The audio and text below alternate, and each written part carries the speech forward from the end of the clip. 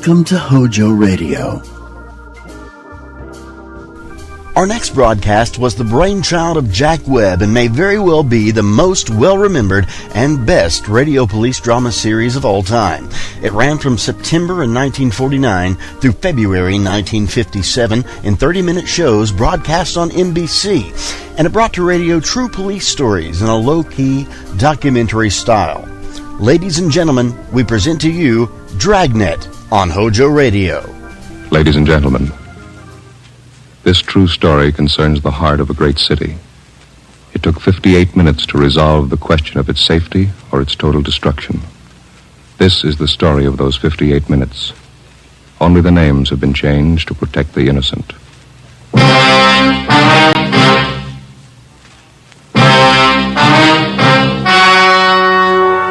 Fatima Cigarettes, best of all long cigarettes, brings you Dragnet. If you want a long cigarette, smoke the best of all long cigarettes. Smoke extra mild Fatima. Yes, Fatima is the king-size cigarette which contains the finest Turkish and domestic tobaccos superbly blended to make it extra mild, to give Fatima a much different, much better flavor and aroma than any other long cigarette. That's why Fatima has more than doubled its smokers coast to coast. Enjoy extra mild Fatima yourself. Best of all, long cigarettes. It's wise to smoke extra mild Fatima. It's wise to smoke extra mild Fatima.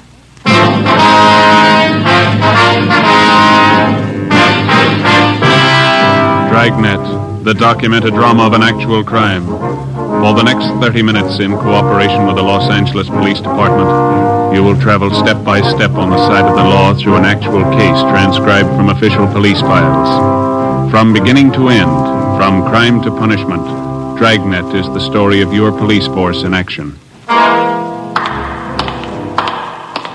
It was Tuesday, November 15th. It was raining in Los Angeles. We were off duty reporting in on an emergency call. My partner's Ben Romero. The boss is Lynn White, Deputy Chief of Police. My name's Friday.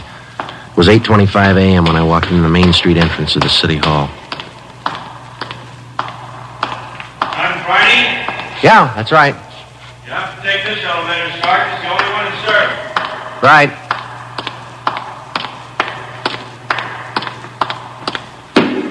Thank you. Yep.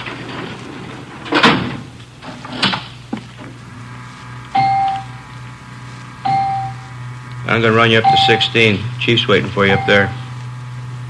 Well, what's the pitch? Only one elevator here in service out of 10? The place looks deserted. What's going on? Well, nobody in the building, Sergeant. All the office people have been sent home. Lots of trouble. Somebody declare a holiday? No joke, Sergeant. Big trouble. Well, you convinced me. What is it? Here we are. 16th floor. Okay. Over here, Friday. Right. Hi, Joe. Hello, Ben. You made good time. I came as soon as I got the call in. Sorry to have to bring you back in. You worked last night, didn't you? Yeah, midnight to 8 this morning. Sorry. Come on. What is it, Skipper? Well, the hush-hush. Wait till we get inside. In here. Okay. Number one, let's keep our voices down. All right. I'll make it as brief as I can. Every minute counts. What time you got, Friday? 8:33. All right, here it is. 55 minutes ago, a man walked into this building with a homemade bomb under his arm. If we don't release his brother from the county jail by 9 o'clock this morning, he says he'll pull the trigger on the bomb and blow up the whole building. He's kidding, Skipper. Well, who is the guy? Name's Vernon Carney. Here's his package. He and his brother have been in and out of jail since 1937, small-time thieves. FBI kickback here. We had him once before, both of them. Brother's name is Elwood, serving a year for car stripping. And this two-bit thief is sitting here in the City Hall with a bomb on his lap? That's right, in the next room. And what kind of a bomb is it, Len? You think he's bluffing? Could be bluffing. The crime lab says no. Lee Jones from the lab get a look at it? He's been in here twice. One into the box is glass. Says he can't see much without a closer look, but you can't get near the guy. All right, what do you want us to do? It's a volunteer job. You can take it or leave it. I won't order you to do it. How do you want to handle it? You sure you want a piece of this, Romero? No, he doesn't. He's got a family. Can you get me another single man? We'll give it a try. Wait a minute, Joe. What makes this job so different? Every time we kick in a door, we never know what's on the other side. That's what makes it different. This time we do. No, you're not going to cut me out. Not the only time I know what I'm getting into. All right. Chandler's tried. Hannon, Davis, Watson, they've all tried. This guy Carney knows what he's doing. He's no pushover, but somebody's got to get that bomb away from him. It's your baby now. I looked at my watch. It was 8:36. We left Chief White and started down the hall. If Carney was going to make good his threat to blow up the building by 9 o'clock, we had exactly 24 minutes to talk him out of it. Ben and I figured we'd better look him over first and then work out some kind of a plan. Maybe just talking to him would do it. Vernon Carney was sitting in a straight-back chair against the far wall facing the door. He was seated between two windows that looked out over the city. In the center of the right wall was a connecting door leading to the office where Chief White had briefed us. The door was locked on both sides. Just off the center and favoring the left of the room was a small filing table. There was a dictaphone on it. In the near left corner, shielded by a white screen, was a small wash basin. Vernon Carney sat erect, holding a black box on his lap. He held his right hand inside one end of the box. Ben and I walked into the room. What do you say to a man with a bomb? That's close enough. Cigarette, Carney? I'm not smoking right now. What are you trying to prove? You know what I want. We're not going to let your brother out of jail. You've got until 9 o'clock to change your mind. According to that clock up there in the wall, you got 24 minutes. If we go, you're going with us, Carney. Don't take much of a brain to figure that one out, Copper. What made you think you could get away with this? I haven't yet. It ain't 9 o'clock. Unless that clock's slow. I haven't checked it against my pocket watch lately. That's the one that's running this show. Have you given any thought to all the innocent people that are going to go up with that thing of yours? My brother's innocent. I want him out of jail. The court says he's guilty. He'll get out when he serves his time. That's where you're wrong, Copper. He gets out at 9 o'clock this morning. All right, come on, Carney. Get your hand out of that box. Put the box on the table. You think I'm bluffing, don't you? I'm going to let you get within 5 feet of me before I make a liar out of you. All right, Carney. I guess you mean business. You can take 3 more steps and find out for sure. Suppose we did let your brother out. We'd just come out and pick him up again, you along with him. If you could find us. Let's get this straight. If we let your brother Elwood out, how do we know you'll keep your promise? What promise? I haven't made any promises. You just get Elwood down here first, then we'll talk about it. Look, there's just one thing I can't figure, Carney. Yeah, what's that? If we don't let your brother out, you say you'll pull the trigger on that bomb. What are you going to prove by then? It's 8:37 now. You got 23 minutes left? No, I wish you'd answer that one for me. Why do you want to kill a lot of innocent people? Don't try to con me, Copper. I know they cleared everybody out of this building 45 minutes ago. I know they cleaned out the whole block. They got it roped off. Where'd you get your information? I got a couple of windows here to look out of. Don't you think it's about time you sent somebody over to get Elwood? What's to stop us from leaving the building along with the other few officers and let you sit here and touch off that bomb? Go ahead. Won't be a long wait without you. Who are you trying to kid? You'd let me blow up $10 million worth of taxpayers' money? No, you're going to let Elwood out. You wait till the last minute to do it, but you let him out. All right, let's go.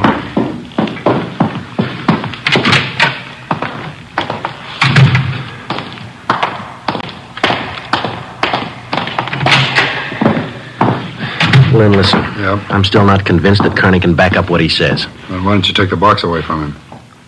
Yeah. Now, we're in a spot, let's face it. How about us getting him first? How are you going to handle it? I'm not top man on the pistol range, but I could wing him. And then he hands the box to you? Or maybe he falls and his reflex action pulls the trigger. Okay, I don't wing him. I stop him for You keeps. just can't walk in there and shoot him down. Why not? You do the same thing with any armed criminal. Yeah, but you warn him first. I'll warn him. And after you shoot him, you find out it's a harmless gadget. Couldn't have gone off in a million years. No, a gun's not the answer. We can't shoot him until we're positive. We'll be positive by 9 o'clock, but then there might not be anybody around to shoot him. We've located Carney's apartment. There's a detail out there checking it now. Bocelli and Morris. Have you got any ideas at all? Anything we could try? That's why I called you in. None of us have gotten any further than you did just now. There's just one thing I want to know for sure. Yeah, Friday. Is it or isn't it? We all want to know. Either way, we got to get that box away from him. I get it. White speaking. Yeah. Did? No, stay out there. I'll call you. That was Bocelli. They just found 28 sticks of dynamite in Carney's apartment.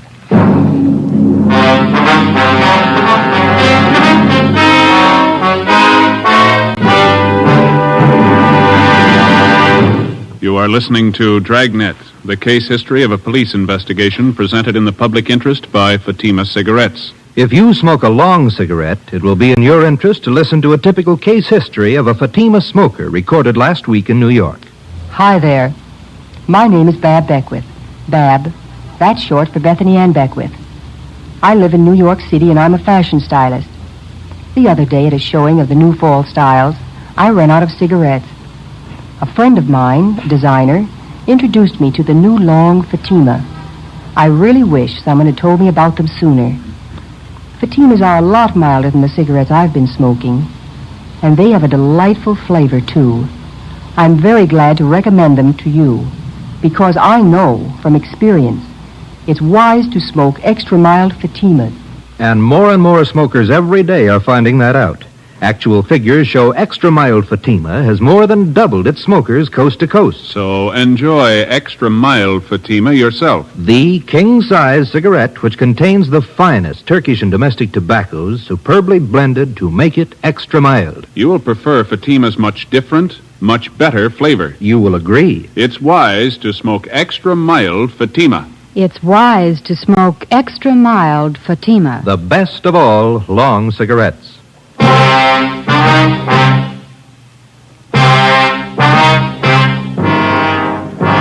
We knew now Carney wasn't kidding. We could see into the bomb through the glass window in one end. There was dynamite inside, and there was dynamite in Carney's room. We didn't know if he had the nerve to pull the trigger. We didn't know if it'd go off when he did, but with only minutes remaining, nobody wanted to take the chance. From here on in, all of us agreed that Vernon Carney sat in the next room, holding in his two hands a force powerful enough to destroy us all. I looked at my watch. It was 20 minutes till 9. How do we get it away from him? I got an idea. It might work. Let's have it. Well, Carney's sitting against the far wall between two windows, and they're both open. That's right. If we could get a man through one of those windows, we might get Carney from behind. How are you going to get him?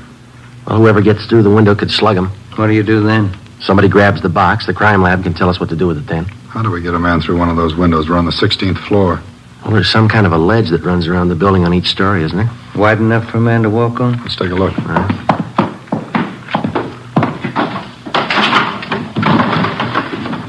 Let's see. Looks pretty narrow, Joe. A good 18 inches could be done. Too risky. It's been raining out. That ledge is slippery. Strong wind out there, Joe. It'd tear a man right off the building. Yeah, I guess you're right. Well, there's still a way. How about a ladder? 16 floors, Skipper. Well, there might be a way. The fire department would know that. I'll get Battalion Chief Erickson. There's Lee Jones in the building. No, he's over at the crime lab. I'll get him up here, too. I don't know, Friday. Maybe it'll work. It's got to, Lynn. All right, now look. It's going to take a couple of minutes to set this up. We've got to know what Carney's doing every second of that time. How about the dictaphone on the table in there? Good. Get it on without him seeing you. We'll try. That dictaphone in there is connected to this one in here. This room is 1614. You got that? Yeah. All right, push down key 1614 on that machine in there and leave it down. Get the receiver off the hook and leave it off. Leave the receiver off. That's right. You know if it isn't off the hook, we won't be able to hear a thing in here. Right. Come on, Ben. Lynn White speaking. Give me Chief Erickson.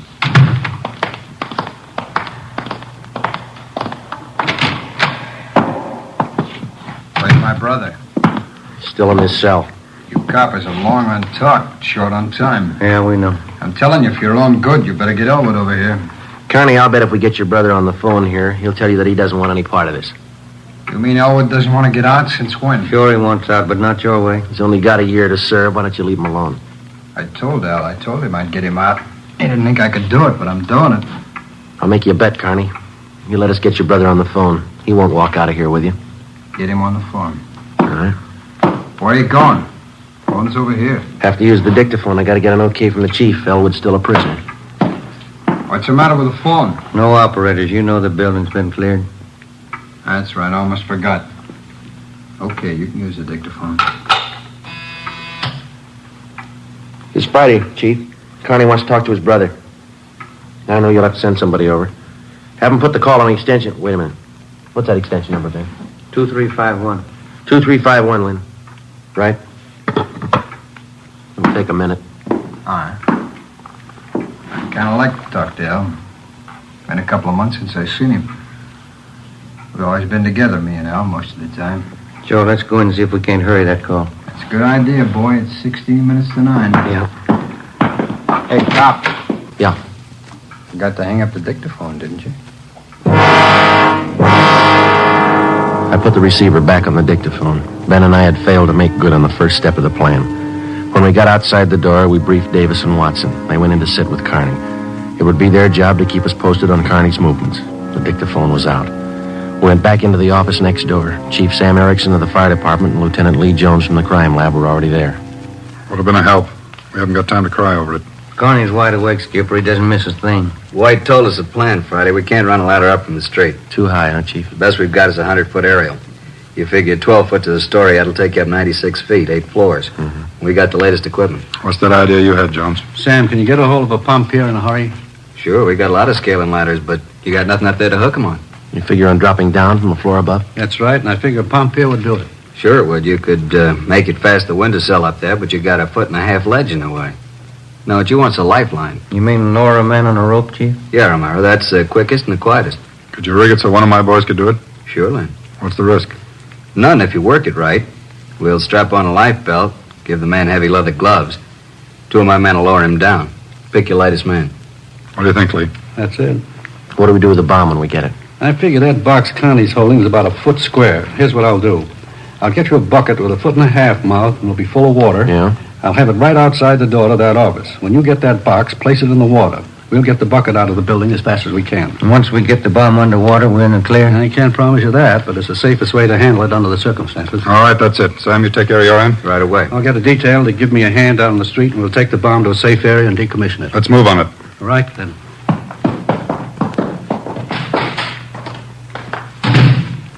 Which part do you want, the rope or the bomb? You call it. Fire Chief Erickson said the lightest man on a rope. That's me, Joe. All right, I'll get the bomb out of the building. Okay, that's the routine. And carry this with you. The man that comes down that rope has one chance to make good. Slug him and make it count. There's no second try. Yeah. And, Joe, when you grab that box, you've got to get it away from Carney before he can squeeze the trigger. Then you've got to get it down the street. The elevator. You know how to operate it? Well, it's pretty simple, but I'll double-check with the operator. And you better do it right now. Okay. Say we better get Carney's brother on the phone for him. He seemed anxious. That might be a pretty good idea. All right, Romero, that's the outside phone. Get the city jail. Right, Skipper. Get going, Friday. Right.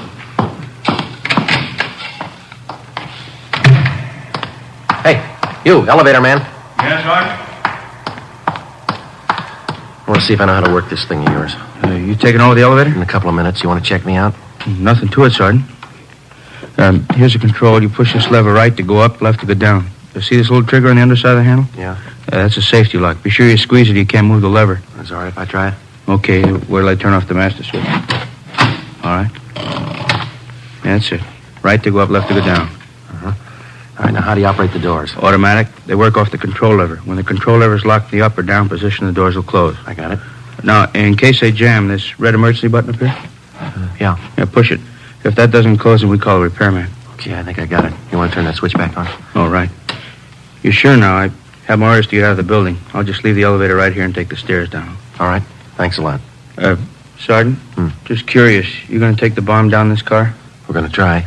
You won't have any trouble. We haven't had an elevator failure in 18 months. The elevator man turned and went down the stairs. I started down the corridor and met Ben outside the office. He told me that Lee Jones and Chief Erickson were on their way up in the freight elevator at the rear of the building with the necessary equipment. The 2 fire department volunteers were with them. The phone call had been put through to the city jail, and in a minute, Elwood Carney would be ready at the other end of the line. We went in to tell Carney. I told him over at the jail to put the call through on extension 2351. When's it coming through? Right now. You got Elwood with you? No. We told you we'd get him on the phone for you. Call will be through in a minute. A minute's a long time, cop. You only got 12 of them left. Elwood's going to talk you out of this. Oh, sure. Everybody's going to talk me out of this. First it was them other 2 cops, the little porky guy and that other monkey. And you and this Dixie doughhead here. Now it's Elwood. Now come off it, will you? Get my brother over here. That's him now. It's your brother, Connie, I'll get it. They put you. Just gonna get the phone. You want to talk to your brother, don't you? I'll take care of the phone. We'll just disconnect it for a little. Now get this straight, copper. I'm through with your stinking rotten lying. I want Elwood here and I want him now. Now bring him here before I blow you all to pieces. Who threw that phone out in the hall? I did.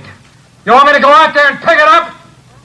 Connie, that's not going to get you anyplace. Are you the big boss around here? Maybe. Are you or aren't you? I answered you. All right, big boy, I got a piece of advice for you.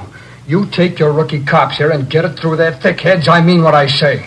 I want my brother over here in this room. And you got just 11 minutes to get it done. Now you tell him that, will you? All right, Carney. It's your show.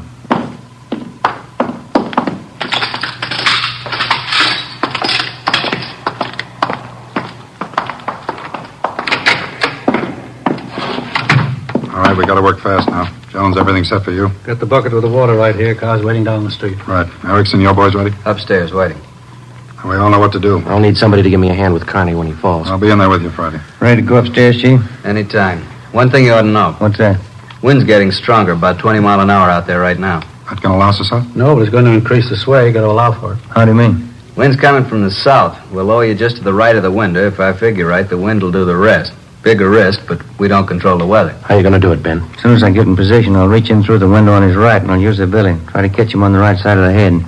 One good hit should put him away. Make it 2 and be sure, huh? Right, you ready, Chief? Let's go. What's the time, Friday? 8:50. Shouldn't take more than a couple of minutes for Romero to get down to that window unless the wind gives him trouble. Jones, there's no use you sticking around. I'll give Friday a hand. That's my job. We got to keep you alive to decommission the bomb. Bum joke. See you downstairs.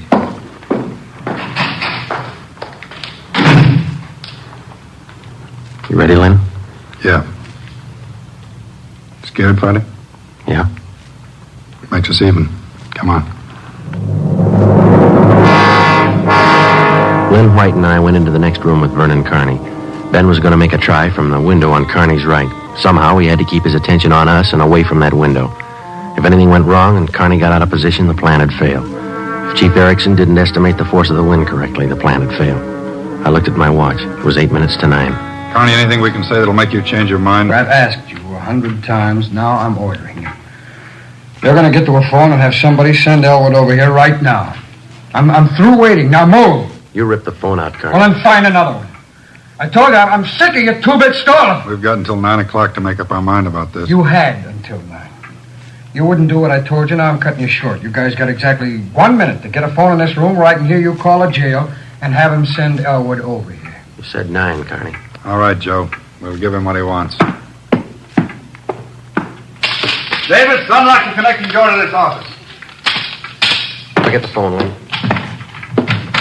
The cord reach? Just a minute. Yeah. Your brother's a prisoner. He's in our custody and he's under our protection. We can't place his life in jeopardy. Leave that up to Al.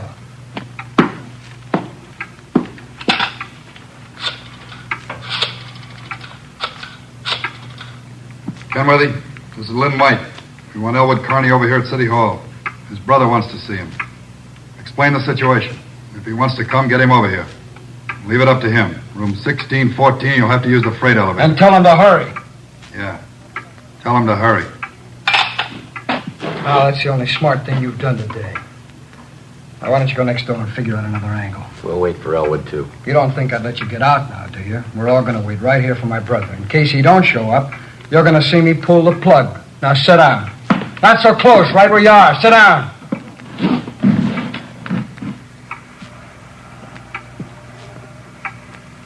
It's a loud clock, ain't it? It's windy. It's getting cold in here. Maybe I ought to close the windows. Hey, turn on the heat. Stay put, cop. What's that? What's going on? Just the wind, Carney. Stop! There's somebody out there. I can see his feet. You stupid cunt! Pull him up! Get back there! You'll pull him up! Righty, tell him to pull him out. Pull him up! Pull him up! Pull him up! All right, Carney. You win. You bet I win, you dumb coppers. You didn't think I'd miss a trick like that. Now we'll just close the windows, boys. There's one, and locked. Here's your brother, Carney. Yeah. Oh, yeah. Hi, Vern. You did it. I told you. I'd do it, didn't I? That's far enough for the rest of you. Al, you come on over here.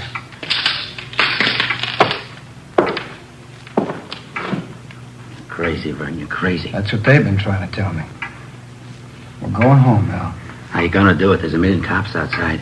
People all over town heard about this. They're holding the crowd back. They ain't gonna stop us now, Al. You'll never make it, either one of you. I got him this far, didn't I? We'll make it. Vern, do you think we could do it? You. Yeah? You're going to get a car ready for us, a fast one. Have it in front of the building. Move! All right, Friday, do what he tells you. Right. Hold it. Yeah? If you ain't back by 9 o'clock, the deal still holds. I told them I'd pull the pin at 9 now if they didn't let you out. You ain't fooling, Ivern. That gadget really blow? 4 miles high. I won't let you pull it. We're getting out. All right, copper, get the car. You got 4 minutes.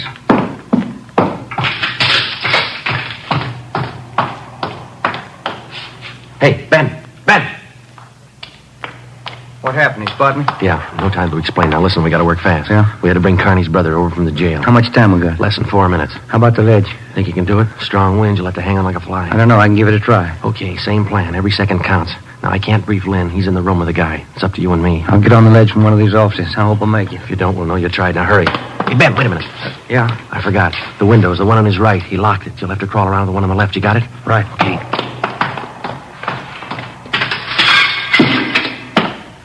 Car will be ready in 2 minutes out front. Fine.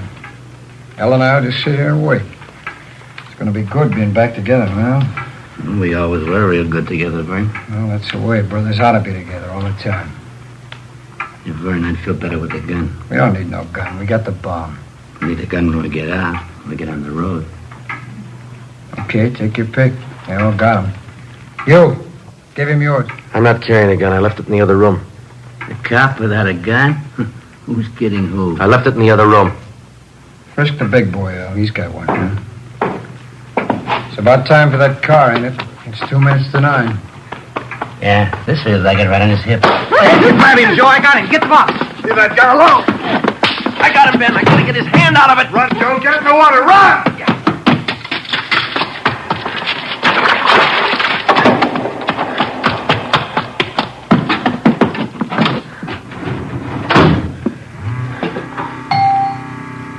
In a fast elevator, 16 floors isn't very much, but I never shared an elevator with a live bomb.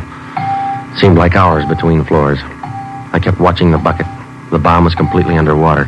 A small stream of bubbles was hissing to the surface. I waited.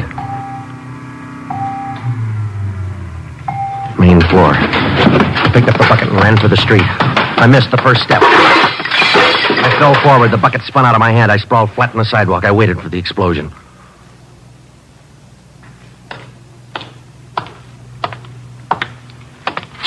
It didn't go off, Friday. Yeah. I gave it a good chance, Lee. It was all there. Look, at least a dozen sticks of dynamite.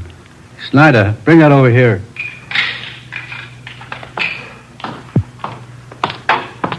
Here you are, Lieutenant. Thanks. Here's why it didn't go off. Yeah? Had it rigged for a hard trigger pull. Would have taken a good yank to set this one off. Hi, Joe. Hi, Ben. Clumsy.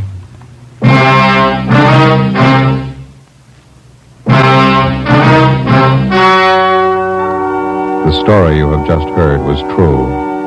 Only the names were changed to protect the innocent. On February 15th, trial was held in Superior Court, Department 87, City and County of Los Angeles, State of California. In a moment, the results of that trial. It's amazing how many long cigarette smokers are changing to extra mild Fatima. Here is the actual report. From coast to coast, extra mild Fatima has more than doubled its smokers. Yes, more and more smokers every day are discovering that Fatima is the king-size cigarette that is extra mild. Extra mild because it contains the finest Turkish and domestic tobaccos superbly blended to make it extra mild, to give it a much different, much better flavor and aroma. Enjoy extra mild Fatima yourself. Best of all, long cigarettes. It's wise to smoke extra mild Fatima. It's wise to smoke extra mild Fatima.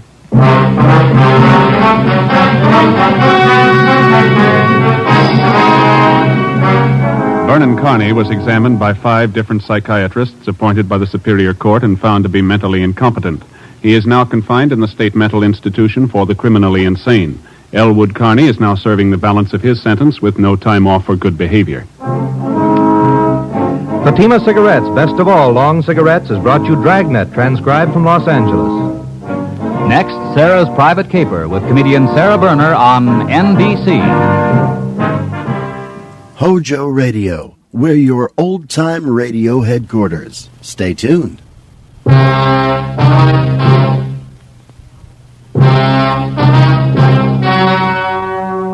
story you are about to hear is true.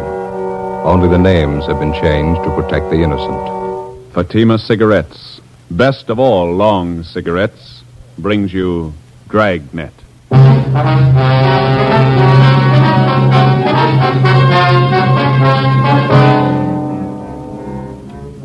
You're a detective sergeant. You're assigned to a robbery detail. A holdup has been committed in a neighboring city. A bystander is shot to death. 2 others are wounded. The bandits are ruthless, well armed. Your job? Get 'em. If you want a long cigarette, smoke the best of all long cigarettes. Smoke extra mild Fatima.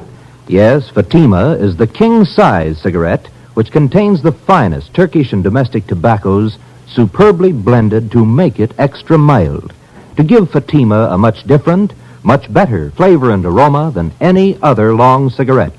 That's why Fatima has more than doubled its smokers coast to coast. Enjoy extra mild Fatima yourself. Best of all, long cigarettes. It's wise to smoke extra mild Fatima. It's wise to smoke extra mild Fatima.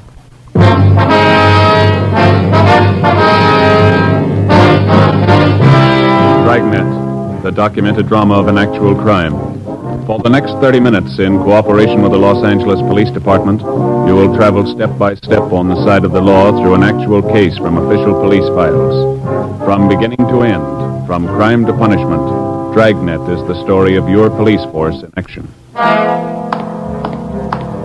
It was Tuesday, October 6th. It was cool in Los Angeles. We were working a day watch out of robbery detail. My partner's Ben Romero. The boss is Captain Ed Walker. My name's Friday. I was on the way back from Calvary Cemetery. It was 11:45 a.m. when I got to room 27A. Robbery detail. No, it's all right. Joe, how'd the funeral go? Pretty good turnout. Sure sorry I couldn't make it. Well, one of us had to be in court. Yeah. A lot of the boys out there, huh? Yeah. Martin had a lot of friends. He was a good cop. You see his wife? Yeah. Wife took it hard again. Pretty hard, yeah. Are you about ready for lunch? I better make up the logbook first. Now we're a little behind. Yeah, all right. Hi, Stu. Ben, what's with you? Oh, same old thing. Say, what's the DR number on that job we handled yesterday? The grocery store thing? You know, we showed those mug shots to the victims. You remember the DR number on it? Oh, yeah, I got it here. 374332. 332. Thanks. Mm-hmm.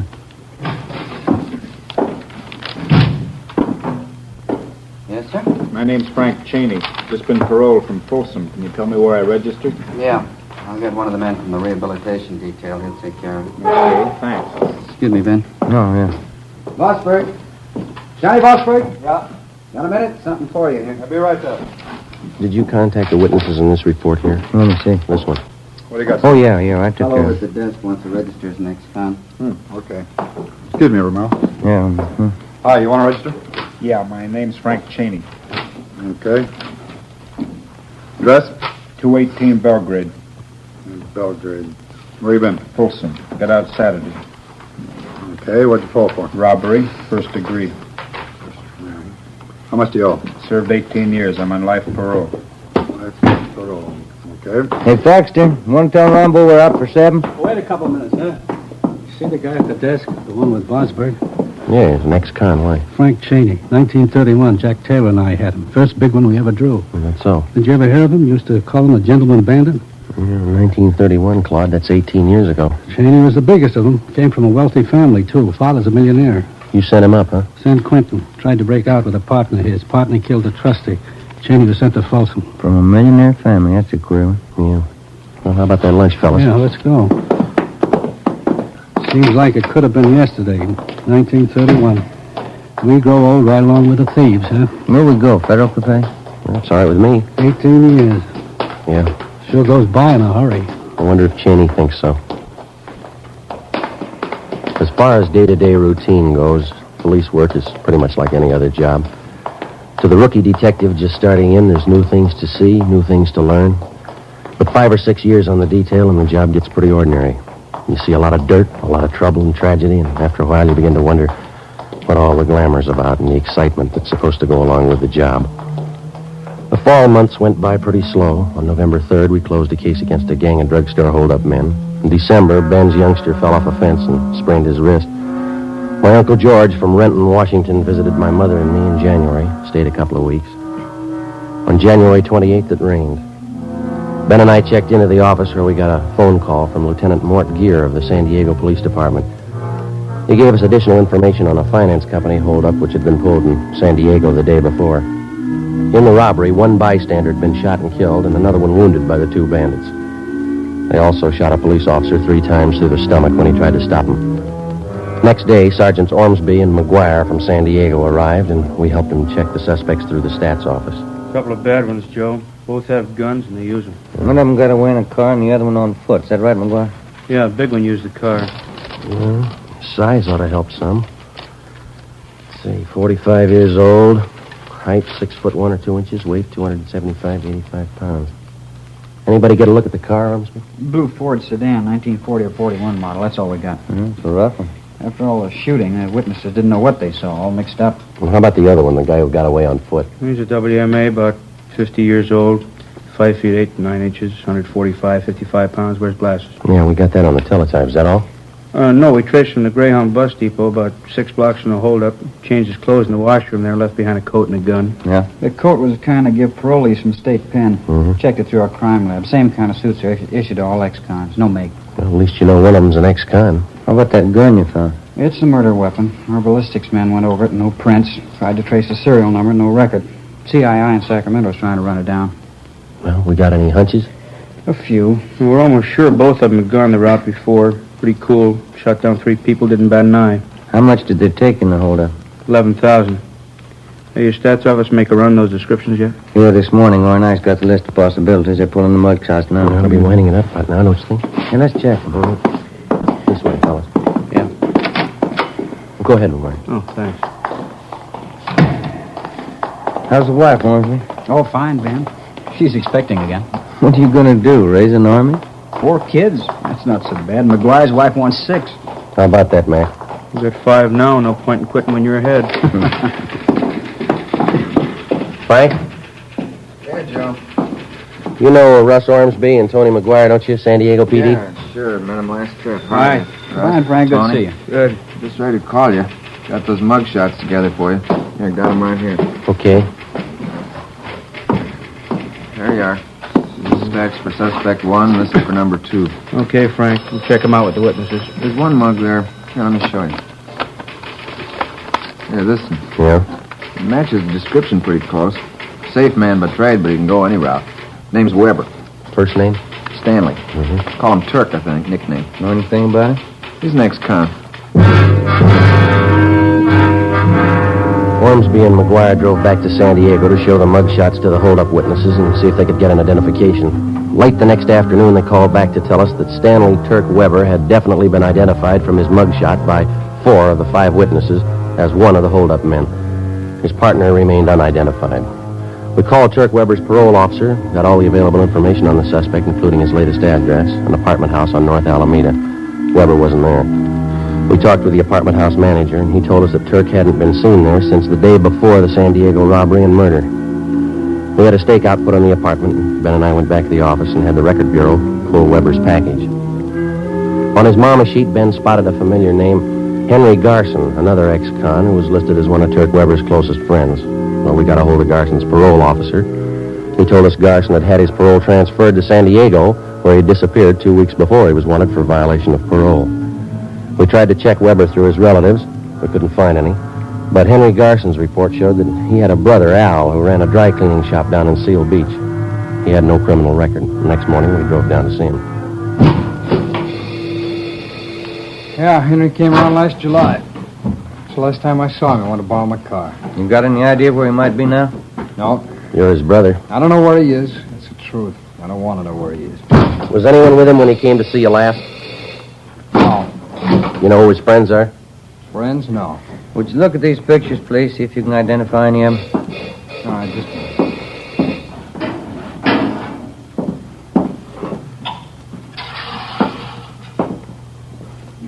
No. These here? No. Ah. How about these? No. No, look, can't you talk to me later? It's not good for business having cops around a shop. Who would you yell for if your shop was held up, Mr. Garson? What's that got to do with it? Your brother's in trouble. We might stop him from getting in deeper. Now, look away now. Hello, Mrs. Runner. Good morning, Al. Can I help you? No rush. You go ahead and wait in the gentleman. No, that's all right. They're just waiting. We're just waiting. Can I help you? My husband's suit, cleaned and pressed. Can you have it by Tuesday? Tuesday, yeah, it'll be ready. My plaid jacket, cleaned and pressed. Yeah. Could you soak this little stairs here? Where? Yeah, we take care of that. Tuesday, all right. There you are. Thanks, Miss Runner. All right, Al. Bye. Bye, Miss Runner. Thanks. I would like to hold you up, Garson. Just a few more questions. All right. Now, you said the last time your brother was here, he wanted to borrow your car. Is that right? That's right. Did you let him have it? I let him have nothing. How about the rescue family? Oh, can't you let us alone? If Henry's in trouble, let him take care of it. We've got troubles enough of our own. This is important, Garson. We've got to have your cooperation. Well, why me? No, Henry's no good. I admit it. But he's still my brother. Yeah? You asked me to send him to jail? If he belongs there, yeah. Look, I don't want any trouble. There won't be any. My mother lives in Santa Barbara. Just moved there. I got the address. Henry goes to see her every once in a while. When's the last time you saw her? 2 weeks ago, I was there, too, and something else. What's that? Henry had a gun. 11 a.m. Tuesday. Ben and I drove back to the office and put in a call to the Santa Barbara Police Department. We asked them to put a stake out on the home of Henry Garson's mother and to notify us the minute Garson was apprehended. We contacted San Diego and told him what we'd found out. After that, we doubled back on Turk Weber.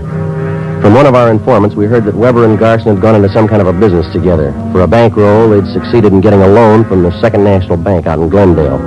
1 p.m. We drove out and checked with the manager of the bank's loan department, Mr. Peabody. Here we are, officers. Stanley T. Weber, Henry Garson. Loan papers were signed over a month ago. What kind of a loan was it, Peabody? Business loan. Garson and Weber came in with another man. They talked to our manager, Mr. Ascot. Excuse me. Yeah. What business are they in? Trucking concern. They wanted the money to buy equipment, more trucks. How much money did they borrow? $4,500, usual terms. I guess you inquired into their background. Oh, yes, their whole financial background. Did you know that Garson and Weber are both ex-convicts? I beg your pardon? I said, did you know that both of them are ex-convicts?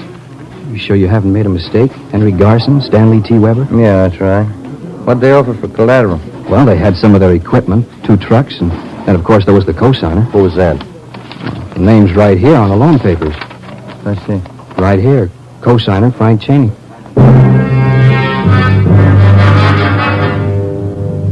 2:30 p.m. Ben and I checked back into the office and went down the hall to R&I. We pulled a package on Frank Bertram Cheney. White, male American, 5 foot 8.5 inches, 152 pounds, brown hair, brown eyes. The record read like a dime novel. Almost 20 years before, Cheney had crashed into the headlines of Pacific Coast newspapers as the gentleman bandit. Maybe some of the news stories were exaggerated, but the record showed that he actually owned a yacht, 3 expensive cars, an apartment house. In spite of all this, he had decided to settle for a career of robbery and murder. At the age of 30, he was the most sought-after man on the Pacific Coast.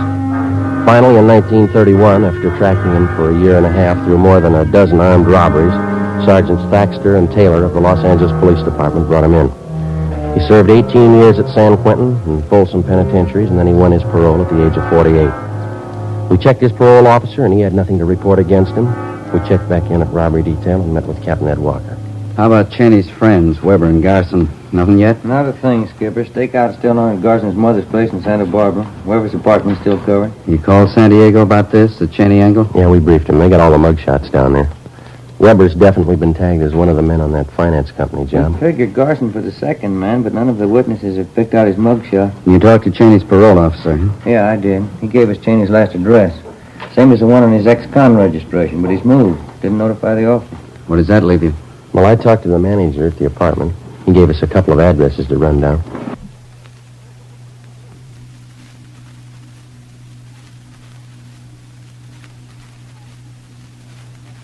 Guess we better start getting on it, huh? Yeah, it's getting late. Keep in touch. I'll notify you if anything breaks here. Right. In just a minute. Robbery, Walker. Oh? Yeah, just a minute. You, Joe. Thank you. San Diego. Hey. Friday. McGuire, Joe. How you doing? Good. You got something? We had the hold-up witnesses back in again this afternoon. Showed them more mugshots. Yeah? picked out Weber's partner in the holdup. Yeah? Name's Frank Cheney.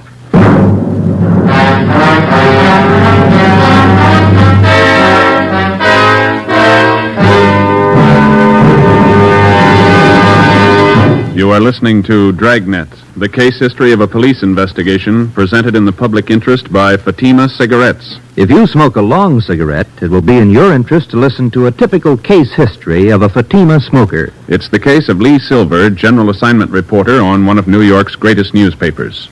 You'll see his picture in leading magazines this week. And here is his actual signed statement. When you have to meet a news deadline, you work at a fast pace, smoke at a fast pace. That's why I smoke Fatima. They're extra mild. In my opinion, it's wise to smoke extra mild Fatima. And more smokers are discovering this every day. Actual figures show Fatima has more than doubled its smokers coast to coast. So enjoy extra mild Fatima yourself. The king-size cigarette, which contains the finest Turkish and domestic tobaccos, superbly blended to make it extra mild. You will prefer Fatima's much different, much better flavor and aroma. You will agree. It's wise to smoke extra mild Fatima. It's wise to smoke extra mild Fatima. The best of all long cigarettes.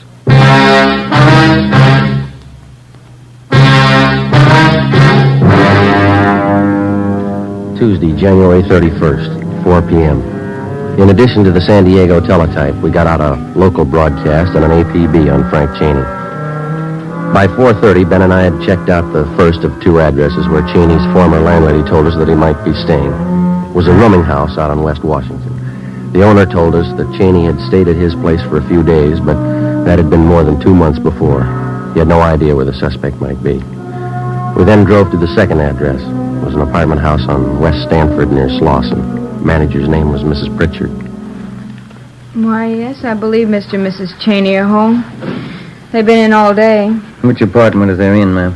Number 7, straight down the hall on your right. Thank you.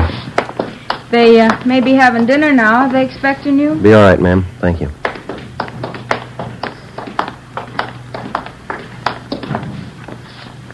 Okay.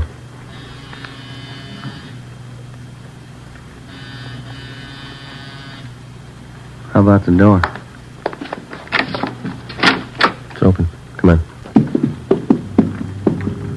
The apartment was deserted. We checked the bedroom and the kitchen. There were obvious signs of a fast getaway. On a card table in the living room, we found the remains of a quick dinner. 2 places were set. One plate was almost clean, the other hardly touched. The coffee on the stove was still lukewarm. We called the office and arranged for a stakeout. Then we went back down the hall and talked to the manager again. Well, they moved in about a month ago, Sergeant. They looked like any other newly married couple. Did you notice if they had any visitors, Mrs. Pritchard? Well, they might have, but I didn't notice. Did you notice anything odd about him at all? Only that one thing. Yes, ma'am. Mr. Cheney always seemed to have plenty of money. Put down 2 months' rent in advance. But he didn't seem to have a job. Yes, ma'am. Well, every morning he'd sleep late, but his wife was up at 8 o'clock to go to work. Where'd she work, you know? A company called Thompson and some other name. Offices are down on South Hope. Builders, I think. Homes and things. Mm-hmm. My phone. Would you excuse me? Yes, ma'am. Go right ahead. Hello? Oh, yes. What? Yes, 2 police officers. Miss Pritchard, They no. want to talk to you. Hello? Cheney? Well, yes, he hung up. An alert for Cheney and his wife was broadcast, with special attention for the south end of the city. The wife's name and description was added to the APB. The next morning, Ben and I located her place of employment, Thompson and Kilkenny, a big construction company. The office manager told us that 3 days before, Mrs. Cheney had resigned her job by letter. She asked that her final paycheck be sent to her mother, who lived in Marysville, California. We contacted the Marysville Police Department immediately, and the home of Cheney's mother-in-law was placed under 24-hour surveillance. We now had more than a half a dozen stakeouts going. A week passed. Nothing.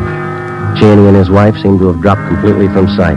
Wednesday, February 9th, we got a tip from the Santa Barbara police that Cheney's friend, Henry Garson, was in Los Angeles working in an auction house on Wilshire Boulevard. We ran it down. Looks like a high-class place. They got a nice crowd, haven't they? Did you catalog, sir? No, thanks. We'd like to see the manager, please. You all right? Let me see. Oh, yes, over there by the claim desk. The man in the dark suit, Mr. Will. Thank you, thank you. All right, now do I hear a bid? We'll start it off for $25. Mr. Willing? Yeah?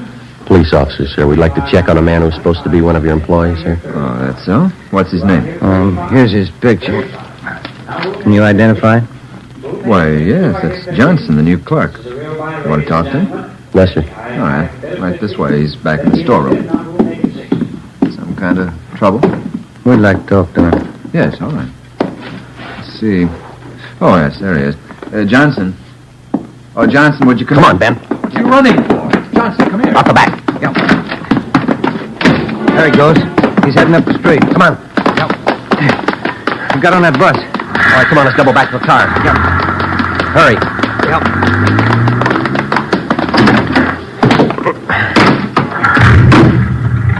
Did you see the bus? Yeah. Come on, move it. Yep. All right, hit the siren.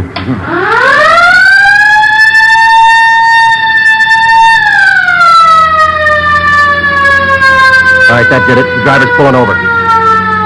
Pull up behind the bus there, huh? Yeah, Come on, let's go. You cover the back door, will you? Right. Open your door. What's the matter? Police officers want to check your passengers. Open that rear door right away. Yes, sir. All right, Garson, get off. I'm getting off. Coming at you, Joe. Getting off, copper. Make a hole. Drop it, Garson. He's got a gun. I said I'm getting off. Right, you let's drop it. Come on. Good, Joe. You okay? Yeah. Let's get him off of here. Hey, what's it all about? He do something wrong? Yeah, he didn't get off when we asked him to.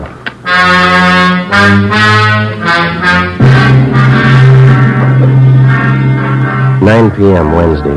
We drove Garson to Georgia Street Receiving Hospital, where he was treated for minor cuts and bruises. Then we took him back to the office of the interrogation room. We called San Diego and notified them of the arrest. From 10 o'clock that night until 10 the next morning, Captain Walker, Ben, and I questioned Garson. He refused to admit that he even knew Frank Cheney or Turk Weber. By noon, he was pretty tired. So were we. At 12:05, a call came through from San Diego. Friday, this is Russ Ormsby. Yeah, Russ. Fresh lead on Turk Weber. He's got a sister living in San Clemente. Yeah? We've got her house staked out. Had a tip he's going to pay her a visit When's that? this afternoon. 3:15 p.m. We got to the San Clemente turnoff, and a few minutes later, Ormsby and McGuire arrived from San Diego. We drove to the home of Weber's sister on South Orange Street and identified ourselves. She told us that Turk had been there that morning, but that he'd gone to the races at Del Mar for the afternoon. Did your brother say he was coming back? Said he might be back. He wasn't sure. Did he go to the racetrack alone? Yeah? Was he going to meet anyone there? I don't think so. He didn't mention it. You driving a car? No, he took the bus to the track. I see. Where would he most likely go if he doesn't come back here? I don't know. Maybe back to L.A., maybe San Diego. I don't know. Well, do you know if your brother Turk is going to meet Frank Cheney? How could he? Turk says Cheney's up north someplace with his wife. Told me that this morning. Where up north? He didn't know. Mm-hmm. You and McGuire want to stake out here, Ormsby? Ben and I'll hit the track. Yeah, okay. Look, I can't have cops here if Turk comes back. They think I framed him. He'll get over it. You don't know Turk. When he gets sore, he goes out of his head. He'll kill me. Why worry, miss? Huh? He'll have to kill us first.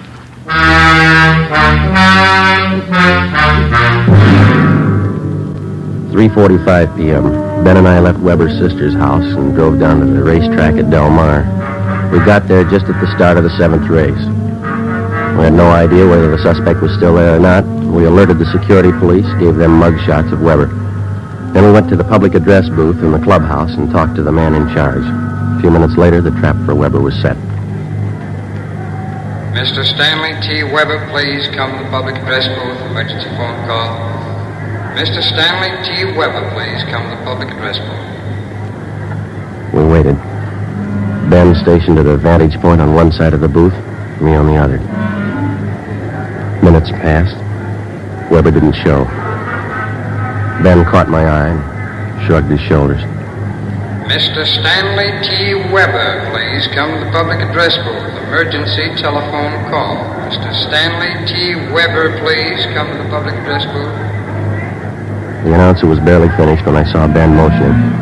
I looked and saw a large man heading up the cement ramp. When he got to the top, he turned to his right and headed straight for the public address booth. It was Turk Weber. Hold it right there, Weber. Police officers, get your hands up. What is this? You lousy cops, I'll have you busted for this. Save it, Weber, get your hands up. Who tipped you? What difference does it make? Stand still. You'll never get him. You'll never get him in 20 years. Never get who? You know who. Cheney. He's too smart for you. You'll never get him, not in 20 All right, years. we got you, Weber. Shake him, Ben. I'll shake you, copper. Watch it, Ben. Let go, and I'll kill you. I'll kill you, all right. That's it. He's sure a big package. Yeah. What's that over there? Did that fall out of his pocket? It's like a tip sheet. Yeah. Yeah. Blue Boys Peerless Selection for Thursday. Price $1. Let me look at that a minute, can I? Best picks. You can't lose. This is your lucky day. What's it prove? He ought to get his dollar back.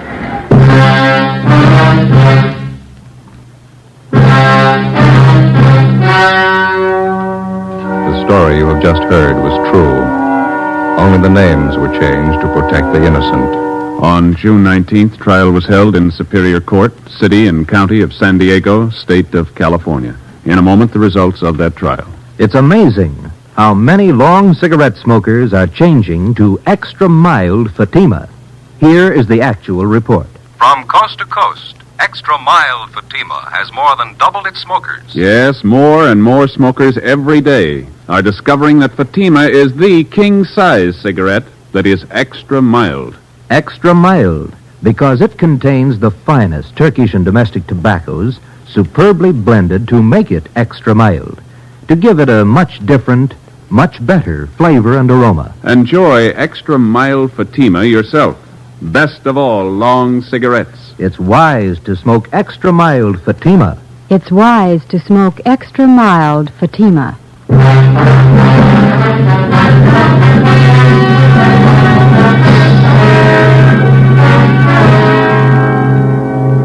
After identifying Frank Cheney as the man who did the shooting in the San Diego holdup and murder, Stanley T. Weber was tried and convicted of participation in the robbery and received a sentence of life imprisonment.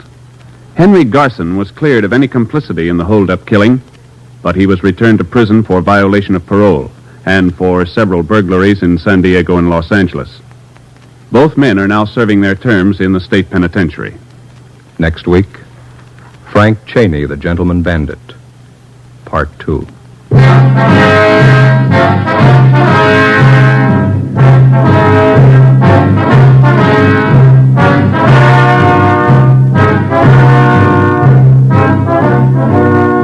You have just heard Dragnet, a series of authentic cases from official files. Technical advice for Dragnet comes from the Office of Chief of Police W.A. Wharton, Los Angeles Police Department.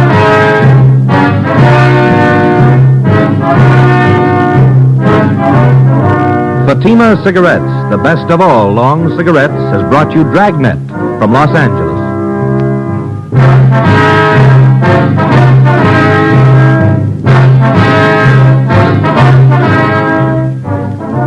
Next, Sarah's Private Caper with comedian Sarah Berner on NBC. The origins of Dragnet can be traced to a semi-documentary film, He Walked by Night, in 1948, in which Jack Webb had a small role. Both employed the same Los Angeles Police Department technical advisor. They used actual police cases and presented the case in a just-the-facts manner that became the hallmark of Dragnet. It's interesting to note that Jack Webb employed that format in other radio series, some predating the film mentioned above. And now, more Dragnet on HOJO Radio.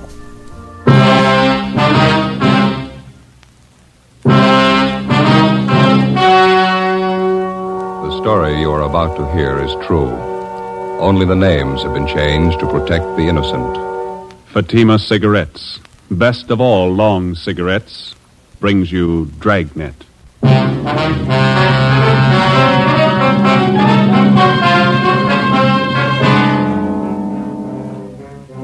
You're a detective sergeant. You're assigned to robbery detail. 3 persons are shot down in a $12,000 holdup. One of the bandits is apprehended, convicted, and sent to prison for life. The other one is still at large. Your job, get him. If you want a long cigarette, smoke the best of all long cigarettes. Smoke extra mild Fatima. Yes, Fatima is the king-size cigarette, which contains the finest Turkish and domestic tobaccos superbly blended to make it extra mild, to give Fatima a much different, much better flavor and aroma than any other long cigarette. That's why Fatima has more than doubled its smokers coast to coast. Enjoy extra mild Fatima yourself. Best of all, long cigarettes. It's wise to smoke extra mild Fatima. It's wise to smoke extra mild Fatima.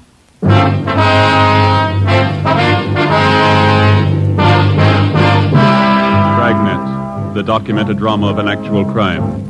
For the next 30 minutes, in cooperation with the Los Angeles Police Department, you will travel step by step on the side of the law through an actual case from official police files. From beginning to end, from crime to punishment, Dragnet is the story of your police force in action. It was Tuesday, June 6th. It was cloudy in Los Angeles.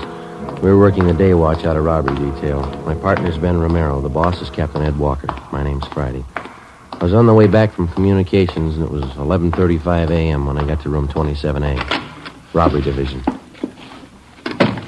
Joe, how are you? Oh, hi, Dave. Message in the book for you. Came in a couple of minutes ago. Oh, thank you. Woman's voice. Wanted you to call as soon as you got in. Yeah, thank you, Dave. I'll get it now.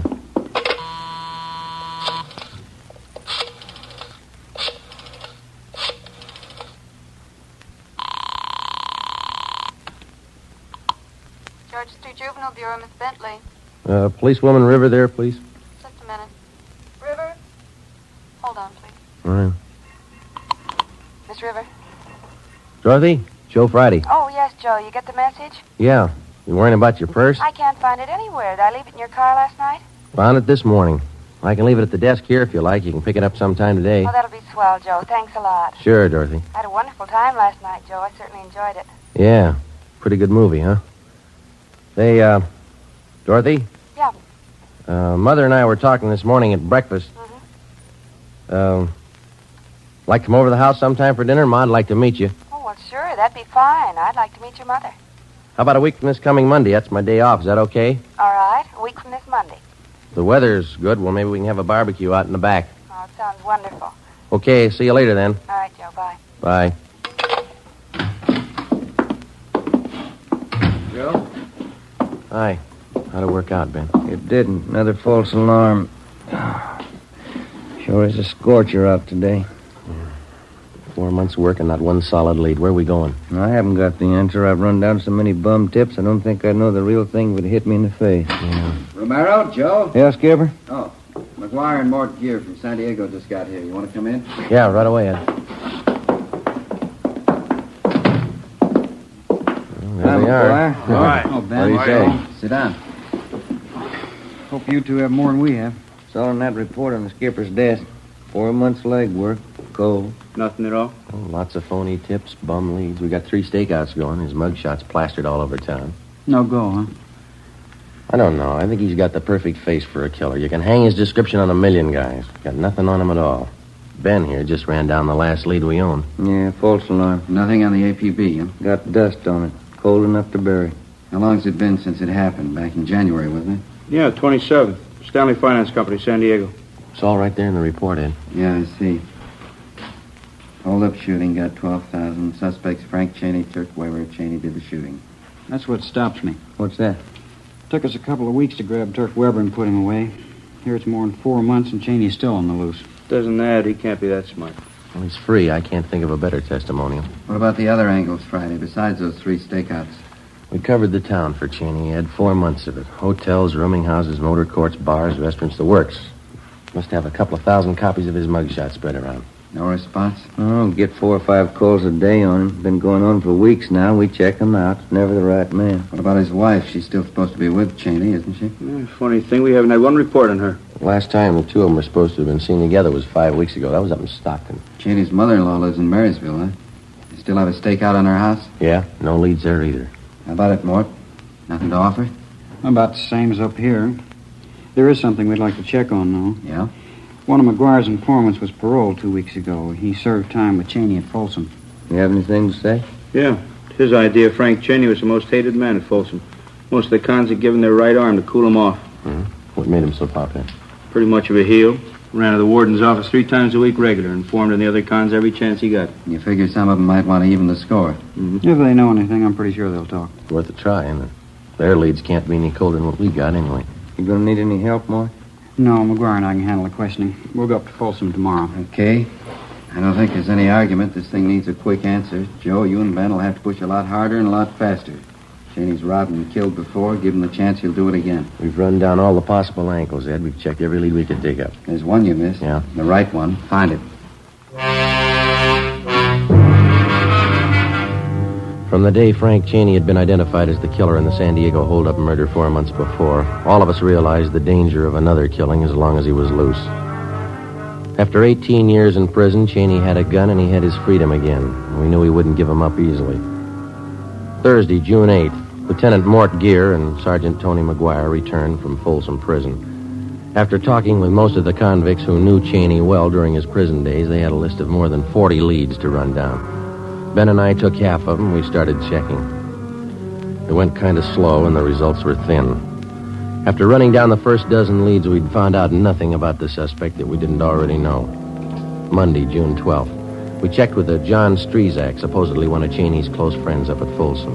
He'd been paroled before Cheney, and he was now working at a large commercial engraving firm down on East Main. Yeah, I knew Cheney pretty well, Sergeant. Pretty well. Just a minute, will you? Mm-hmm. Yeah, that does it. Yeah, I know why you're here, Sergeant. I can't help you. You were pretty close to Cheney up at Folsom, weren't you, Strezak? Best friend? Everybody was his best friend. Everybody could do him some good. You haven't seen or heard from him since he got out, huh? Nope, I don't want to. I learned fast. How do you mean? He's a bum, Sergeant. Some people are born that way. Tried to talk me into a break once. I didn't buy. I knew he didn't write to the warden with it. Some people are born that way, bums. You think somebody might be hiding him out? Some of his pals. How about them? If he's got any pals, I don't know him. I can tell you this, they didn't come out of Folsom. Well, can you think of anything at all that might give us some kind of a lead on Cheney? I wish I could, believe me. I better get back on the job. Shop foreman. He's no better than Cheney. Bum. All right, Strezak, thanks a lot. I'd like to know if you hear anything. I'm going to leave you one of our cards here. Yeah, okay, Sergeant. Hey, Strezak, what'd you go up for, anyhow? Just what I'm doing. Huh? Engraving. We kept at it, checking out the leads one by one, the same slow, dull routine that we'd been on for 4 months. It ate up valuable time, but it was necessary. You never know what a lead's worth until you check it out. During the past months, from the least promising sources, we'd uncovered a half a dozen bits of information about the suspect, none of them conclusive, but they helped point the way. We found out Cheney's favorite sport was sailing. Yacht clubs up and down the coast were contacted and asked to watch for him. We learned where Cheney got his eyeglasses, contact lenses. We went to the optician, got the prescription for them, and had copies of it distributed to all optical firms in the area. They got a request for lenses which matched those in Cheney's eyeglasses or contact lenses. They were to notify us. From a former college friend, we found out that the suspect was once treated for tuberculosis, and because of this, he drank only goat's milk. All the retailers in the area who sold goat's milk were contacted and alerted. We set up a system to check regularly all the mail received by relatives of both Cheney and his wife. Thursday, June 15th. Hi. San Diego called while you were out. What gear? They come up with anything? Fair. One lead told him Cheney learned the printing trade while he was up at Folsom. Knew the business well enough to work at it. San Diego checking that out? They alerted the Printers Union. We'll do the same up here. Picture and story on Cheney will be in the Union newspaper next week. Yeah. Well, we dug up another bit on Cheney. We got it this morning. What's that? Well, instead of ordinary eyeglasses, Cheney's been known to wear contact lenses. You know, glass fits right over your eye. Uh-huh. Good chance he might be wearing them now. Kind of helped change his appearance. We got the prescription for the lenses from Cheney's eye doctor. Got the information to all the optical firms in town. Good. Friday, man out here to see you. Oh, okay, thank you, Dave. All right, that's all. Better contact San Diego. Keep him posted. Right, Skipper? This gentleman here, Joe. This is Sergeant Friday. Yes, sir. All right, Sergeant. You remember me, Vince Bertoli? You were in my place last month, the White House Grill. Place down on Alameda? Yeah, that's right. Block from Union Station. Both of you came in. Yeah. You had coffee and an omelet? You liked the Sure, omelet? sure, yeah. What can we do for you, Bertoli? Well, remember you were talking to me? You said you were looking for somebody. You left some pictures in this card of yours here. Yeah, that's right. Well, I lost the pictures. I don't know where I lost them, but I kept your card. That's why I came to see you. What? Well, as I say, I lost the pictures, but I still have an idea what they look like. Have you seen either one of those people, the man or the woman? Well, that's why I came to check with you. A week ago, one of my steady waitresses quit, and I hired this brunette with a hard luck story. Mm-hmm. Care for a stick of gum? Licorice flavor? No. Nothing. Well, after a couple of days, I remembered that picture you gave me, and I thought she looked a little like it. That's why I kept an eye on her. Did you notice anything out of the ordinary? You bet she never dates anybody. Not even me, and I'm the boss. Not ugly either. Yeah? She always claims she's got to get home. Never gives a reason. Says she lives alone. Well, where does she live? A couple of blocks from my place on North Jersey, I think. I checked the place where she does her shopping. They tell me she buys enough groceries for 3 people. Mm-hmm. She still insists that she's living by herself, though. Yeah, that's why I thought I'd better check with you. I lost the pictures, but I hung on to your card. Will you take a look at this photograph, Bertoli? Yeah. Sure, same one you gave me. Looks just like her, Mary Sloan. Who? Mary Sloan. That's her name, isn't it? You want to turn that picture over?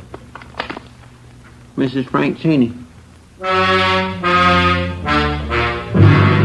Thursday, 4 p.m. Ben and I drove down to the White House Grill and had a cup of coffee. We got a good look at the waitress whom the owner, Vince Bertoli, suspected of being Mrs. Cheney. We left and waited outside in the car until 5 o'clock when the suspect came out. We followed her to a grocery store and from there to a rundown apartment building on Greystone Alley just off Temple.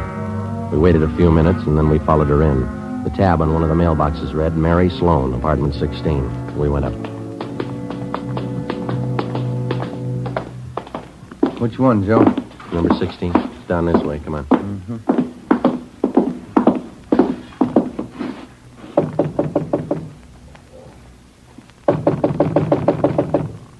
I guess we better try the door, huh? Who's there? Who is it? Police officers, open up. What do you want? Open the door. Just a minute. Anybody else in here? My brother. He's sick, sleeping in the next room. He can't be disturbed. Come on, Ben. You can't go in there. Honey, the cow! Get out! Joe, the window. All right, get back inside here. Come on, you. Let me go! Let go of me! His arms, Ben. Grab it, will you? All right, you.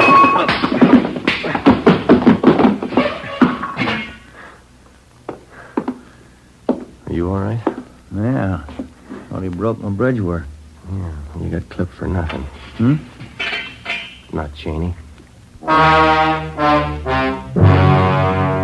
We drove the man and the woman who identified herself as Mary Sloan back to the office where they are identified as fugitives from Miami, Florida. The man was wanted on charges of first-degree burglary. The woman was the accomplice. We turned the case over to Bunko Fugitive Detail. A little after 11 o'clock Friday morning, Ben got a tip that Cheney had been seen the night before at a small bar down near Fullerton. That's a Los Angeles suburb. He was supposed to be living in the area. We spent Friday, Saturday, and Sunday tracking it down. It went nowhere. On Monday, for the first time in 3.5 weeks, we had some time off. Half a day. I picked up policewoman Dorothy River and drove her out to the house for lunch. We had a barbecue out in the backyard. Certainly a wonderful place you have here, Mrs. Friday. Beautiful garden. Oh, thank you. It's a lot of work keeping it up. Roses didn't do well at all this year. Aphis, you know. Much more spare ribs, Dorothy. The fire's just right now. Oh, no, thanks, Joe. I've had plenty. Care for another cup of coffee, Dorothy? All right, thank you. I'm glad you could come today, Dorothy. Joseph's been talking so much about you. Oh? You surprised me a little when I met you. How's that? How about some more ribs, Ma? Oh, no, thank you, Joseph. I don't think you look at all like a policewoman. Most of them are rough-looking, aren't they? Oh, no, I don't think so. They look like most women, nothing much out of the ordinary about them. Oh? Well, the times have certainly changed. We didn't have police women when I was a girl. Probably could have used them. Well, I don't know. I don't think we had so much crime then. Times were much different. You seem so young for such work, Dorothy. Policewoman. I'm 25, Mrs. Friday. Been with the department almost 2 years. Oh, yes, you're a young girl. Joseph's 31, you know. Yes, I know. Hey, Ma, how about letting me gather you the dishes up? Oh, no, that's all right, Joseph. You just sit there. Have your coffee. I'm used to this. Have to get used to housework when you're married. I'll bring out pie. A wonderful dinner, Joe. Your mother's very sweet. Yeah, real subtle, isn't she? Oh, motherly instinct. Somebody has to look after you. That's the phone, Dorothy. I better grab it. I'll be right back. Okay.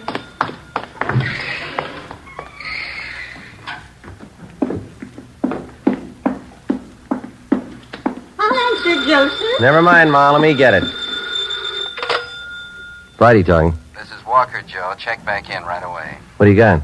Spring and West Temple, the Second National Bank. Yeah? Frank Cheney just held it up.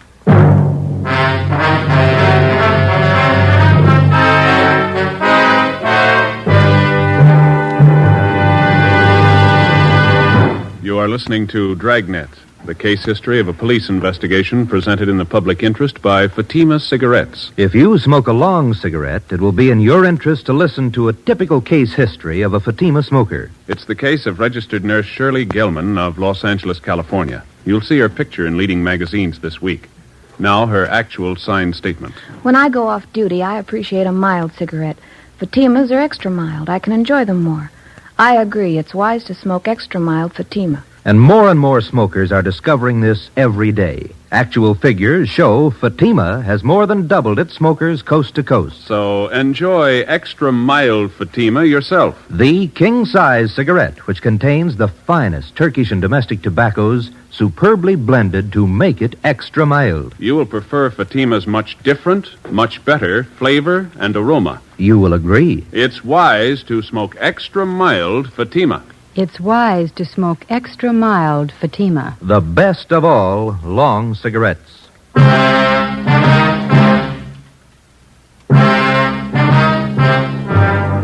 Monday, June 19th, 3 p.m.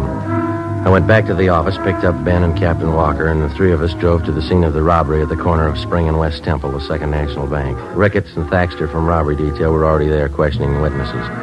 We talked to the bank's vice president in charge at the time of the holdup, a Mr. Bronson. He had a welt on the right side of his head and was pretty badly shaken. He had his hand in one of his coat pockets, and he walked straight over to me. It's the first thing he said. This is a holdup. You're positive of the identification, Mr. Bronson? I'm certain. This picture here, it's the man, all right. The others will tell you the same. Who's that, Mr. Bronson? The tellers, they all got a good look at him. No mistake. Well, what happened after Cheney approached you? He was very calm, very quiet. Uh-huh. He said, do exactly what I tell you. Call for help, and I'll kill you. He was calm all the way through it, just like it was an ordinary business with him. Did he have you get the money for him? No, he ordered me from the back of the front counter there, and we went from cage to cage. Each time he had me say the same thing to the teller. This is a holdup. Give me all the currency you have. Don't call for help. How many tellers did he have you collect from? 5. Mm-hmm. This line along here, windows 1 to 5. My knees were shaking so hard I could barely walk. I kept wondering if one of the tellers might try to sound the alarm. Yes, sir. What happened after he got the money? He had me walk in front of him, down there to the side exit. Mm-hmm. That's when he hit me, I guess. Side of my head, you can see here where they bandaged it. Uh-huh. Yes, sir. How much money did he get, do you know? No, I'm not quite sure. More than 4,000. I can't help but think how lucky I am. That man's a killer, I'm certain of it. Are you sure that we can't fix you up with a ride home? No, I'll be all right, thank you. My wife's on the way down now. Can I see you fellas a minute? Yeah, Thaxter. Excuse us, will you, Bronson? Yes, certainly. Rounded up all the dope on the getaway car Cheney used. Yeah?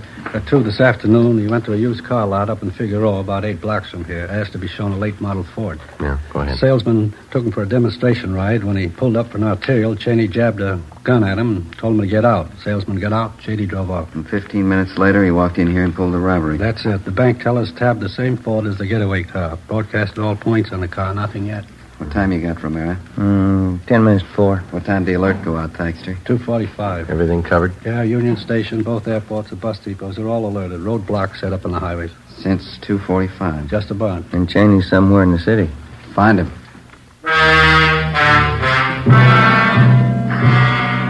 6 p.m., the search went on. We called into the office and had them notify San Diego of the latest developments in the case. At 7 p.m., the weather started to cloud up. Still no sign of Cheney or the getaway car. At 8 o'clock, it started to rain. A few minutes past 10, a two-door Ford sedan was found abandoned on San Pedro Street near South Park. The license number matched that of Cheney's getaway car. The sedan was impounded and towed to a garage for fingerprinting. Ben called the office, and an emergency detail from Metropolitan Division was sent out to help in a house-to-house canvass of the neighborhood where the car had been found. By 4:30 the next morning, we got nowhere, so we decided to give it up until later in the day. At 6:30 a.m., we had poached eggs and coffee at an all-night drive-in. 7 a.m., it was still raining. We checked back in at the office. I don't know. Seems like every time we have to work late, it's gonna rain. You got any of those little white tablets in your locker? At breakfast, gave me indigestion. Yeah, I think I got a few left. That reminds me, how'd the dinner come off yesterday? Two of them get along all right? Oh, yeah, all right. You know how it is. Ma had her usual few things to say. Oh? Dorothy handled it pretty good. Good sense of humor. She's a nice-looking girl. Sensible. Hiya. I say, Earl. Do any good? No, not much. Phone message in the book for you. You're supposed to call as soon as you get in. Hempstead 4219. No name? No, you're supposed to call the number, that's all. Oh, okay. Well, how's new house, Earl? Pretty good. Takes a lot of money. Got the forms in for the patio. I'm going to pour the cement this weekend. Mm-hmm. Got the place fenced off yet? Not yet, no. Those pickets cost money. Yeah. Fellas are telling me that you're doing all the work yourself, huh? Me and the brother-in-law, yeah. Costs a lot of money in a new house. Sounds good, Joe. Who was it? Frank Cheney's grandfather. Yeah? Says to come over right away. 7:30 a.m. It was still raining. Ben and I drove out to the older section of the Wilshire district to the Cheney mansion. It represented one part of the suspect's life that we could never figure. As a child and later as a young man, Frank Cheney had had every advantage and comfort that a millionaire father could buy for him. Yet for some reason, he'd settled on a career of crime. 7:45 a.m. Ben and I were shown into the main hallway of the Cheney home by the butler. He recognized us from previous visits. He took our hats and coats and then led us up the staircase to the master bedroom at the far end of the second floor. We found Cheney's 82-year-old grandfather propped up in a four-poster bed. His face was gray and sunken. There was a nurse in a white-starched uniform standing by. You can go, nurse. Go on. I'll be outside if you need me, Mr. Cheney. Yes, yes. You, have some information for us, Mr. Cheney? Of course. That's why I called. Sit down. Sit down. Thank you, sir. That hold-up yesterday, the bank robbery. I know all about it. Has Frank contacted you? That's like the police. Get right to the point. Has he contacted you, sir? Yes. Hand me that glass of water, please. Oh, yeah. There. There you are.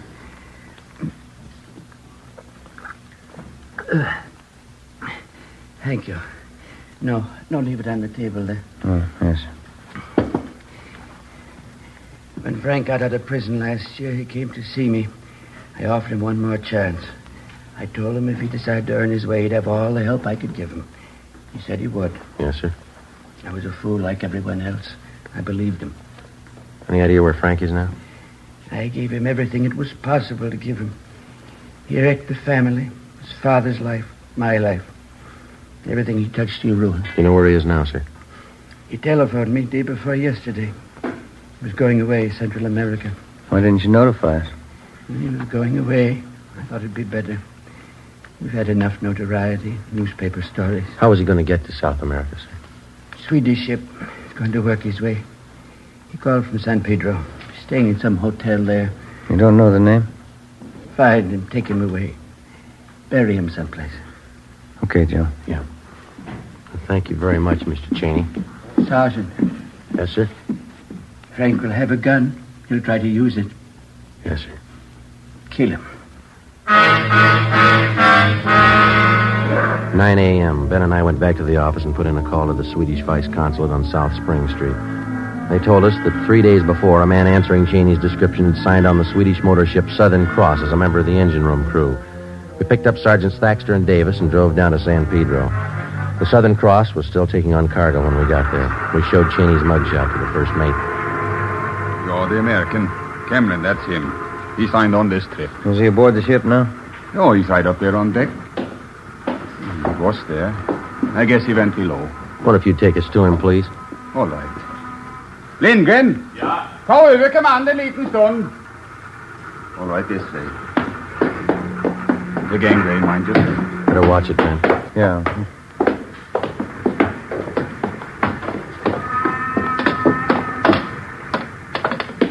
Look forward. Through here. Mm-hmm. Maybe you better stay behind here, sir. We'll take him. What's that? Might be a little trouble here. Do you want to stay behind us? All right. He must be in the engine room. Straight ahead, then turn to your left. Down the companion bay. Right, thank you. Come on, now watch your step here. Yeah.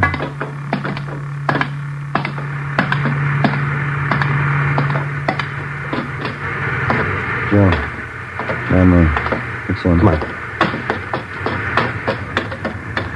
Spotted it. All right, Cheney, hold it. He's making a break. Come on. He's going topside. Hustle. Come on, up the ladder. Look out, Joe! Give it up, Cheney. He's going for the gangway. Down, Ben. Yeah. All right, stop him. Come on.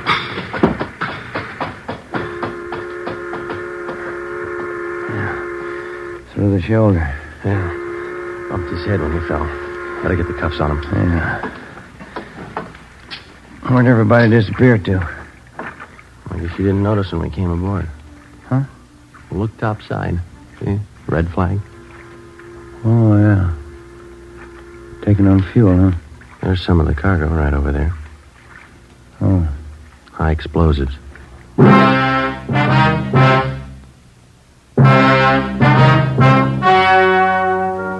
story you have just heard was true. Only the names were changed to protect the innocent. On November 2nd, trial was held in Superior Court, City and County of San Diego, State of California. In a moment, the results of that trial. It's amazing how many long cigarette smokers are changing to extra mild Fatima. Here is the actual report. From coast to coast, extra mild Fatima has more than doubled its smokers. Yes, more and more smokers every day are discovering that Fatima is the king-size cigarette that is extra mild. Extra mild because it contains the finest Turkish and domestic tobaccos superbly blended to make it extra mild, to give it a much different, much better flavor and aroma. Enjoy extra mild Fatima yourself. Best of all long cigarettes. It's wise to smoke extra mild Fatima. It's wise to smoke extra mild Fatima.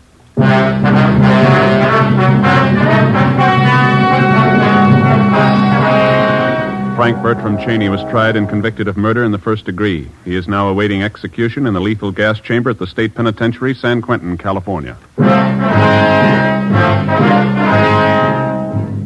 Fatima Cigarettes, the best of all long cigarettes, has brought you Dragnet from Los Angeles. This is NBC, the national broadcasting company. Stay tuned to HOJO Radio.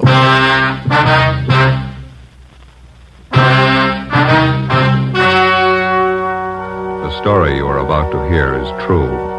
Only the names have been changed to protect the innocent. Fatima Cigarettes, best of all long cigarettes, brings you Dragnet.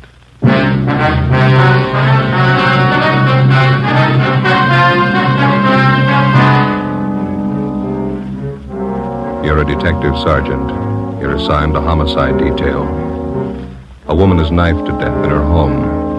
The body bears the mark of inhuman attack. The killer escapes. Your job, get him. If you want a long cigarette, smoke the best of all long cigarettes. Smoke extra mild Fatima. Yes, Fatima is the king-size cigarette which contains the finest Turkish and domestic tobaccos superbly blended to make it extra mild, to give Fatima a much different, Much better flavor and aroma than any other long cigarette. That's why Fatima has more than doubled its smokers coast to coast. Enjoy extra mild Fatima yourself. Best of all, long cigarettes. It's wise to smoke extra mild Fatima. It's wise to smoke extra mild Fatima.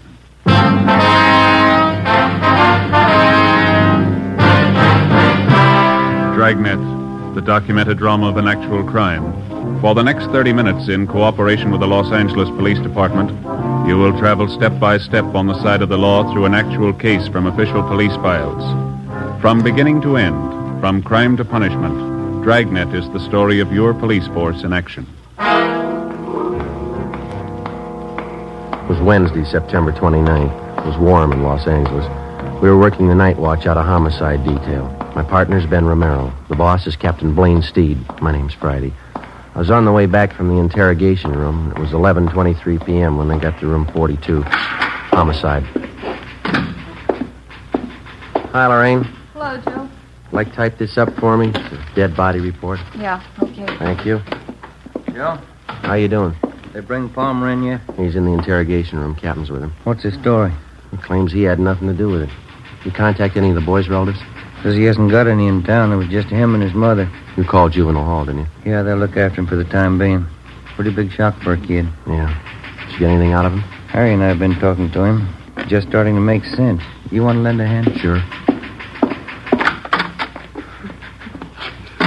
We're going to the beach tomorrow, my mother and I. She had the day off and we were going to the beach. That's all I know. That's all she told me. Harry? Hi. You want to give it a try? Yeah.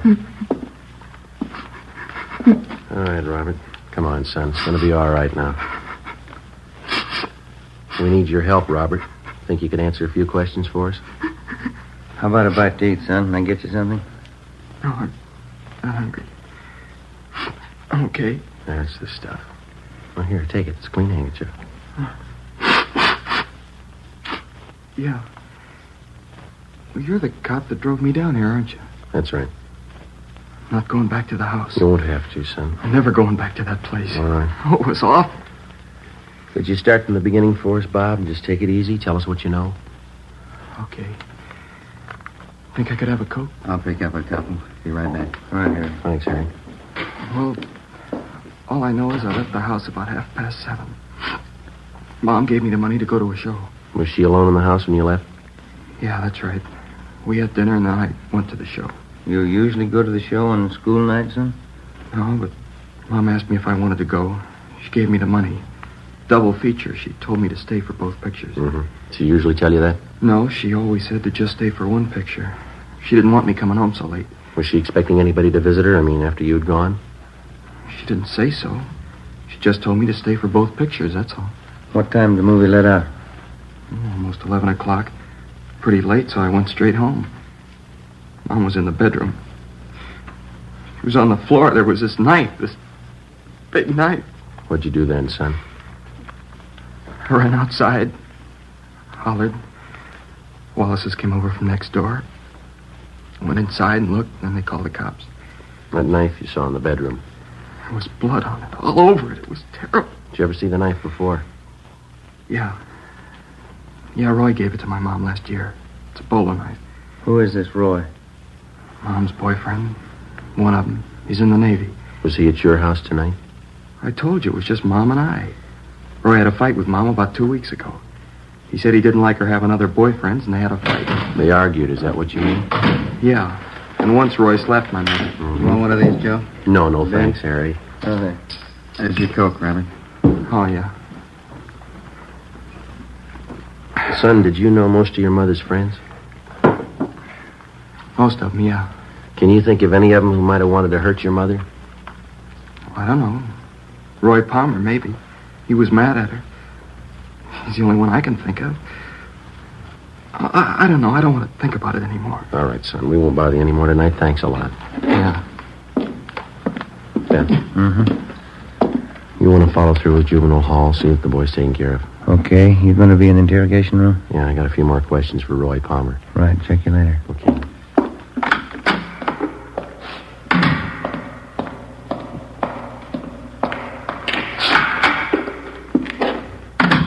that back yet, Friday? No, not yet, Captain. Just talked with the Reynolds boy. Yeah? Can't believe anything that kid tells you. He's a liar. He hates me.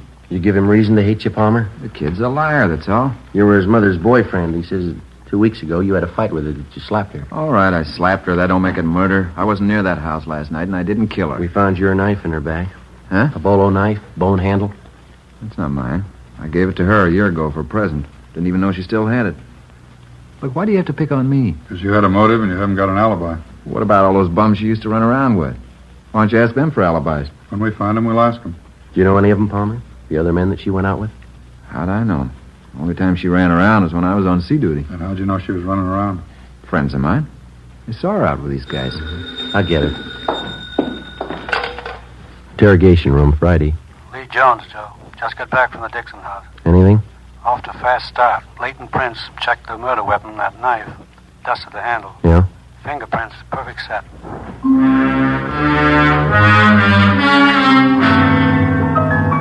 Captain Steed and I took the suspect, Roy Palmer, down the hall and had his fingerprints taken. At the same time, across the street in the crime lab, a set of fingerprints were lifted from the weapon which had taken the life of Mrs. Betty Dixon. The 2 sets of prints were checked and rechecked. They didn't match. Every object in the murder house was gone over for fingerprints and further evidence. Roy Palmer's fingerprints were on none of them. He was released pending further investigation. The only suspect in one of the most savage murders in the history of the city was free. The next morning, Captain Steed and I met with Chief of Detectives Thad Brown. How about the dead woman's son? Did you talk to him again? Well, Romero's with him now. He's taking down a list of all the people that his mother knew, friends, neighbors, everybody. No luck yet with a set of fingerprints? No, we've got no record on him. Checking them through Washington, we ought to get a kickback pretty soon. Set of prints and a piece of envelope. That's physical evidence, huh? Yeah. One of the top corners off an envelope. It had a postmark on it, Sonoma. Sonoma. Tie in with anything yet? No, not so far. Might turn up when we start checking the victim's friends. They posted the body this morning. I guess you saw this coroner's report. Yeah, I did. I don't have to tell you, you're not after an ordinary killer. 23 knife wounds. Revenge motive, maybe. Yeah. The reaction of the dead woman's neighbors, that's what's got me stopped. No one heard a thing? Mitchell and Didion are still covering the neighborhood. Haven't found anyone yet who saw or heard anything unusual. Well, I can't buy it. A woman isn't just cut down like that without some kind of a commotion. Besides, the homes in that neighborhood are fairly close together. Shouldn't take much to make yourself heard from one house to the other. No sign of robbery or burglary? No, according to the boy, the house is intact. Nobody touched anything. It leaves you with the boyfriend angle. Lover's quarrel. We're stuck with it, yeah. Hi, Chief. Romero, go ahead. How'd you make out? Better than I thought. Boy was over most of his shop this morning. Did he talk? 5 pages of names and addresses. He gave me all of them. Well, how about that boyfriend angle? Oh, about half a dozen names. Seems the mother had quite a social life since the boy's father died. You confirmed the boy's story about going to the movies? Yeah, it checks out. Pretty nice kid, considering the environment he's been raised in. Well, how about those names, Ben? Any of them list Sonoma as their hometown? No, I don't think so. Let me check here. Okay. No.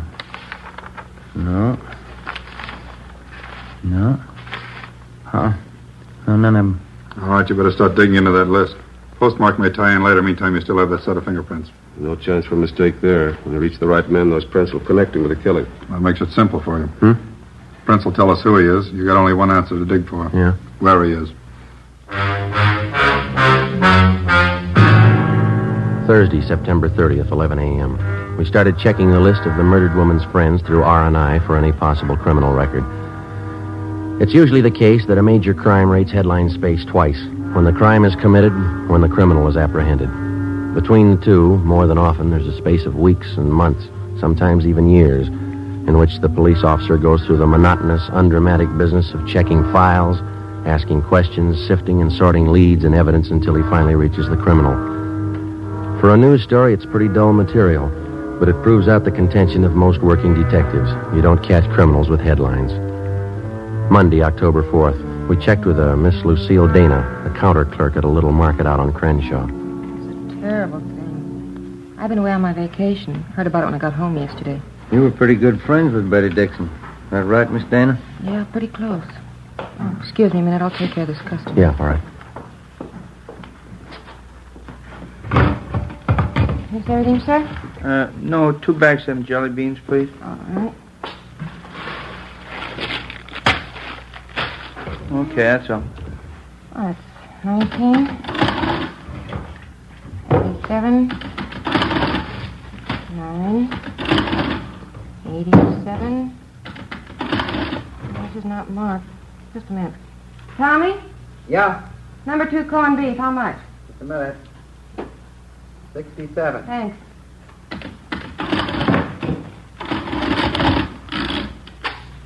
$2.17 out of 5.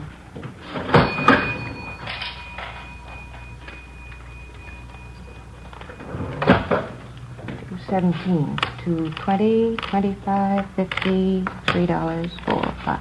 Mm-hmm.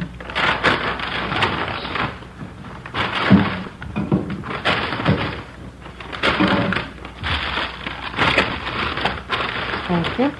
Okay. I just can't get over it, Sergeant. Poor Betty. We understand that you used to go out with the Dixon woman, Miss Dana. Do you know most of her close friends? Well, most of her men friends. We used to double date a lot together. Mm-hmm. I wonder if you'd take a look at this list of names that we have here. All right. Let's see. Mm-hmm. Now, does that about cover all her boyfriends, all that you knew of anyway? Yeah, I think so. Let's see. Tony Morse, Galbraith, Al O'Neill. You don't have Floyd down here. Who was that? Floyd who? I never did know what his last name was. He used to take both of us out, Betty and I. Seemed to like her quite a bit. When's the last time she was out with him, do you know? Oh, 5 or 6 months ago at least. Kind of strange. How do you mean? Floyd. Jealous, you know. Hot temper. Said he was Spanish, but he had a light complexion. Oh, excuse me, please. Sure. Yes, sir? A pack of that mint gum and some lighter flints, please. Yes, sir. 25. Thank you. All right.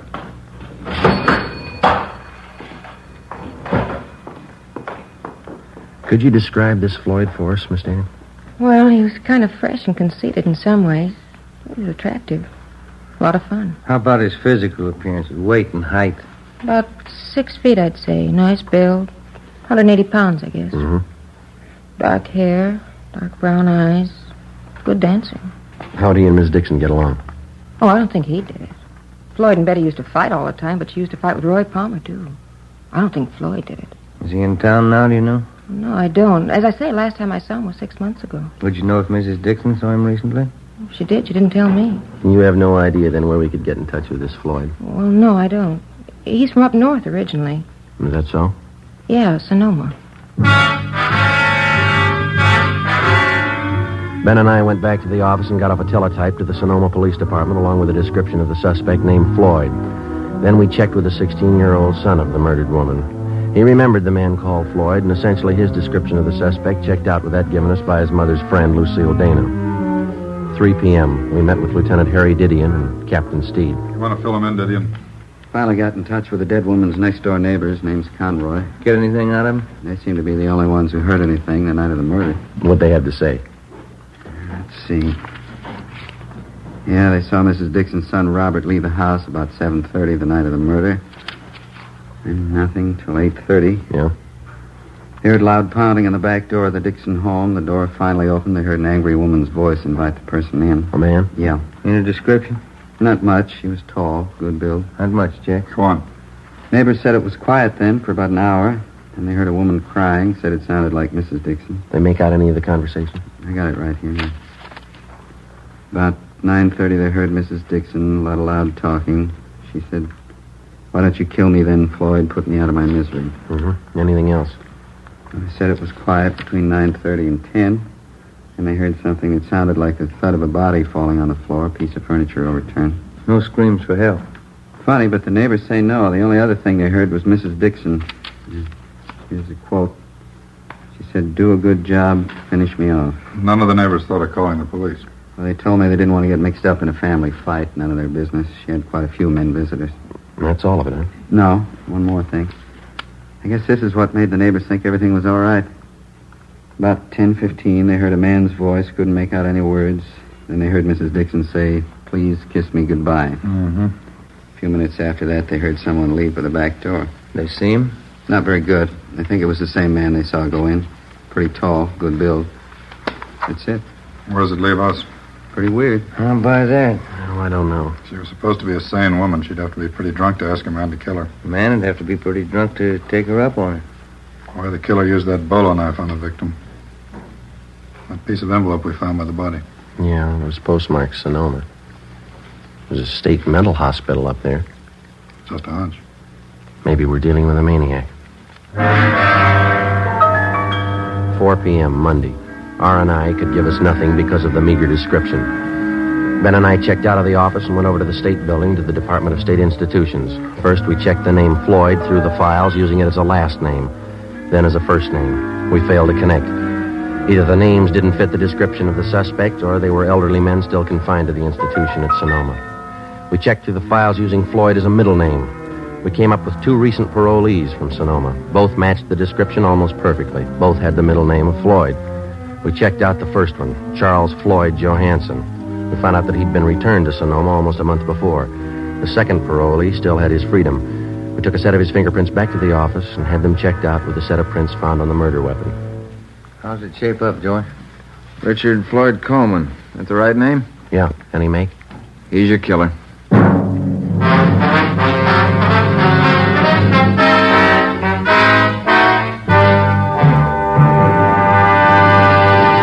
You are listening to Dragnet, the case history of a police investigation presented in the public interest by Fatima Cigarettes. If you smoke a long cigarette, it will be in your interest to listen to a typical case history of a Fatima smoker. It's the case of skating star Helen Davidson of the 1951 Ice Capades. This is her actual signed statement. Recently, on tour with the Ice Capades, I've noticed more and more people smoking Fatima. You know why? If you like king-size cigarettes, you're bound to prefer the one that's extra mild. I know I do. And I agree it's wise to smoke extra mild Fatima. More and more smokers are discovering this every day. Actual figures show extra mild Fatima has more than doubled its smokers coast to coast. So enjoy extra mild Fatima yourself. The king-size cigarette, which contains the finest Turkish and domestic tobaccos, superbly blended to make it extra mild. You will prefer Fatima's much different, much better flavor. You will agree. It's wise to smoke extra mild Fatima. It's wise to smoke extra mild Fatima. The best of all long cigarettes.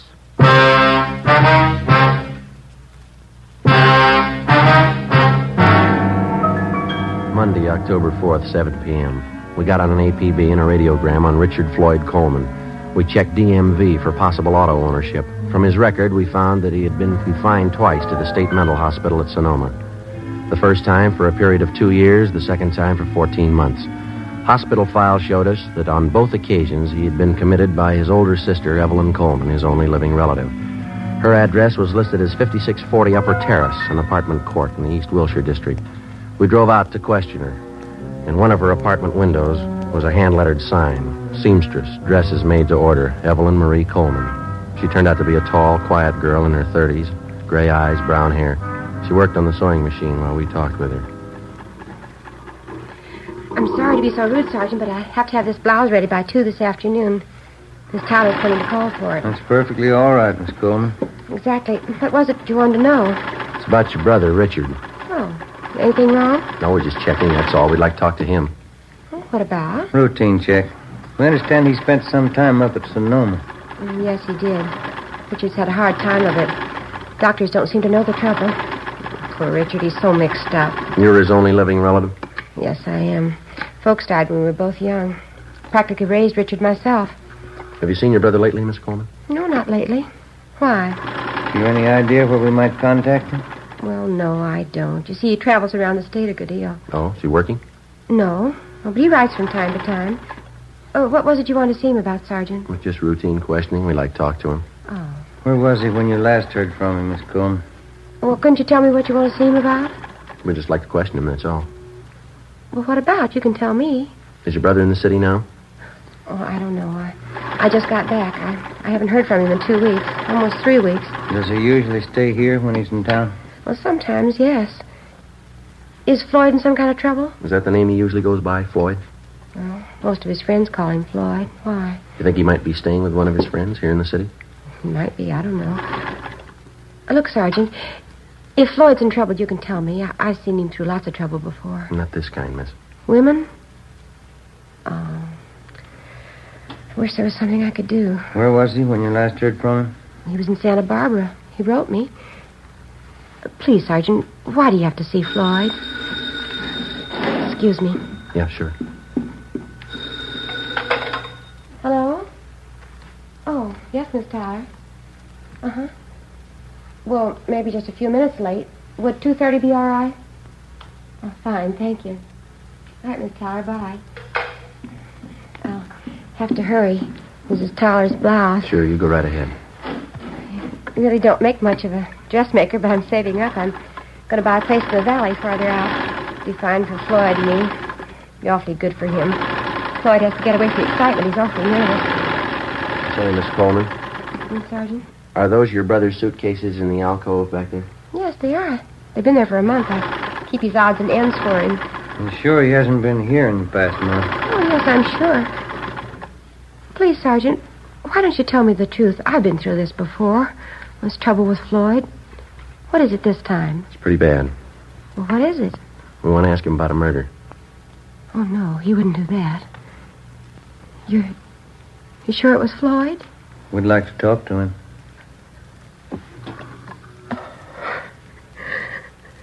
Floyd. Floyd. It didn't have to happen. I was going to buy a place in the valley. Floyd would have liked it there.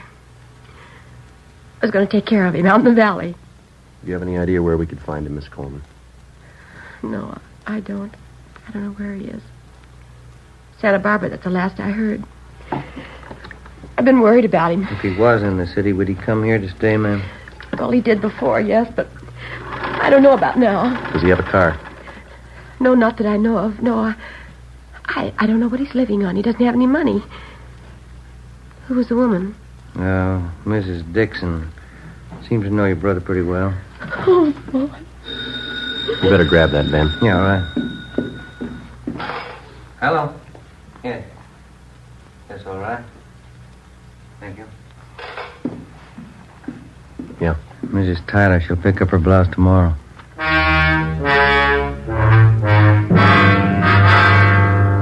Ben and I left Evelyn Coleman's place and went back to the office. A stakeout was placed on her apartment. 2 days went by. Nothing happened. Despite the fact that the suspect's sister had promised to cooperate fully with us in locating her brother, a team of men was assigned to follow her wherever she went as insurance against any possible slip-up. As far as we were concerned, no precaution was out of reason. A maniac was on the loose in the city, the same maniac who had murdered the Dixon woman. He'd done it once, and if the urge was there, he'd do it again. We sweated out the next 3 days. On the afternoon of the 6th day, we got an urgent call from one of the parole officers in the State Institutions Department, a Miss Gertrude Vaughn. Ben and I went over and checked with her. Call came in about 20 minutes ago, Sergeant. Man's voice. What do you have to say? He wanted to talk to me about the Betty Dixon case. Seemed nervous. You say you knew anything about it? I didn't want to frighten him off asking too many questions. I got the idea he had something he wanted to get off his mind. Well, did he mention anything specific? I mean, names, places, anything like that? No, but I got the impression he knew quite a bit about the case. What else? He promised he'd be here by 4 o'clock. Said he'd be ready to talk. Mm-hmm. Well, it's 2:45 now. All right, Ben. Okay. Pull up a chair. We waited. 3:15, 3:30, 3:45. No sign of the anonymous caller. 4 p.m. Still no sign. We waited. At 4:30, the office door opened and a tall, thin girl with brown hair came in and walked straight toward the desk of Parole Officer Gertrude Vaughn. We saw Miss Vaughn motion the girl across the room toward us. It was Evelyn Coleman. Sergeant. Miss Coleman? How are you? I know where Floyd is. I'll take you to him. 4:35 p.m. Ben and I left the state building with Evelyn Coleman, got in our car, and drove north across the city, according to her directions, until we got on Highway 66. We continued driving north out of the city. Evelyn Coleman sat quiet in the back seat, looking at her hands folded in her lap. Except for directions, she said nothing. Approximately 3 miles out of the city, she directed us off onto a county highway.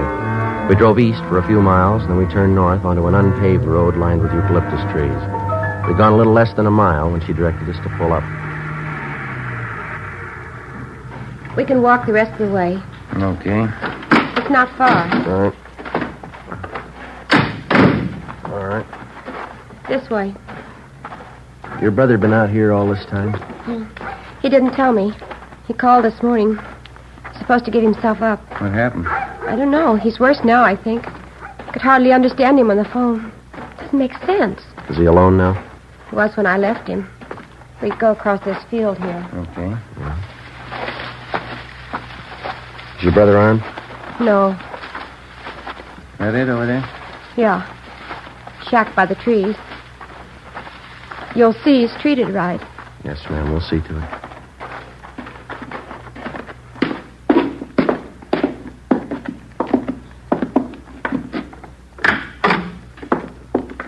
Evelyn? Evie? I brought them in, Floyd. They'll take you back. I'm Richard Floyd Coleman. I want to tell you I killed Betty Dixon. All right, Ben. I wanted to marry her. She didn't want it. She dared me to kill her. I grabbed the knife. We can talk about it later, huh? She was lying on the floor. She said, "Kiss me goodbye." I held on to her. She seemed to go to sleep. We have to go, Floyd. You tell him, Evie, I loved her. You tell him that. Yeah, I will. She dared me to kill her. She said I didn't have the nerve. She asked me to. Yeah, all right, come on. Try to tell him that at the hospital. Yeah. I'm not crazy. The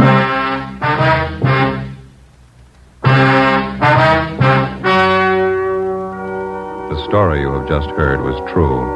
Only the names were changed to protect the innocent. On December 4th, trial was held in Superior Court, Department 86, City and County of Los Angeles, State of California. In a moment, the results of that trial. And now, here is our star, Jack Webb. Thank you. To prove a suspect's guilt or innocence, as in tonight's case, the working detective spends many a long hour with the man in question. In the interrogation room, the crime lab, with his friends, his enemies, gets to know his man well. And so with a cigarette. If you're a long cigarette smoker like I am, get to know Fatima. Live with it a while. Pack after pack, they're extra mild. Get to know the best of all long cigarettes. Smoke Fatima.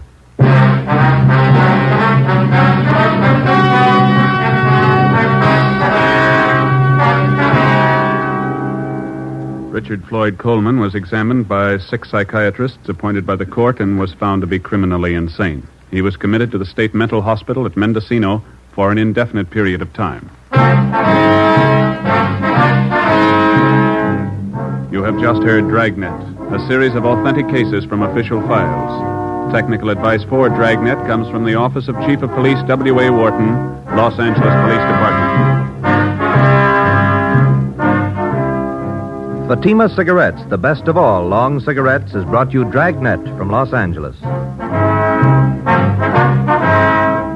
Sarah Berner is delightful in Sarah's Private Caper, next on NBC. Actor and producer Jack Webb's aim in Dragnet were for realism and unpretentious acting.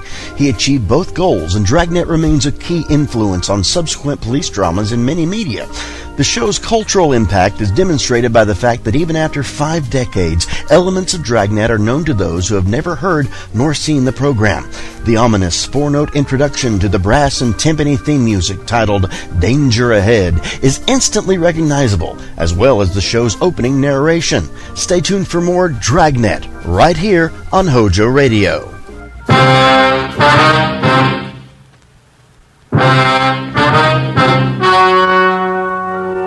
The story you are about to hear is true. Only the names have been changed to protect the innocent. Fatima Cigarettes, best of all long cigarettes, brings you Dragnet.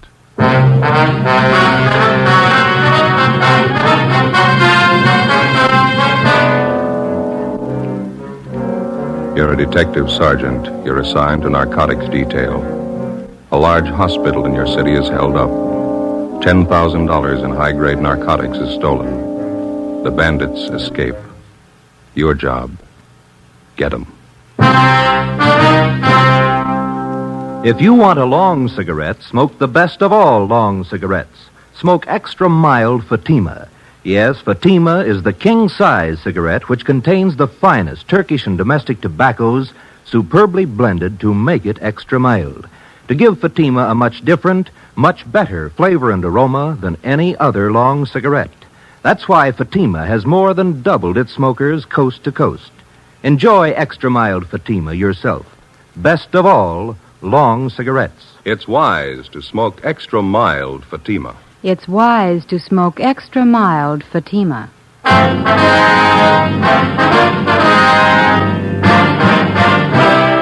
Dragnet, the documented drama of an actual crime. For the next 30 minutes, in cooperation with the Los Angeles Police Department, you will travel step by step on the side of the law through an actual case from official police files. From beginning to end, from crime to punishment, Dragnet is the story of your police force in action. It was Monday, October 23rd. It was foggy in Los Angeles. We were working the day watch out of narcotics detail. My partner's Ben Romero. The boss is Captain Kernan. My name's Friday. It was 7:16 a.m. when we got to St. Christopher's Hospital, the pharmacy. How you do? Yes? Police officer, sister. We'd like to see Sister Mary Benedict. I'm she. Mother Superior sent us down to see you, sister. We're investigating the narcotics robbery. Oh, yes, there have been quite a few policemen here in the past hour. I believe it was the fingerprint men who just left. Just a minute, I have their card. Yes, they were from Leighton Fingerprint Division. Stahl and the boys from Leighton Prince. Yes, that's right. Sergeant Harlan Stahl. Sister, we're the investigating officers assigned to the case. This is Sergeant Romero. My name's Friday. Are you a lieutenant? No, I'm a sergeant. I wonder if you could start right from the beginning for us. Just tell us what you know about the robbery. Well, after Mass, I went to breakfast, and then I came downstairs here to the pharmacy to open up. You keep the pharmacy locked overnight? Oh, yes, always. We always assign an intern on night duty. He has the key in case any medicines are needed during the night. He's authorized to issue what may be needed upon the doctor's request. Who else has a key to the pharmacy, sister? Well, there are just 3 keys. Mother Superior keeps one at her desk, and we have one for the intern on duty, and I have one. All right. You want to go on? When I got down here this morning, I started to unlock the door and found it ajar. There were no lights on. I snapped on the wall switch. That one. Mm-hmm. That's when I saw young Jimmy Lyons. That's the intern? Yes, he was unconscious on the floor. I could see his head had been cut. He was bleeding profusely. What'd you do then? I called Mother Superior, and she came right down. Dr. Spencer was summoned. He came in and started administering aid to intern Lyons there on the floor. Was that when you found out the narcotics were missing? No, not just at that moment. Both Mother Superior and myself were quite worried about young Lyons' condition. It was really Mother Superior who first noticed the narcotics safe had been tampered with. Your stories don't exactly jibe there, sister. How do you mean? Mother Superior gives you credit for first noticing the theft. Oh, my, no. She's very charitable, but she's the first one who pointed to the safe. She's very observant. I understand. Go ahead, please. Upon checking the safe, we found that someone had taken our entire store of narcotics. Everything. Is that the safe over there? Yes, that's the narcotic safe. Don't touch that, Mr. Friday. No? No, never. Nothing is to be touched until the police have completed their investigation. Clues. Well, we're the police, sister. Then, do you have all the clues you need? Well, I wouldn't know, but the men from Leighton Fingerprints have dusted everything here, so it's all right to touch things now. That was Mr. Harlan Stahl and his men? Yes, that's right. Oh, I didn't know. We understand you have the inventory list. Yes, I have it on my desk.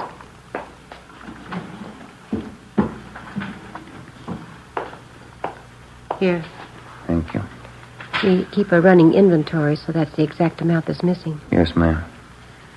Cocaine and morphine. No bird's eye, Joe. Big haul, huh? Looks like about 10,000 worth. Like to have a copy of this inventory, sister? Would you take the carbon? I like to keep the originals for my monthly files. That'll be fine. Outside of this intern, Lyons, nobody saw whoever it was. No. Mother Superior and I have interrogated everyone. We made a thorough investigation on our own. I took notes. Is that so? Yes, that's the way Father Brown does it. Father Brown? Oh, yes, he's an expert detective. Brown. You wouldn't mean Thad Brown? No, Father Brown. Father Brown. You people have your own detectives now? Oh, my, no. He's not a regular detective. He's more like Mother Superior and myself. Is that right? Yes, he's in England. Solves some really difficult cases. Here, I'll show you.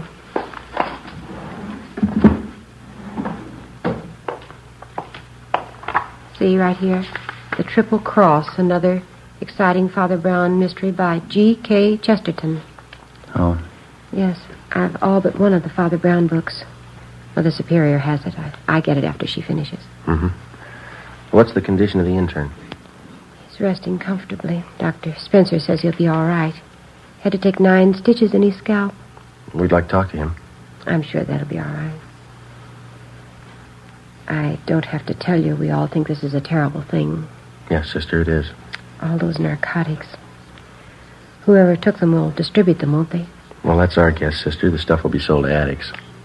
What makes a dope addict? How do they get started? Why do they do it? I don't know, sister. I give you a lot of reasons. None of them good. None of them good. And for a few moments of what? Tonight they have it and tomorrow they have nothing. That's about the size of it, sister. The stars are setting and the caravan starts for the dawn of nothing. The Bible. No, Omar Khayyam.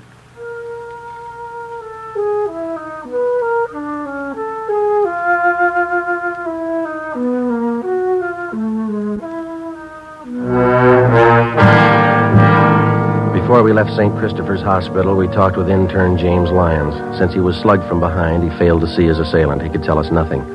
The entire hospital staff was screened thoroughly. They could add nothing to what we already knew.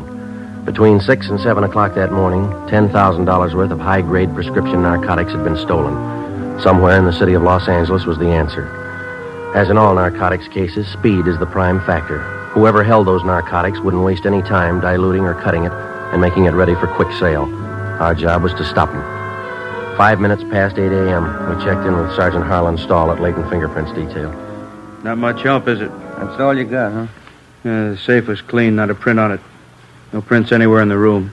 Slugged the intern from behind, took his keys, tore a belt loop off his trousers, opened the safe and waltzed out. Couldn't have been cleaner. Yeah. You didn't get anything on your end, huh? Nothing. Gentlemen? Captain? I picked one up. Who is he?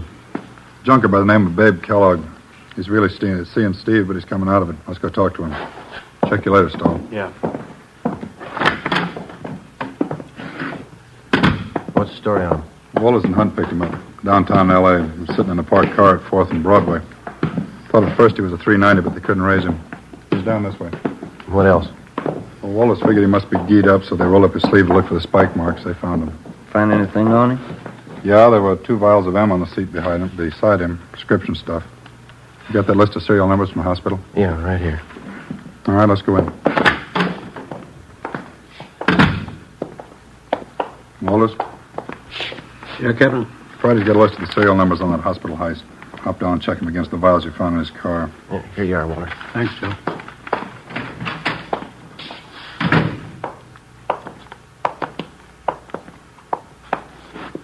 How you feeling, babe? All right. Kellogg, this is Friday and Romero, Central Division. I see him. You want to tell us about it? Nothing to tell. Living high, aren't you? I'm unusual. It's not the way I get it. You're scoring good. Prescription stuff. Birthday present from a friend. Who is it? I want to keep his friendship. Who's your connection, babe? I don't know. You know that morphine we picked out of your car is hot. Isn't all of it? Hospital pharmacy was knocked over this morning. If the numbers on those vials of yours match up, you're in a real jam. No numbers on them? You might as well tell us where you got it. I'm not going to be a Fagin for you. Nobody's asking to be a Fagin, Kellogg. That's high-powered stuff. If we don't get anybody else, it can go hard for you. I'm not going to bite the hand that feeds me. You want to stand it alone on this one, not the idea? I didn't say that. Well, one of us isn't going to go along and hold your hand. How about it? Who's your connection? All right, it isn't going to be a long wait, Kellogg. As soon as Walters gets back with those serial numbers, you can play hero all afternoon. That'll be on the 12th floor of the county jail, babe. You won't have to wait long there either. The minute you put one foot in that courtroom, the judge will throw everything he's got at you. 2 bottles of drugstore stuff? Robbery, Kellogg. $10,000. Well, this is good, but 2 bottles ain't worth that much. Well, you only show a part of it. Maybe you got the rest of it at your plant. You got my plant. 1931 Essex. 4-wheel brakes. Your car's being checked out. Didn't find any more, did you? No, I couldn't be that lucky. You feel pretty good now, but you'll get a yen on. You won't help me, you never do. When's the last time you helped us? Your memory's worse than mine. I helped you. I helped you guys a lot. Don't you remember the Frank Smith plant? No. 1933, Friday night last. I led you right to Smitty's plant. Smitty didn't have no geezer like he found on me. He was a big man. We turned up 4 kites on him. Not for us, you didn't. Sure I did. Right here in Kansas City. I done you a big favor that night. Friday night last. A different town and a different night, babe. You're kidding. In the St. Louis? Seeing Steve. Yeah. Don't kid me along. This is Kansas City. Where is St. Louis? You're in Los Angeles, babe. Los Angeles, California. You're kidding. Clenard wouldn't do that to me. Who's Clenard? 11th and Baltimore. Hangs out down at the Continental Hotel. That's in Kansas City. Yeah, Marty Clenard. Tough cop. He said he'd make a hot for me. He didn't want me in KC. Gave me a floater out of town. That's why I came here to St. Louis. You're in Los Angeles, babe. You got it? Los Angeles. Oh, yeah. You told me. Want to step outside a minute? Yeah. Stay with him, Romero. Right. That's it. Checks out, huh? Somebody cut through the serial number stamps on the vials, but you can still make them out. The 2 vials of morphine we found in Kellogg's car were from the hospital pharmacy. Thanks, Wallace. Let's try it again, Freddie. Right.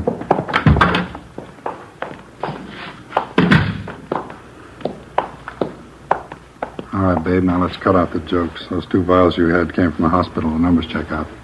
No numbers on those vials. How do you know? You probably didn't even look at them. Oh, yeah, I looked. No numbers on them. We found them, all right. I don't see how you could read them. I couldn't. Why not? Somebody scratched them off. Who, babe? You wouldn't know 'em. Try us. How much heat do I have to stand if I take it along? Plenty. There was an intern slugged on that job. Hurt pretty bad. They're going to tag you for assault, too. I never hit anybody in my life. How do we know? I just told you. We don't know you didn't pull this job. We haven't got any proof. Once more, what's the count? Goes like this, babe. First-degree robbery, 5 years to life. Assault with a deadly weapon, 1 to 10. Violation of the State Narcotics Act, 1 to 15. You can add. They'll lose you up there. You can get a real yen on by that time. There's no buzzing up at Q. I can't go that route. Where'd you get the stuff? I'd rather be a Fagin than spend 50 years at the joint. You convinced us. Where'd you get it? Anybody turned Fagin before they spend 50 years at Q. No, I can't go that route. Where'd you get it, babe? From some joy popper. Who? I gave him $700. Clean me. Who? Company, passing himself off as a croaker. I can spot a guy's been hitting speedballs a mile away. I knew he wasn't any croaker. What was his name? He was scoring good somewhere. Oh, that's Cecil and Mary.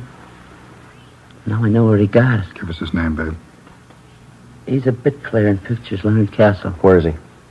Yuma, Arizona. On location. How could he be on location when you bought that stuff from him this morning? Hopped the plane this morning. He was on his way. Leonard Castle. Picture actor, that right? You got it. Run it down. 10 a.m. We checked the name Leonard Castle through R&I. We found nothing. We looked in the phone book and got the number. Garfield 3711, Central Casting. Central Casting. Los Angeles Police Department calling. Yes, sir. Do you have a Leonard Castle registered with you? One moment. Yes, we do. Wonder if you could tell me if he's working. Oh, just a minute. I have his card right here. Yes, he's working. He's doing crime report for Schumann and Kester, independent production. They're shooting over at Soundstages Incorporated. They're working today? Yes, he is. You're sure that company's not on location?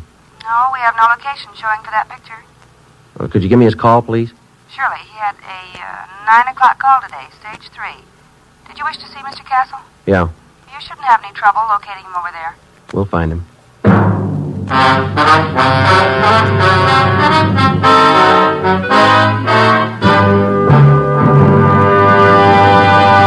You are listening to Dragnet, actual case histories taken from official police files. If you smoke a long cigarette, it will be in your interest to listen to these case histories taken from the file marked Fatima. On this card, reporter Lee Silver's statement. I need an extra mild cigarette. No other long cigarette I've tried is as mild as Fatima. Here is Nurse Shirley Gilman's statement. When I go off duty, I appreciate a mild cigarette. Fatimas are extra mild. I can enjoy them more. On this card, the statement by drama critic Richard Watts, Jr. Anyone can tell Fatima contains the finest tobaccos. It's extra mild and has a much better flavor. All agree it's wise to smoke extra mild Fatima. And that's what more and more smokers are discovering every day. Yes, actual figures show extra mild Fatima has more than doubled its smokers coast to coast. So enjoy extra mild Fatima yourself. You'll agree. It's wise to smoke extra mild Fatima. It's wise to smoke extra mild Fatima. Best of all, long cigarettes.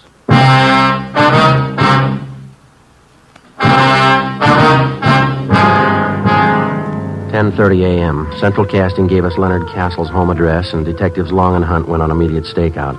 Ben and I drove out to Sound Stages Incorporated and checked in at the reception desk. We showed them our identification. We were issued a pass to Sound Stage 3. This is stage 1. Stage 3 ought to be down there. Yeah. Not a very big lot. No, it's pretty small. Watch the truck, Ben. Think Kellogg knew what he's talking about? We'll know in a couple of minutes. Not very usual. Joy Popper pulling a job like that. They all start somewhere. That's a good way to get around a movie lot. Bicycle. Better than walking. Sure a thick fog, isn't it? Yeah, we don't have 'em often, but when we get 'em, they're a real pea super. Oh, here we are. You better hold it, Ben. Red light. They're shooting in there. Oh, yeah, I didn't see it. Oh, stage 5, you know? Couldn't tell you. Oh, thanks. All clear. Let's go in.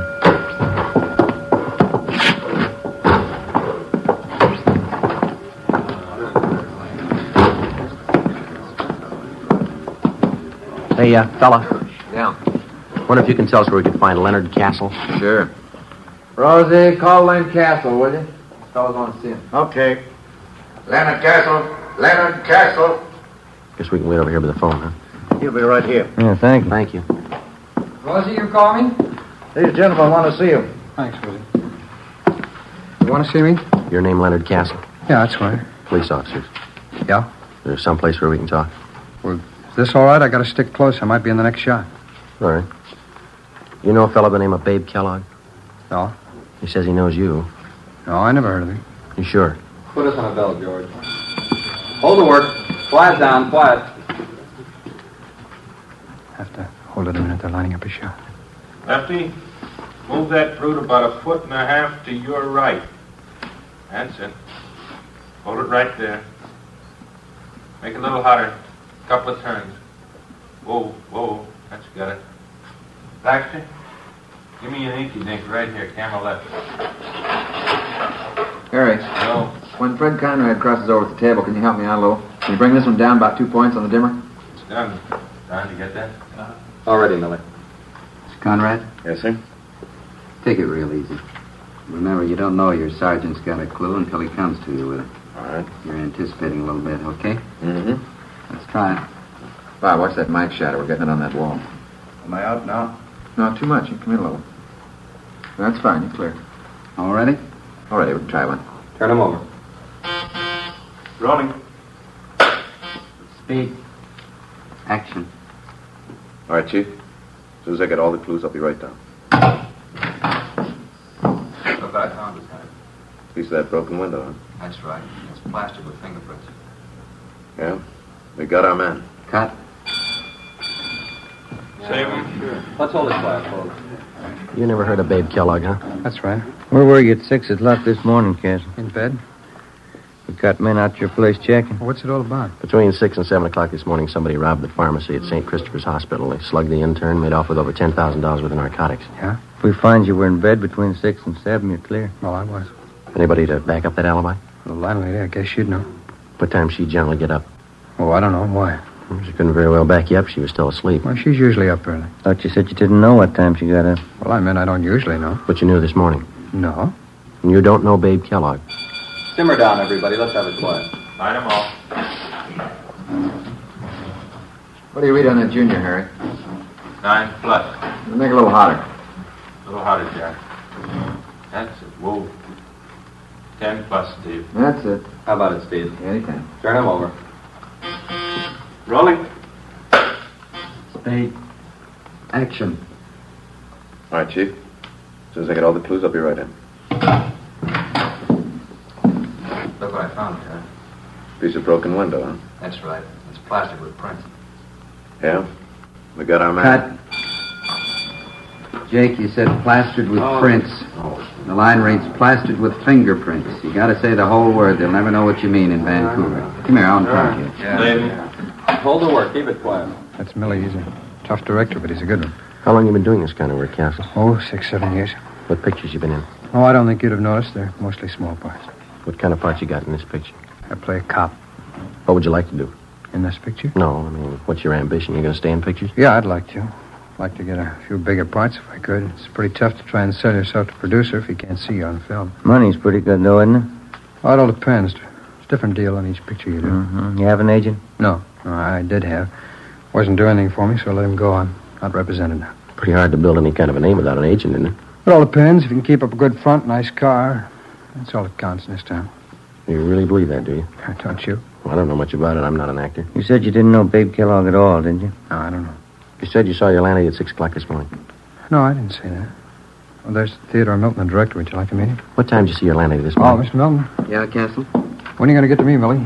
You need me in the shop? No, still on the same thing. Won't get to you till after lunch. You can stay with your friends. Okay. What time does it break for lunch, Castle? Oh, this company usually breaks around 12:30. It's only 11:15. Maybe we can go outside and talk. The director said he didn't need you. Why, you never want to believe the director. It's always the first assistant. We could check with him, couldn't we? Oh, I don't like to do that. I hate to ask any favors. Said he wasn't going to use you till after lunch. Well, it isn't a good policy to bother the first assistant. Well, it's probably better in here anyway. I didn't see any place to sit down outside. Unless you have a car in the lot. Do you have a car? No, I don't. But you told us you had a car. No, I didn't tell you that, did I? Well, you said something about keeping up a good front, nice car. Isn't that what you said? Oh, sure, I have a car. I don't know what I was thinking about. Yeah, I have a car. Mm-hmm. I thought you said you had a car. Well, I tell you, this picture act will drive you crazy. I don't know what I'm saying half the time. Maybe you made a mistake about Babe Kellogg. Do you know him? No, I'm sure about that. I don't know any Babe Carson. Kellogg. You're Kellogg, you know. I don't know him. Would you mind showing us your wallet? Well, what for? You want to see my identification? Can we see the wallet, please? All right. Here you go. No, you hold it. Would you open it up? Okay. Quiet, please. All right, Steve. Yeah, okay. Turn him. Rolling? Speed. All right. Nice and easy now. Fingerprints, Jake. Right. Action. All right, Chief. As soon as I get all the clues, I'll be right in. Look what I found, Frank. Piece of broken window, huh? That's right. It's plastered with fingerprints. Yeah? We got our man. Cut. Same. No talking. Let's see how much money you got in your wallet, Castle. No, you hold it. Just count it for us. Oh, there it is. What about the rest of it in there? Oh, I didn't see it. All right, count it. Just a few hundred here. Count it. All right. Let's see. Well, I can see 450s right there on top. That's 200, isn't it? Yeah. It's 300, 400, 450. Yeah, go on. I didn't know I had this much.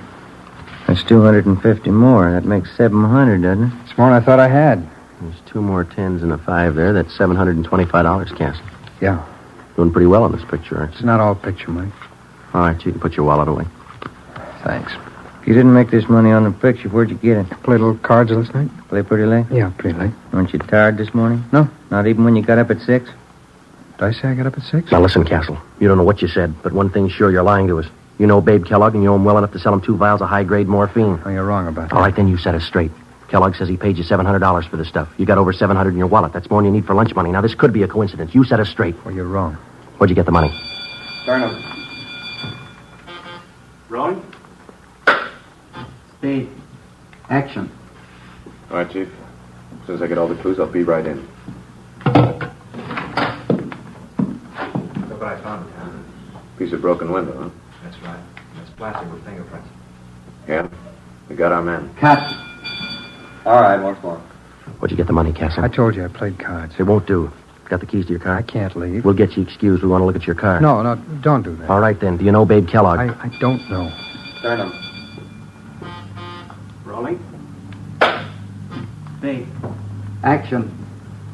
All right, Chief. As soon as I get all the clues, I'll be right in. Look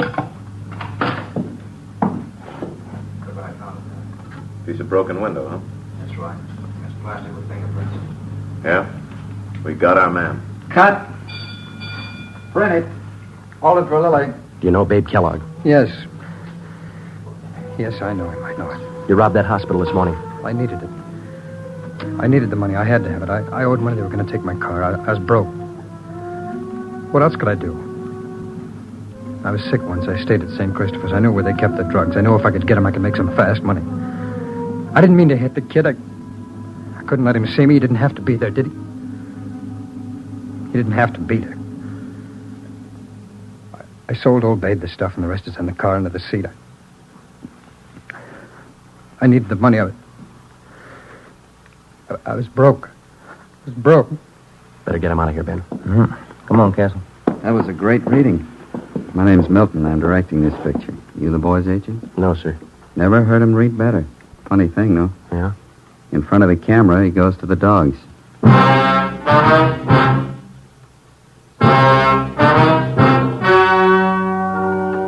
The story you've just heard was true. Only the names were changed to protect the innocent. On January 28th, trial was held in Superior Court, Department 91, City and County of Los Angeles, State of California. In a moment, the results of that trial. And now here is our star, Jack Webb. Thank you.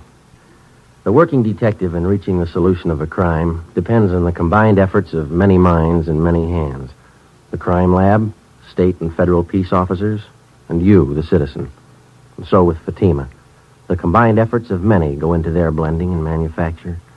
Skilled hands, working with the finest Turkish and domestic tobaccos, make Fatima extra mild, best of all long cigarettes. If you're a long cigarette smoker like I am, try Fatima. Every pack is extra mild. Smoke Fatima. Ladies and gentlemen, starting Thursday, August 24th, that's 2 weeks from tonight, Dragnet will be heard 1 hour earlier at 9 p.m. Eastern Daylight Saving Time.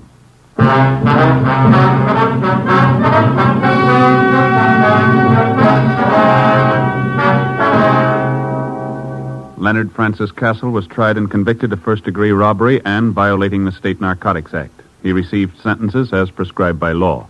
Alfred Babe Kellogg was convicted of violating the State Narcotics Act. Both men are now serving their terms in the state penitentiary. You have just heard Dragnet, a series of authentic cases from official files. Technical advice comes from the Office of Chief of Police W.H. Parker, Los Angeles Police Department.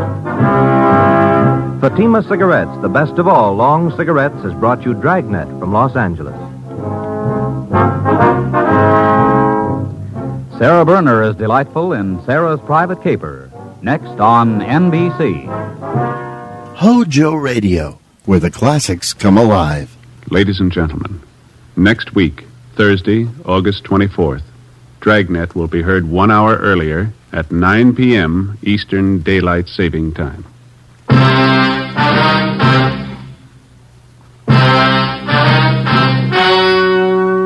The story you are about to hear is true. Only the names have been changed to protect the innocent. Fatima Cigarettes, best of all long cigarettes, brings you Dragnet.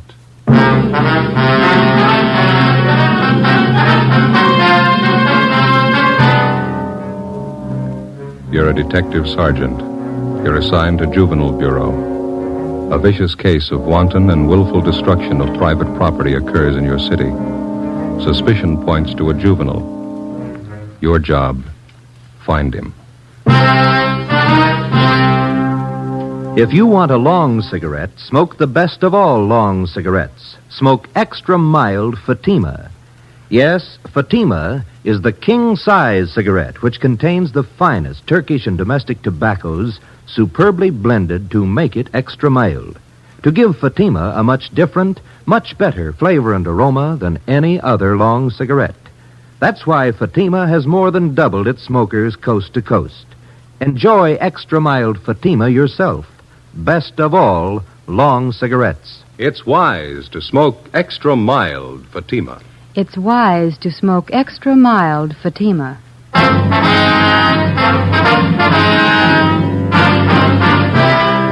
Dragnet, the documented drama of an actual crime. For the next 30 minutes, in cooperation with the Los Angeles Police Department, you will travel step by step of an actual crime. For the next 30 minutes, in cooperation with the Los Angeles Police Department, you will travel step by step on the side of the law through an actual case from official police files. From beginning to end, from crime to punishment, Dragnet is the story of your police force in action. It was Tuesday, April 10th. It was cool in Los Angeles. We were working the day watch out of Juvenile Bureau. My partner's Ben Romero. The boss is Inspector Bowling. My name's Friday. It was 9:35 a.m. when we got to 1335 Georgia Street. Captain's office. I won't ask you to sit down. We're not going to be here that long. You sound mad. Get your hats. Right with you. Where's your car? Right out front. All right. What's up? A rotten mess.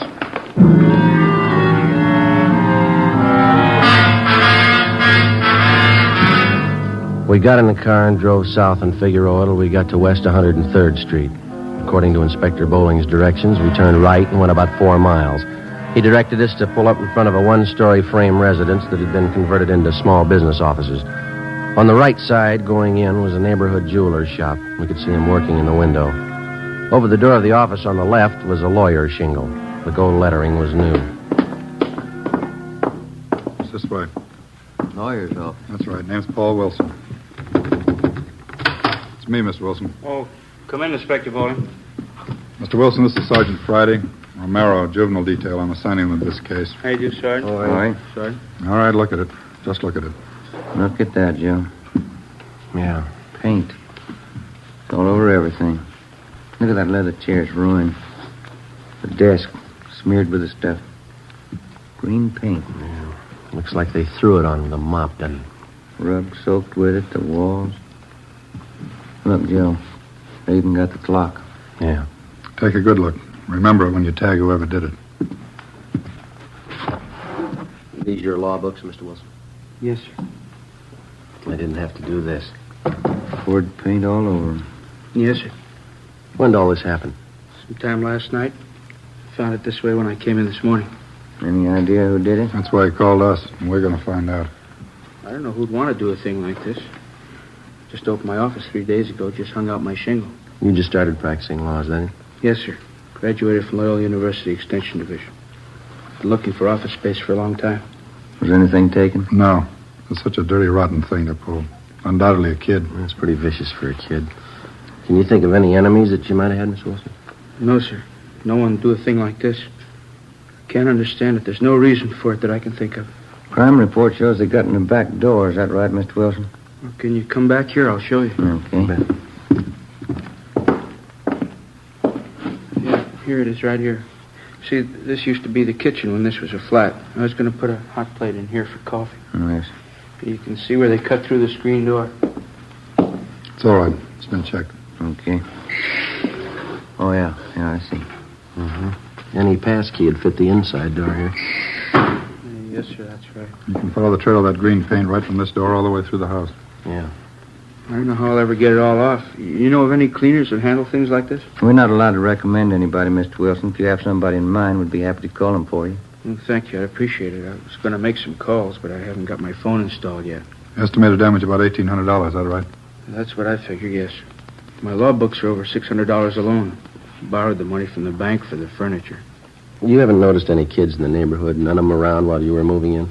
No, I didn't see any. I moved everything in myself, rented a trailer, made several trips to get it all over here. Guess that was a silly thing to do. Why? Well, the store where I bought the furniture said they'd deliver it, but I couldn't wait to see everything in. First office, you know. Yeah, we understand. Well, like I said, I made several trips with the trailer, and I didn't lock the office each time I left. Didn't figure it was necessary.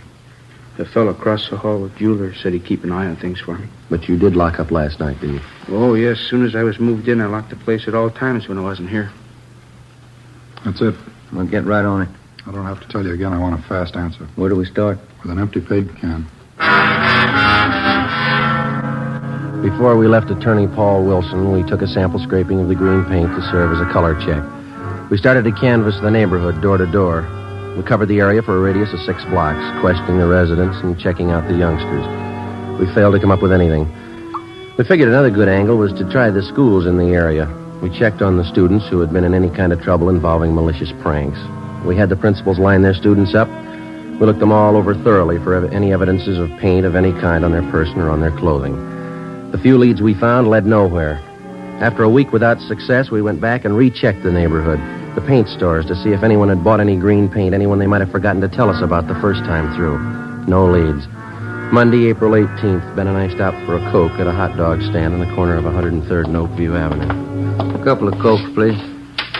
You want to help yourselves in? Yeah, okay. Here's one.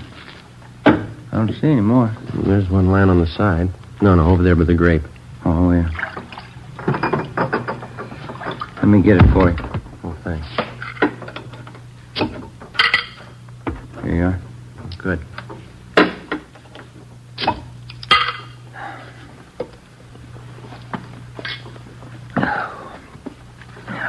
Every time I think of that boy's office, it makes me sick. Yeah. If we could just get some kind of a lead. Anything for a start. Pardon me. I'd be satisfied. There's nothing to work on. It's like stabbing in the dark. Joe. Yeah? Look down the street there. Hmm? This is tin can day. Everybody's got them set out in front of their houses. It's worth a try, isn't it? Let's try a place across the street and then work down the block. All right. Come on. I had a cousin move down from San Francisco. It took him almost a year to get used to this tin can system here in L.A. Is that so? Yeah, up there they throw everything into one garbage can. Tin cans, no. Oh, I didn't know that. Yeah, sure. Tads, my cousin, never could get used to putting the cans out. Backyard was full of them before his wife reminded him to put them out. Yeah. Garbage kind of piled up, too. They wouldn't pick it up with the tin cans in it. Yeah. You want to check these here? I'll Yeah, get all this right. bunch here. Okay. Don't see any paint cans. No, none here either. How about those down there? Okay. Let's go. I'll get this box. I wonder if this is any good. What's that? Prune juice. See a lot of empty bottles. Any paint cans? No. Let's go.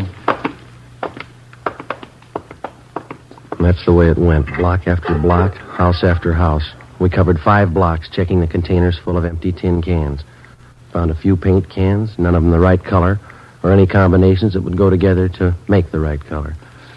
It was a tiring job, but we figured it was at least a place to start. Sure a lot of cans here. There must be a new bride, huh? No. Did you find anything? No, not yet. How about this? Huh? This one. 1 gallon can. Green. Let's ask.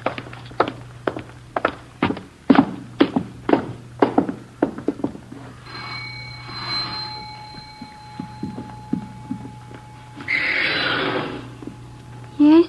Police officers, ma'am. This empty paint can belong to you? You can have it if you want. We threw it out. Do you have any children here, ma'am? Yes, a boy. How old is he? 1 year. Would you mind telling us what this paint was used for? We just moved here. Is there any law about throwing out paint cans? Oh, no, ma'am. We're investigating the case. Just like to know what the paint was used for. Did old man Boone send you over? Beg your pardon? Mr. Boone, the man we rented this house from? No, ma'am. I thought maybe it was him.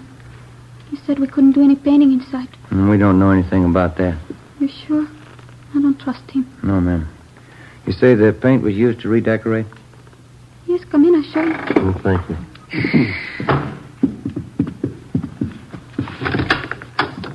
In here. See? Yeah. Carlos did. My husband. I told him he should have waited till Sunday. Mm-hmm. Whose idea was it to paint the bathtub? Carlos. He's going to night school learning English. The teacher told him the best way to learn was to speak it around the house. Yes. It's better for the little one, too.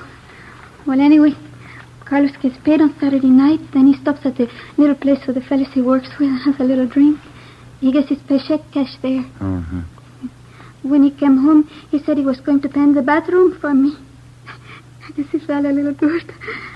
I was in the kitchen and I yelled to him to paint around the top. Around the top, I said. Yeah. Like I said, he doesn't know English too good yet. We have a green tub. I see. Well, thank you. He's going to clean the tub next Saturday. We use the shower. Painted that, too, didn't he? Oh, thank you very much, ma'am. We're sorry to have disturbed you. Oh, that's all right. I'm worried about next Saturday night. Why is that? There's no telling what he's going to do with that paint remover.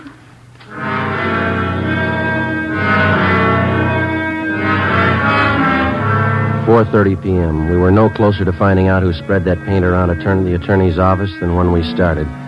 We continued checking the neighborhood, but we found nothing. A few minutes before 5, we got a call to check back in with Inspector Bowling. You do any good out there? Nothing at all. Well, we had a little action, a new one. Now, what's that? Came in about an hour ago. Somebody poured kerosene on 3 palm trees and set them on fire. 3 trees, 3 different blocks. Yeah? Kept the fire department busy. Tied up the traffic for several hours. I've sent additional juvenile cars out there to cover. Happened in the same general area as the paint job. Any leads? No. Anyone who will smear paint over an office might set a palm tree on fire. Same type of gag, malicious mischief. Think there's a connection between the two? Well, it's anybody's guess. Paint routine's a new one, so is the palm trees. They're both one-time only shots. Maybe the two connect somewhere along the line. Well, maybe. Well, it's got us stopped. We can't even find a place to begin. We've tried everything we know. Starting again tomorrow. That isn't going to make that young lawyer feel any better. Yep. Who? Will you take him down to the detention room? He does, huh? All right, I'll see him. Yeah, right now. 16-year-old boy out there says he's got to see me. Would you like to talk to him alone? No, it's all right. You stay. Come in. You're the chief? My name's Bowling, Juvenile Bureau, yeah. Could I talk to you alone? Well, these officers work with me. Can you talk in front of them, son? I guess so. Well, come on over here. You want to sit down, son? I'd rather stand if it's okay. All right, what's on your mind? I want to confess. What do you want to confess, son? I murdered somebody.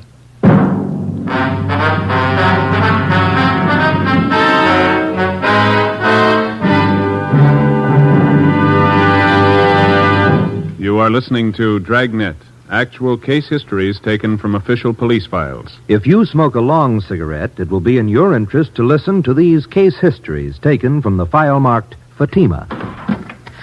On this card, reporter Lee Silver's statement. I need an extra mild cigarette. No other long cigarette I've tried is as mild as Fatima.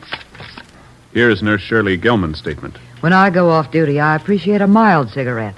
Fatimas are extra mild. I can enjoy them more. On this card, the statement by drama critic Richard Watts, Jr. Anyone can tell Fatima contains the finest tobaccos. It's extra mild, has a much better flavor. All agree it's wise to smoke extra mild Fatima, and that's what more and more smokers are discovering every day. Yes, actual figures show extra mild Fatima has more than doubled its smokers coast to coast. So enjoy extra mild Fatima yourself. You'll agree. It's wise to smoke extra mild Fatima. It's wise to smoke extra mild Fatima. Best of all, long cigarettes. Next week, Thursday, August 24th, Dragnet will be heard 1 hour earlier at 9 p.m. Eastern Daylight Saving Time.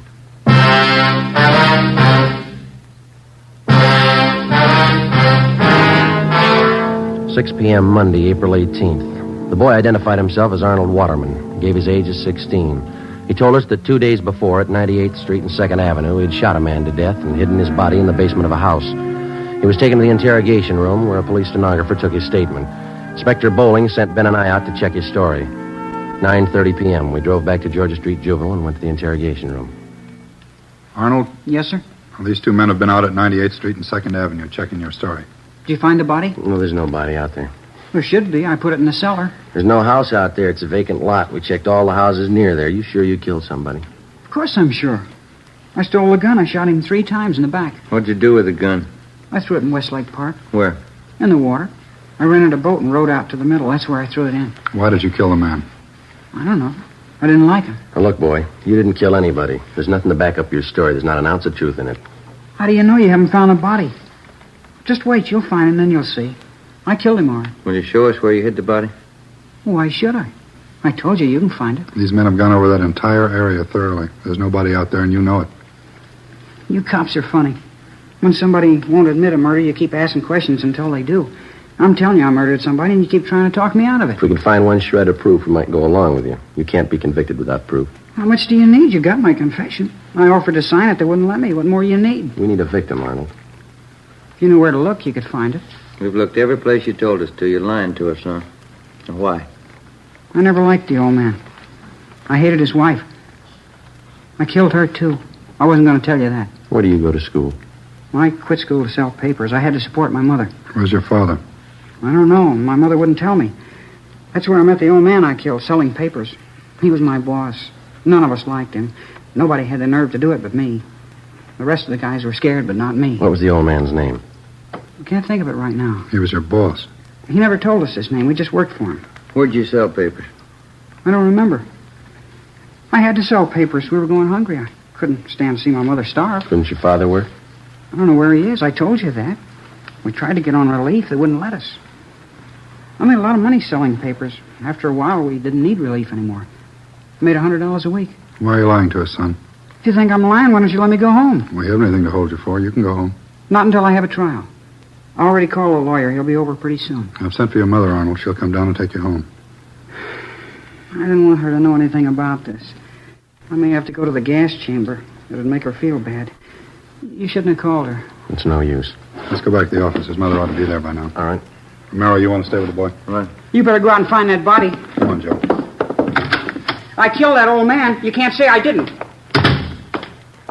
The boy's a pathological liar. Well, it looks that way. Probably an inferiority complex. And this is the way of making himself important. Well, we all know he didn't kill anybody, but I wonder if he's got something else in his mind, huh? How do you do?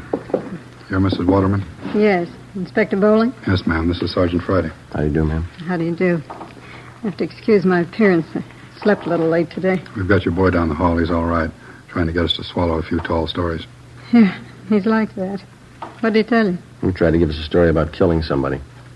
Well, I'm not surprised. This isn't the first time. I'll never understand that kid. Has your boy ever been in an institution, Mrs. Waterman? No, he's not bad. He just likes to lie all the time. He's an awful liar. Went to his high school principal the other day, told him his father and I beat him. We wouldn't give him any lunch money. Where is your husband? He has a newspaper concession on one of the railroad trains. How often is he home? Oh, once a week, sometimes every 2 weeks. It's the only business he knows. Yes, ma'am. Maybe that's the reason the kid's the way he is. My mom always used to tell me a kid needs his father. Still, whenever my hubby's home, he always does the right thing. Arnold started telling these lies a long time ago, and ever since, when his father found out, he catches it. What do you mean? Good strapping. That's all a kid like him understands. His father knows how to handle him. Whenever he lies, he takes the strap to him. You think that's the best way to handle it? Don't you? Well, you know what you're doing, Mrs. Waterman. He's your son. But if you wouldn't mind a little advice, do you mind my telling you? No, not at all. Well, that boy needs care, and he needs it bad. A strap's not the answer. He needs attention, good supervision, and a lot of companionship. I'm not conducting a class in child psychology, but care for that boy of yours. Care for him before the state has to. It's just those stories he hears. That's what's wrong with him. Came home the other night with the wildest tale I ever heard. Yes, ma'am. Said he threw green paint all over somebody's office. Ben and I drove out to the Waterman home. We checked through the boy's belongings. His mother showed us his room. In his closet, we found a pair of corduroy trousers, a white T-shirt, and other articles of his clothing spattered with the same shade of green paint that had been found in the office and furnishings of attorney Paul Wilson. We asked Ms. Waterman where her son Arnold was on Sunday night, April 9th, the night that the office had been broken into and smeared with paint. She told us she didn't know, but that he came home that night with paint on his clothing. Ben and I went back to the office where we filed an application for a petition and detention, Section 700, sub-M, WIC, malicious mischief, 1 count. 2 days later, in juvenile court, the calendar was called. Arnold Waterman's name was first on the list. The judge, the subject, and all those concerned in the case retired to the judge's private chambers. Ben and I, Arnold Waterman, and his mother. The subject was informed of his constitutional rights, and Judge Frank J. Smith read the findings of our investigation. Arnold, it alleges in this petition that on April 9th at approximately 8:30 p.m., you entered the office of Attorney Paul Wilson at 9218 West 103rd Street, where you willfully and without Mr. Wilson's permission did maliciously damage his office to the extent of approximately $1,800 by pouring paint over his rugs, furniture, books, and other articles in his offices. Is this true, Arnold? Yes, sir. Did you know Mr. Wilson? No. Arnold, I'd like to know why you did that. I felt like it. You'll have to give me a better answer than that, youngster. That's the best I can do. That's good enough, isn't it? No, it isn't good enough. We have a courtroom full of boys outside who probably want to be helped, and we're going to try to help them. We can't help you unless you want to be helped. You don't want to help me. You don't believe anything I tell you. Officer Friday. Yes, Your Honor. You and Officer Romero investigated this case from its inception. We did. As a result of your investigation, what's your opinion of this boy's truthfulness? Well, Your Honor, I think I can speak for Officer Romero here as well. In all our talks with the boy and our observations of him, it's our opinion, for what it's worth, that the boy's a pathological liar. Basically, he seems to have the makings of a good youngster. His environment's bad. Seems to have very little, if any, parental guidance. Tells lies, Your Honor. Lots of them. And that seems to be everyone's opinion. It's not mine. If you'd spend more time trying to find out if I'm lying instead of trying to put me on the spot, you'd earn your money. Your stories have been thoroughly investigated and double-checked by competent police officers. There is absolutely no basis of truth in anything you've said. I'm getting sick and tired of everybody calling me a liar. Do you hear me? Young man, sit down in that chair. We review a great many juvenile cases here in my private chambers, but that does not alter the fact that you are in a court of law. You will lower your voice, speak in a gentlemanly fashion, and tell the truth. Is that understood? Yes, sir. Mrs. Waterman, could you give this court any reason for your son's behavior? It's a mystery to me, Judge. Fred, that's his father. He can't understand it either. He's always lied. His father beats him for it, and I guess he'll always lie. That's all you can say in your son's behalf? What else is there to say? He's a liar. Arnold, I'm going to ask you once more. Why did you smear paint all over Attorney Paul Wilson's office? I didn't like him. Why didn't you like him? I didn't like him, that's all. Tall, skinny, funny-looking guy. You mean you destroyed his property because you didn't like his looks? Something like that. He was cheap. I saw him moving in. He had a trailer. He was moving his own stuff in. Why didn't he hire a mover like everybody else? I don't like cheap people. You know anything about this man, Wilson? No. What Why? business was it of yours, whether or not Mr. Wilson decided to move his own furniture? Do you know that he's a young man, not much older than you, just graduated from law school, took a lot of time, took a lot of his money that he earned to put himself through school, and you sit there, a mere sketch of a boy passing judgment on a fine young man like Paul Wilson. And boy, let me tell you something.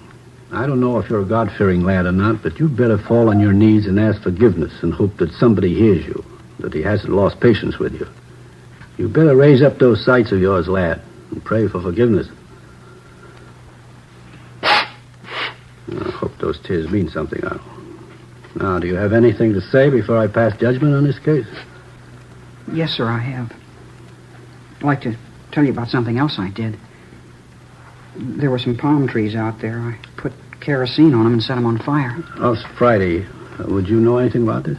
Yes, Your Honor, that checks with the reports. Any property damage? No, Your Honor. Kept the fire department pretty busy, that's about all.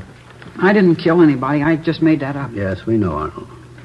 Do you have anything else to add, Mrs. Waterman? No, I don't know what else you can do with a kid. I'm glad it's somebody else's problem. According to the findings of the probationary officers and the investigating officers and what I've heard and observed in these chambers, I have no alternative but to remove this boy from his present home and environment and place him in a foster home where he will receive closer supervision and the care that he requires. Does that meet with your approval, Mrs. Waterman? It's fine with me, Judge. Fred and I can hardly make ends meet now, and it's a shame to waste what money we have on this kid. It's all I can do to squeeze out the new clothes I need. Then you approve this plan? I can't wait to tell Fred. Well, when you tell Fred, you can also tell him the taxpayers are not going to assume the burden of the mistakes that you and your husband lavished on this boy. What do you mean, Judge? The expense of placing the boy in this foster home comes to the amount of $35 a month. You and your husband will pay this sum. The law covers that. It's an awful lot of money. The payment will be due on the first day of each month. You will meet this requirement or be held in contempt of court. I'm only sorry that's as far as the law goes. The laws of the state of California do not make the parents responsible for the torts of their children unless contributory negligence can be proven. In my eyes, it is contributory negligence on your part, but unfortunately, it cannot be proven. Any faults that this boy may have are yours. You as a parent are responsible. We did the best we could in raising the kid. Madam, you didn't raise him. Hearing dismissed.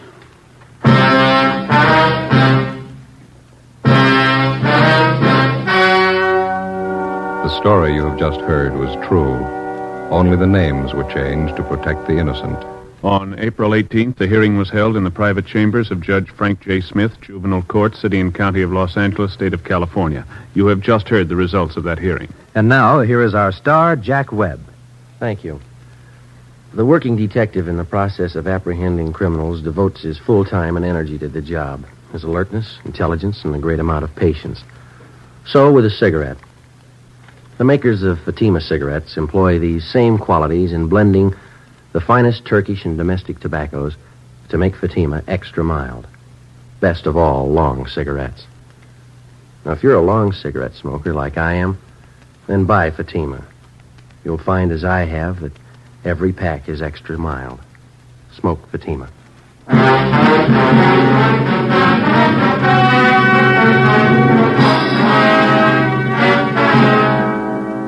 Next week, Thursday, August 24th, Dragnet will be heard 1 hour earlier at 9 p.m. Eastern Daylight Saving Time.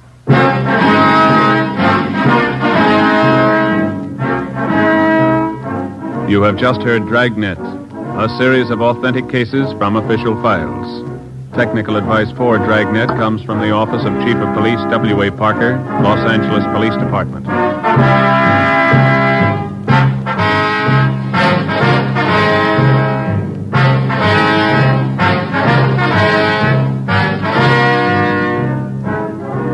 Fatima Cigarettes, the best of all long cigarettes, has brought you Dragnet from Los Angeles.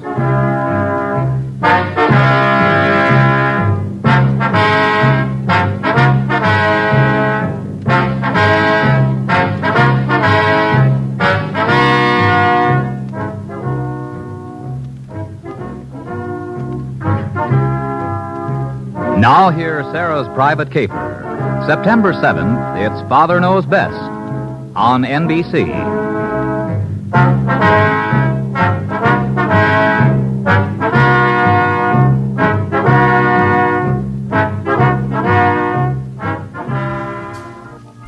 The original Dragnet, starring Jack Webb as Sergeant Joe Friday, ran on radio from June 3rd, 1949 to February 26th, 1957, and on television from December 16th, 1951 to August 23rd, 1959, and then from January 12th, 1967 to April 16th, 1970. All those versions ran, of course, on NBC. There were 2 Dragnet feature films, a straight adaptation starring Jack Webb in 1954, and, of course, a favorite of mine, a comedy spoof in 1987. There were also television revivals without Webb in 1989 and 2003. Stay tuned for more classic Dragnet, right here on HOJO Radio.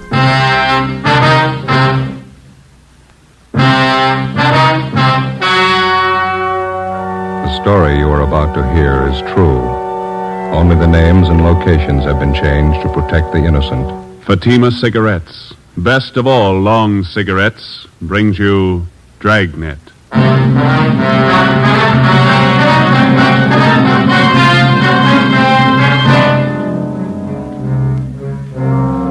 You're a detective sergeant. You're assigned to homicide detail. You answer an early morning call. A police officer on patrol duty disappears. Any attempt to contact him by car radio fails. Your job, find him. If you want a long cigarette, smoke the best of all long cigarettes. Smoke extra mild Fatima.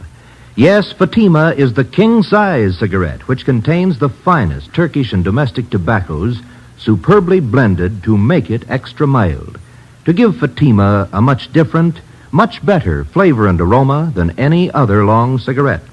That's why Fatima has more than doubled its smokers coast to coast. Enjoy extra mild Fatima yourself. Best of all, long cigarettes. It's wise to smoke extra mild Fatima. It's wise to smoke extra mild Fatima.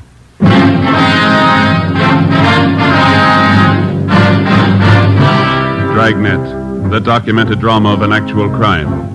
For the next 30 minutes, in cooperation with the Los Angeles Police Department, you will travel step by step on the side of the law through an actual case from official police files. From beginning to end, from crime to punishment, Dragnet is the story of your police force in action. It was Monday, June 4th. It was was sultry in Los Angeles. We were working the early morning watch out of Homicide. My partner's Ben Romero. The boss is Chief of Detectives Thad Brown. My name's Friday. It was 6:45 a.m. when we got to the Imperial Highway. San Pedro cutoff. Hi. Friday and Romero? Yeah, that's right. Pete Sutton in Sheriff's Department. How are you? Hello. We got here as soon as we could. Inspector Bowers fill you in? Yeah, Ed Backstrand, Central Homicide, told us to check with Bowers at the sheriff's office. And Bowers directed us to come out here and lend you a hand. This thing happens so close to the county line, they figure both departments ought to go to work on it. Sure, glad to have you. Looks like a tough one. Is this the highway patrol car the missing officer was assigned to? Yeah. This is just the way we found it. We turned off the ignition. Motor was running, lights were on. Must have been idling quite a while. The temperature was up pretty high. When'd you find it this way?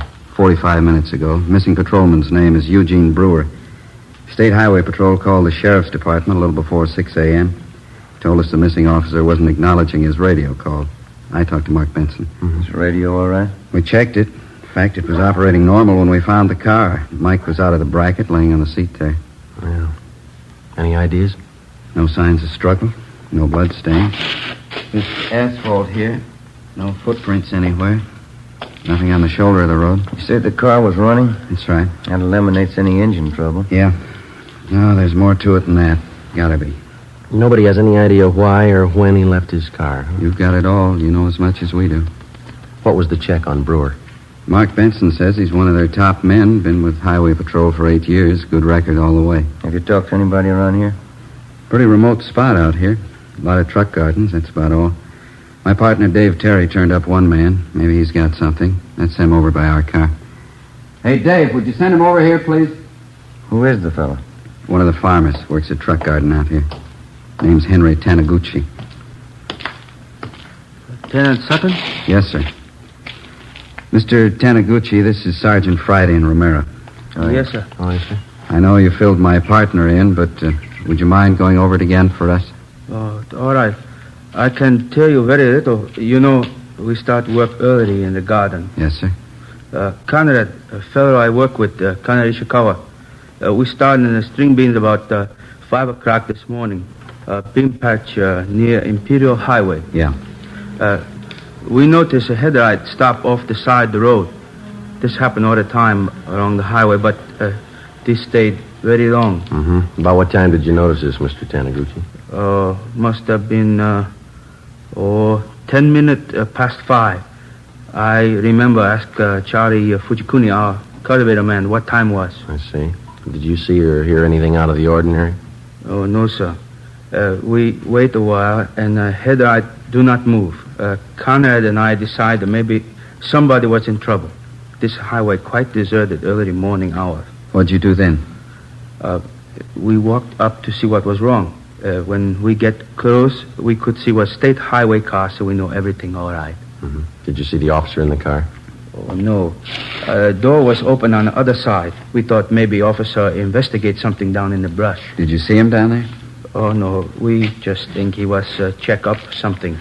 So we go back to work. You saw nothing out of the ordinary, nothing unusual? No, we don't. We hear the radio play. We know everything okay. That checks out. The radio was functioning when we got here. Mm-hmm. You didn't notice any other cars around anywhere, did you? Oh, no, sir. Thank you very much, Mr. Taniguchi. Here's my card. Appreciate it. If you think of anything else, please let us know. Oh, yes, sir, I will.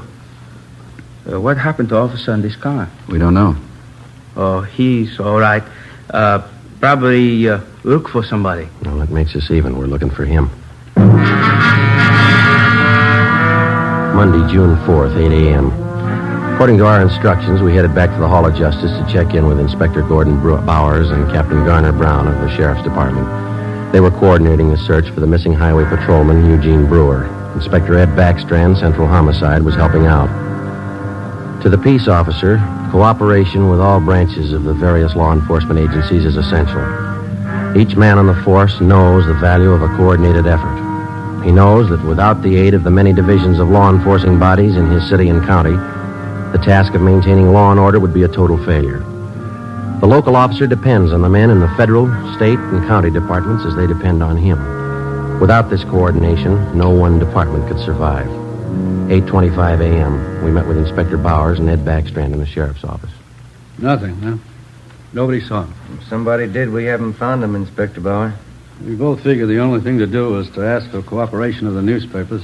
We got it. Pretty good layout, huh? The story's in every morning edition in town. They're running a picture and full description of the missing patrolman. Well, we talked to everybody we could find in the general area out there. We worked 2 hours at it. The spot where the patrol car was found is pretty remote. A couple of gas stations, some vegetable gardens. We told you about the Taniguchi fella. Checked all his friends that worked with him. They couldn't add anything. Maybe the newspapers will turn up something. I sent a special detail out there to fan out and search the entire area, 5 square miles. Yeah, it'll take time. There's nothing else we can do. No, there's nothing more we can do. There's nothing anybody can do until we can show them the patrol cars how to carry 2 men. Nobody seems to be able to do anything about it. Maybe they will now. Sending one officer out in a patrol car is like trying to run a trolley line with 1 man. How many cases can you remember in our department? Ed Dudman pulled the car over in Dogtown at 3 o'clock one morning. I remember. Driver turned out to be a guy with a record. Dudman couldn't know that. While he was making out the traffic ticket, the guy shot him down in the street. Dudman died before he could get help. Yeah, we do a lot of griping in the detective division, but those men in the patrol cars and the motorcycle boys, they get the dirty end of the deal for sure. You bet they do. When a detective is sent out on a job, he knows who he's after, what he looks like, what he can expect when he finds him.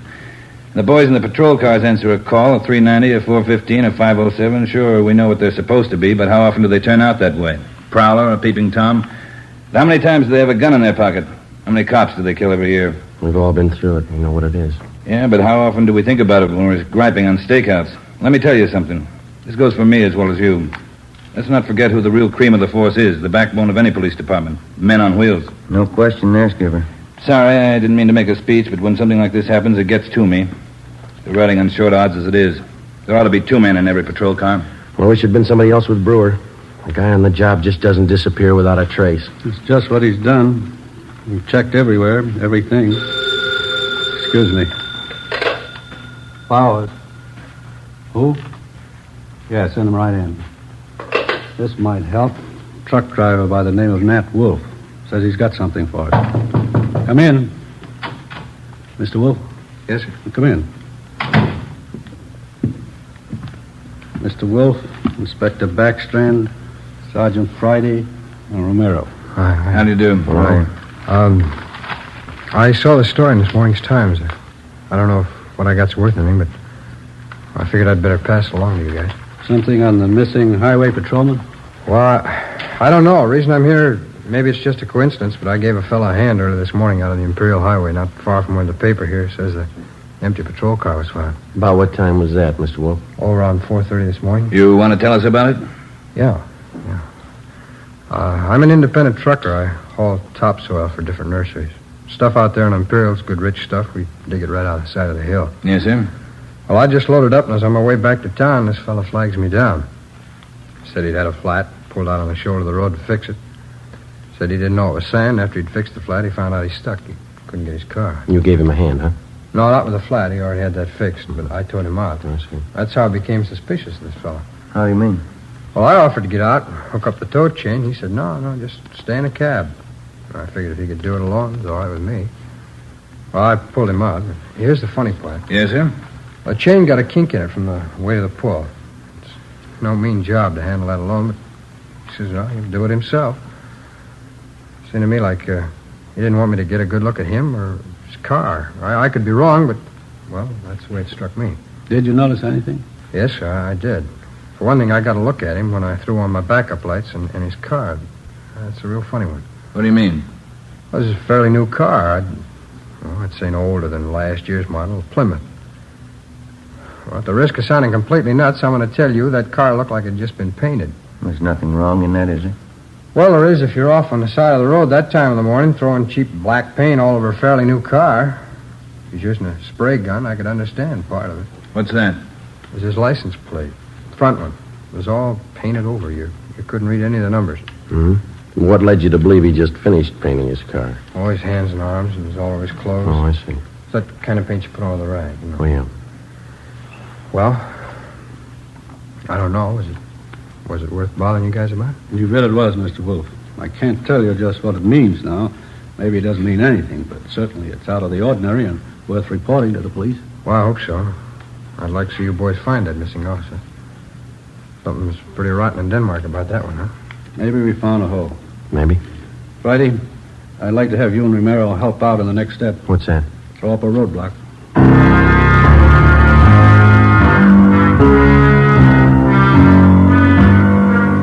10:30 a.m.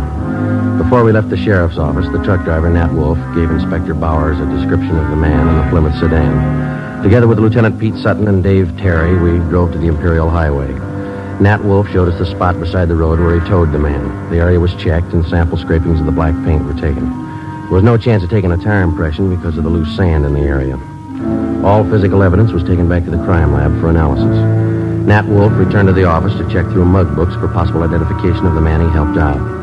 Meantime, a special detail of men continued to search the area where the missing patrolman had disappeared. 3 a.m. According to instructions, a roadblock was established at the spot where the abandoned patrol car had been found. Imperial Highway, San Pedro cutoff. KGPL Los Angeles.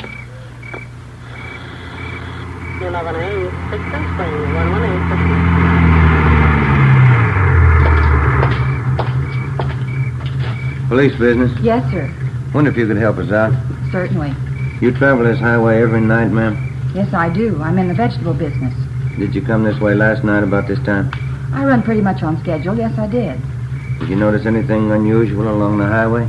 I bet I know what this is about. That missing highway patrolman. Yes, ma'am. We're stopping everybody to see if they can give us any information that might help us out. Well, I wish I could, but I didn't see a thing. That poor fella. Do you think you'll find him? We're trying awful hard. Sorry, I can't help you. Can I go now? Yes, ma'am. Thank you. How'd you do? Nothing. What time you got, Joe? Almost 4. Got a little more hot coffee in that jug. You want some? That's fine with me, ain't it? Mm-hmm.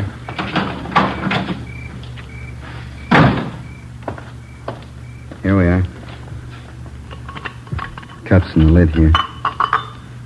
Ben, Joe? Thanks, Lou. Watch your fingers. It's hot. Yeah.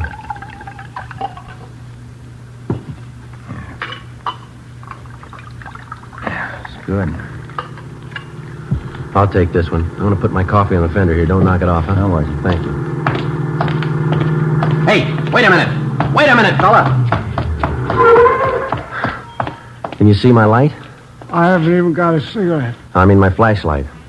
I got a cigarette lighter if that'll do you any good. You've been drinking, haven't you? Yes, I have. I never get drunk, but I've had a little drink. I'm sorry, but I'm going to have to ask you to pull over to the side of the road. Okay. What happened to my car? It's broke. You better let me do it, huh? You want to slide over a little bit there? I never pick up hitchhikers. No, I'm just going to move your car off the side of the highway there. Any trouble, Joe? No, it's 502. We'll have to hold him a while. Well, tell your friend to get in, too. It's a sedan. We're not going far.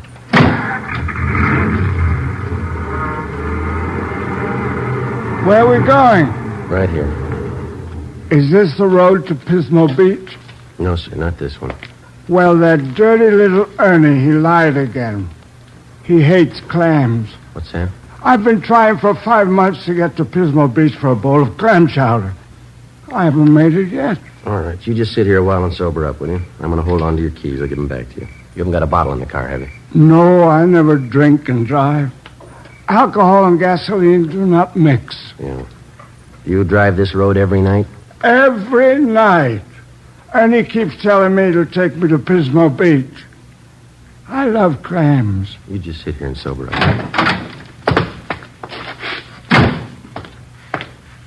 Happy drunk? Yeah, he's too drunk to drive.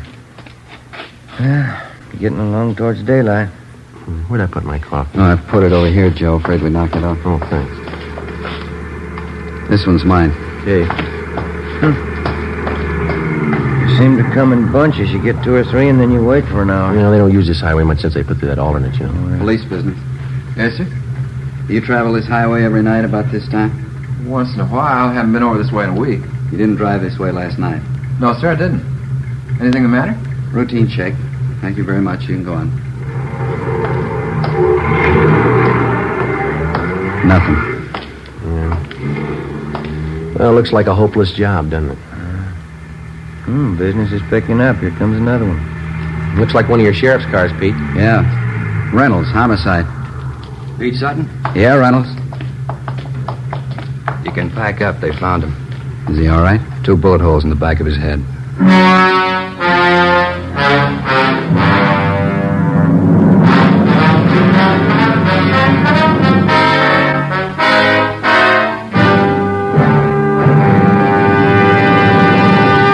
You are listening to Dragnet, the case history of a police investigation presented in the public interest by Fatima Cigarettes. If you smoke a long cigarette, it will be in your interest to listen to a typical case history of a Fatima smoker. It's the case of Northwest Airlines stewardess Jean Madsen. You'll see her picture in leading magazines this week. Now, her actual signed statement. There's one thing I really look forward to after a long flight, a good, mild smoke. That's why I prefer king-size Fatima. It's milder than any other long cigarette I've tried. Yes, I agree. It's wise to smoke extra mild Fatima. And so do more and more smokers every day. Actual figures show extra mild Fatima has more than doubled its smokers coast to coast. So enjoy extra mild Fatima yourself. The king-size cigarette, which contains the finest Turkish and domestic tobaccos, superbly blended to make it extra mild. You will prefer Fatima's much different, much better flavor and aroma. You will agree. It's wise to smoke extra mild Fatima. It's wise to smoke extra mild Fatima. Best of all, long cigarettes. 5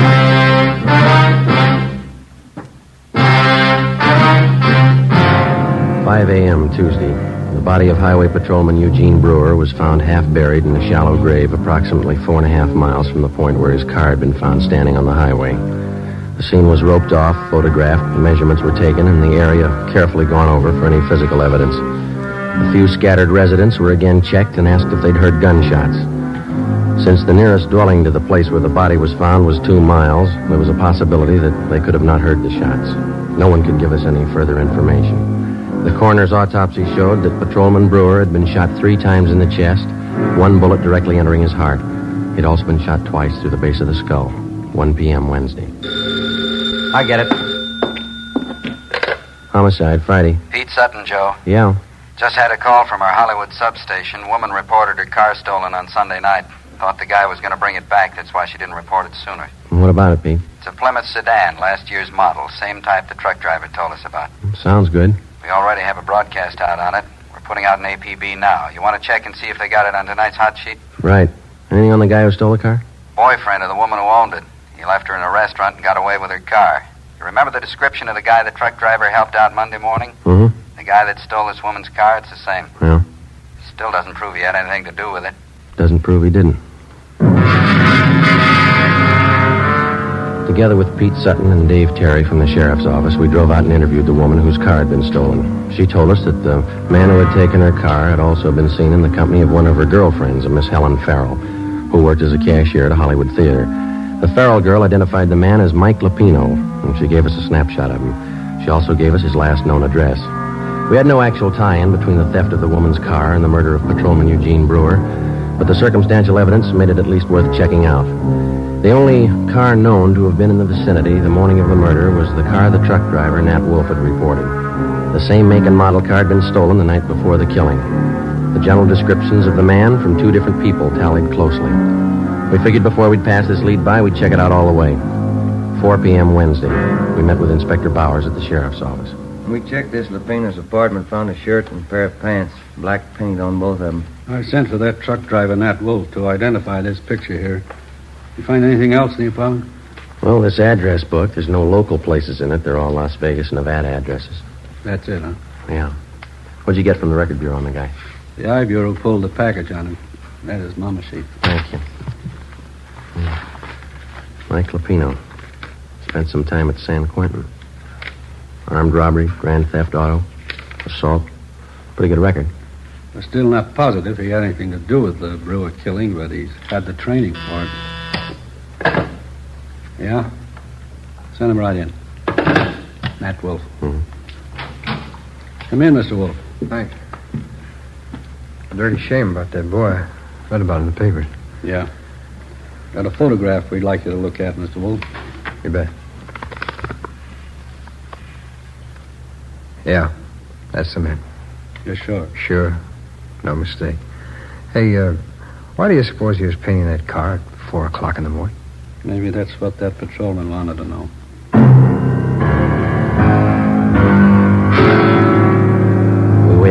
answer on the APB. 2 days passed. Saturday, June 9th. We received a phone call from the Las Vegas, Nevada Police Department. The stolen black sedan had been found in the downtown area of Las Vegas. We requested them to put a stake out on the sedan and asked them not to disturb either the car or its contents.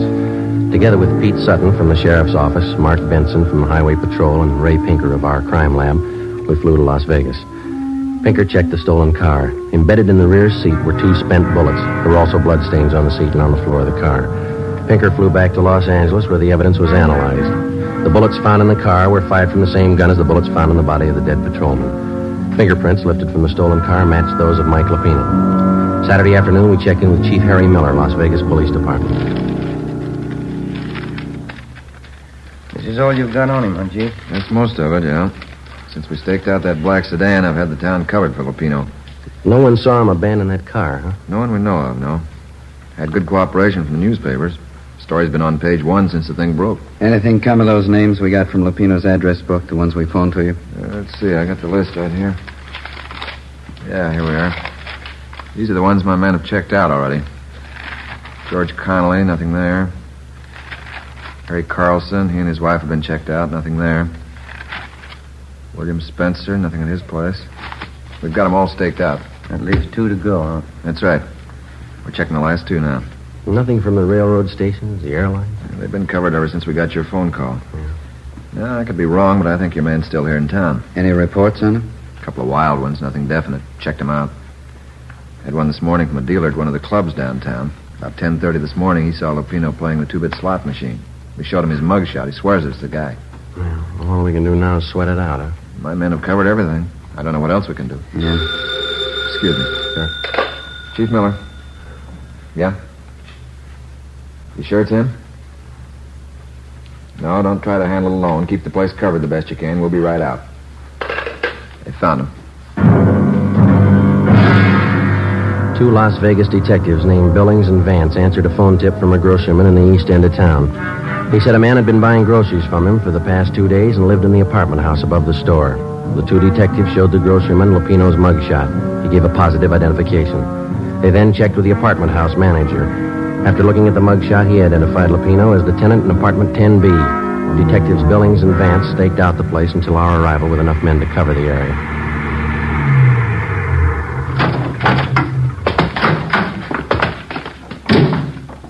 Vance? Yeah, Chief. What's the story? Well, he's in there. Hasn't been out all day. Apartment 10B. We'll take the front, Chief. Manager thinks Lupino has a gun. Maid was cleaning the apartment, found some loose slugs in the dresser drawer. You still want it, Friday? Oh, it's our headache. Joe and I'll go in, Chief. Right. Vance gets the men up on the roof to cover. We've already fanned him out around the building. I don't know what they tell you in L.A. on one of these things, but here we tell them to be careful. Right, Chief. Joe? Let's go.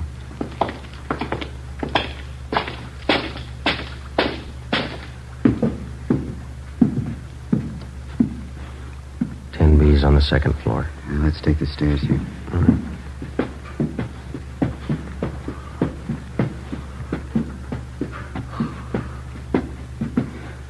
A long way up, isn't it? Yeah.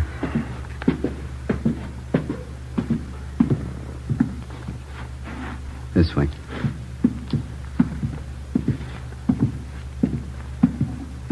Here we are. You cover, huh? Yeah.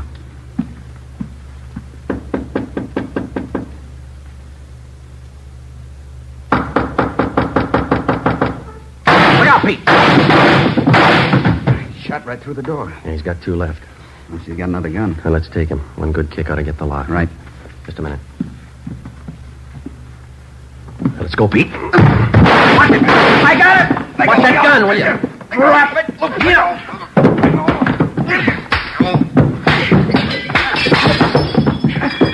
Let it alone, Lupino. I got it. All right, come on, get up. You all right, Pete? Okay. I get the cuffs. What's the big idea? You tell us. You killed that patrolman. He got tough. You didn't have to kill him. Spotted the stolen car. What else could I do? Come on, you. He had as much chance as I did. That figures. Yeah. 2 bullet holes in the back of his head.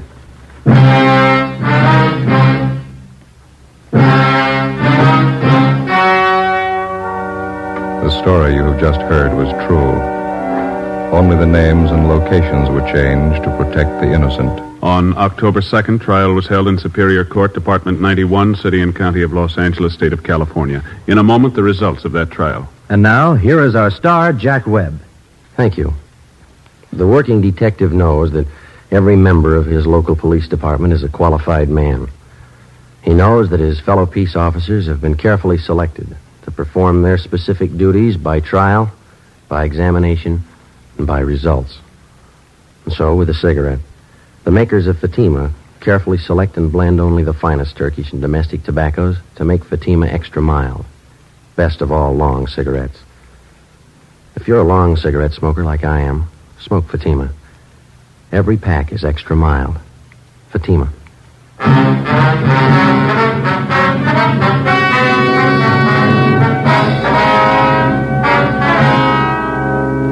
Michael Everett Lupino was tried and convicted of murder in the first degree. The jury failed to recommend the death penalty. Lupino is now serving his life term in the state penitentiary. Ladies and gentlemen, the Los Angeles Police Department requests the cooperation of all Dragnet listeners in the following police matter. The Los Angeles Police Department would like every and any information regarding a gun fitting the following description. .38 caliber special Smith & Wesson revolver, gold seal model. The gun has a blue steel 4-inch barrel. The serial number is 210088. 210088. If you have any information as to the past or present whereabouts of this gun, contact W.H. Parker, Chief of Police, Los Angeles, California. This is a very important matter. All information furnished will be held in strictest confidence. Thank you. You have just heard Dragnet, a series of authentic cases from official files. Technical advice comes from the Office of Chief of Police W.H. Parker, Los Angeles Police Department. Coming up, Duffy's Tavern. 3 chimes mean good times on NBC. Keep it tuned right here to HOJO Radio for more classic old-time radio.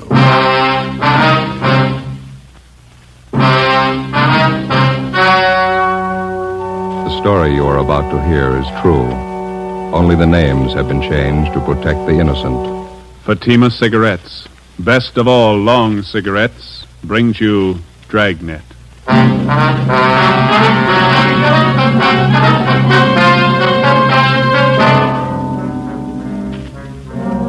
You're a detective sergeant.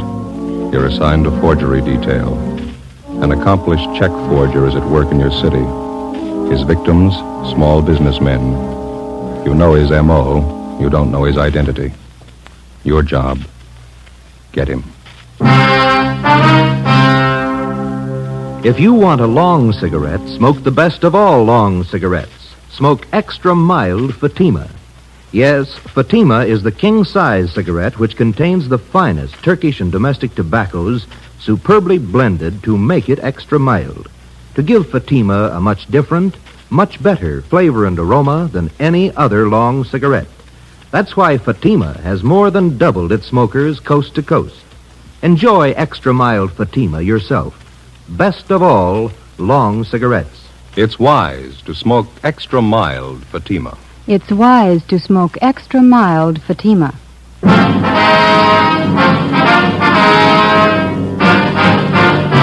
Dragnet, the documented drama of an actual crime.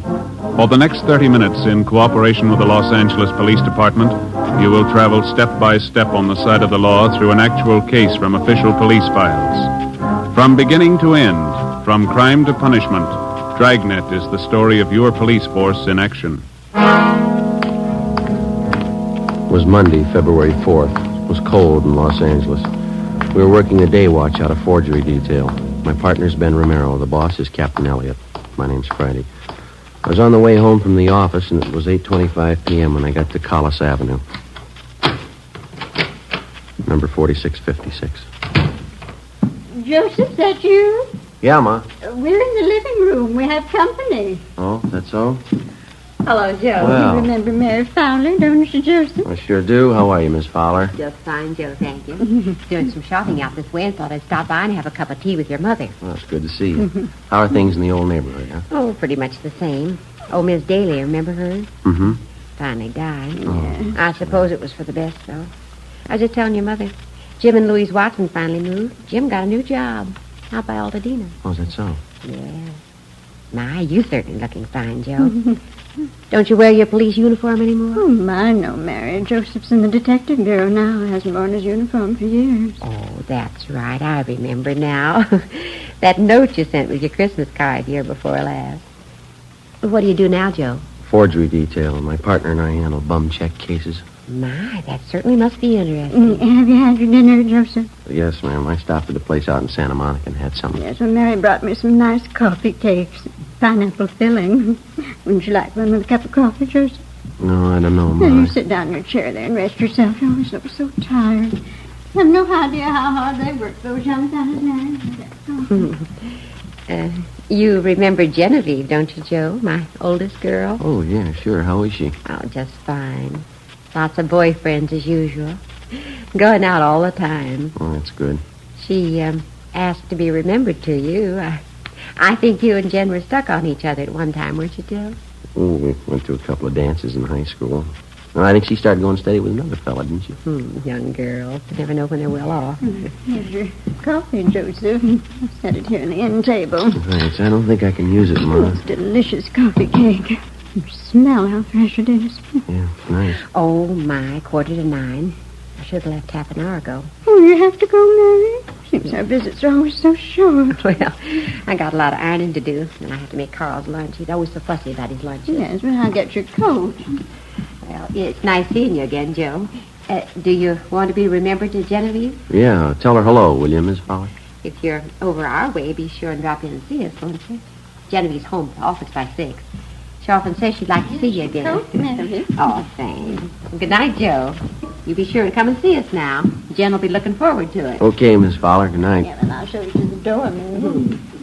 You remember the all the neighbors, won't you? All right, dear. I wouldn't you take care of yourself now. Good night. Good night, Mary. There's a person married. She's having a hard time trying to find a husband for Genevieve. Yeah. Hey, Ma, I'm not very hungry. I can't eat now. Oh? It seems such a shame to waste. That's a lovely coffee cake. Bill and you still in the same case, Yeah, same one. It seems to me it's taking an awfully long time. Well, we've been on it 2 months, yeah. I'll never understand it. Why people write bad checks. Always get caught.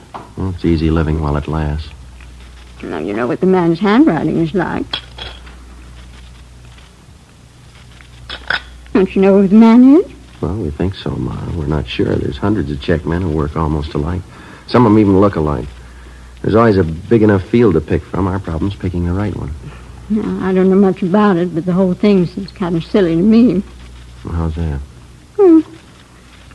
What's this man supposed to be doing?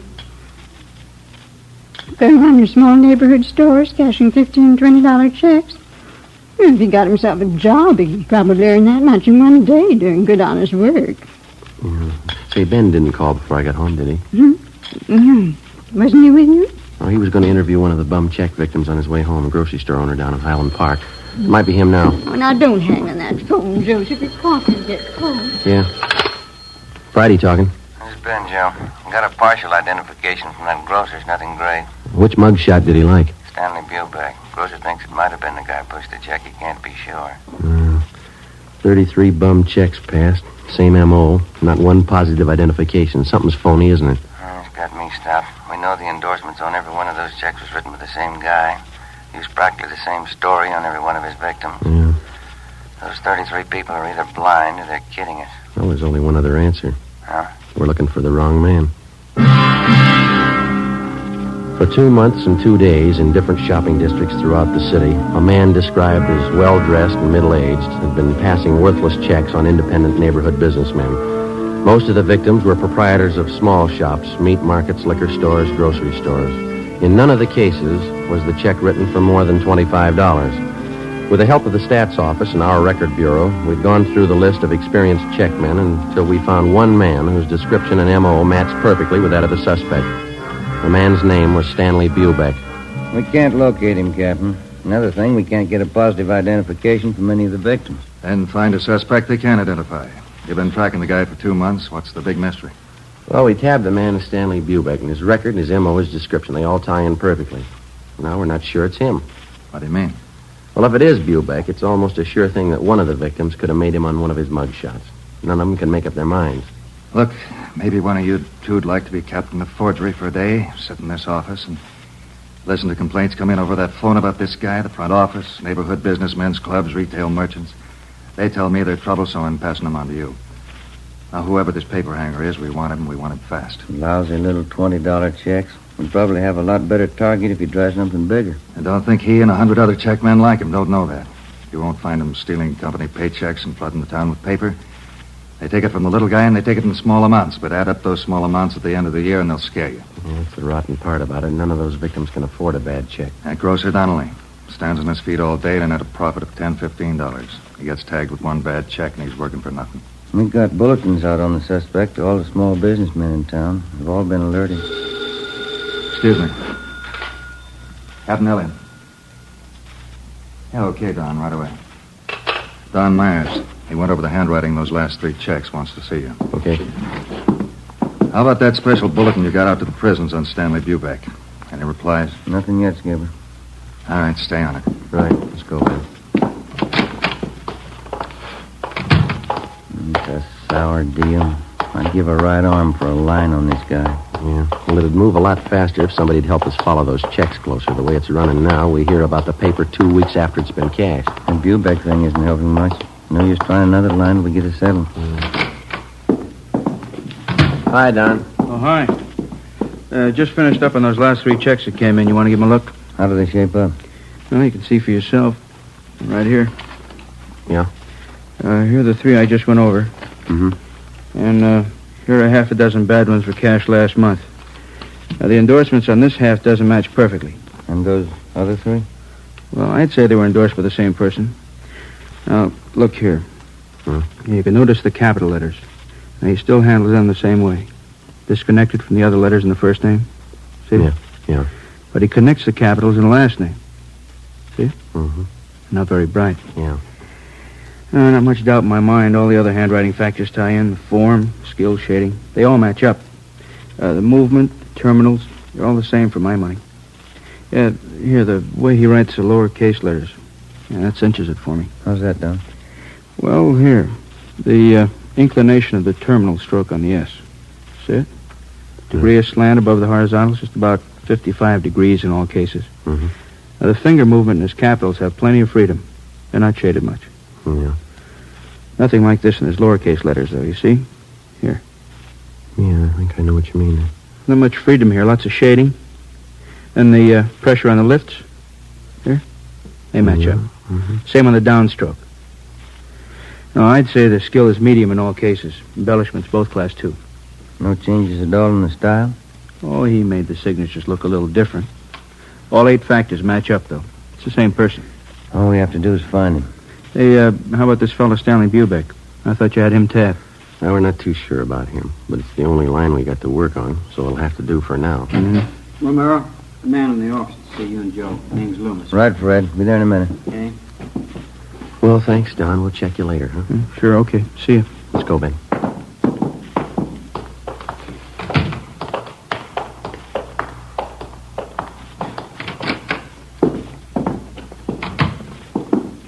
How do you do? You Mr. Loomis? Yes, sir. Sergeant Romero? No, this is Sergeant Romero here. My name's Friday. Oh, How are you do?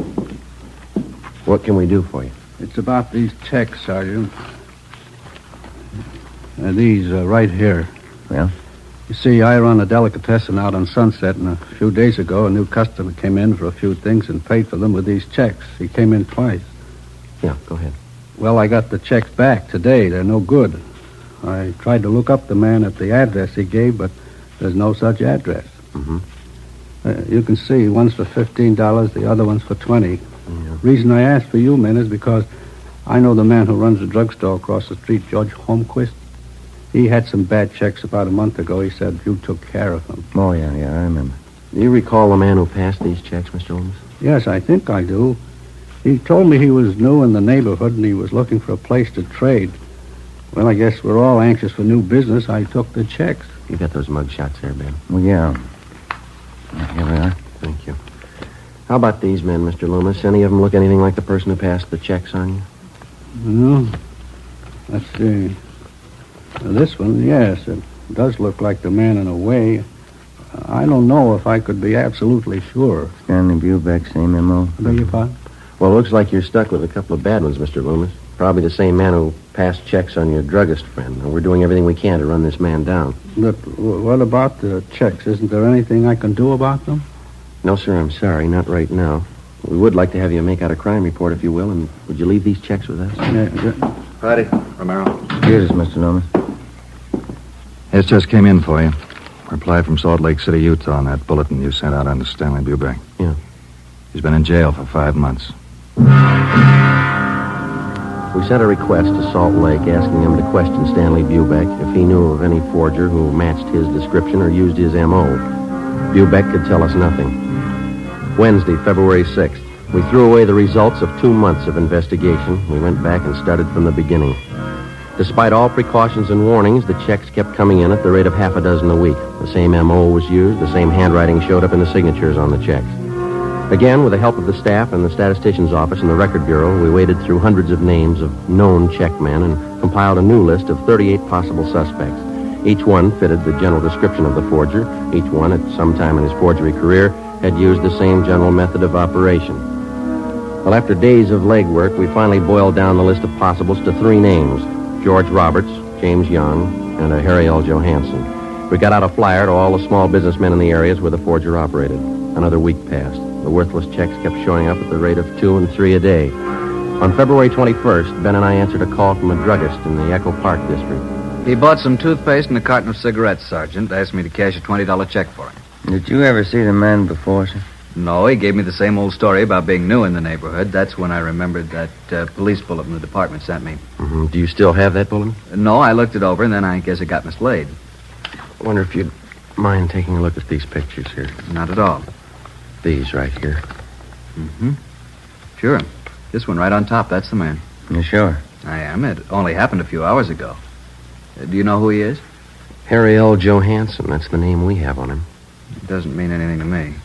He got real huffy when I wouldn't take his check. Stalked right out of the store. Very suspicious. Did you follow him? No, I told Ralph, my clerk, to follow him. Ralph. Yeah, Mr. Butler? You want to tell these officers about that man this morning? Well, I followed him down the street for a block and then turned the corner. That's where I lost him. It's too bad. Yeah, all I got was a license number.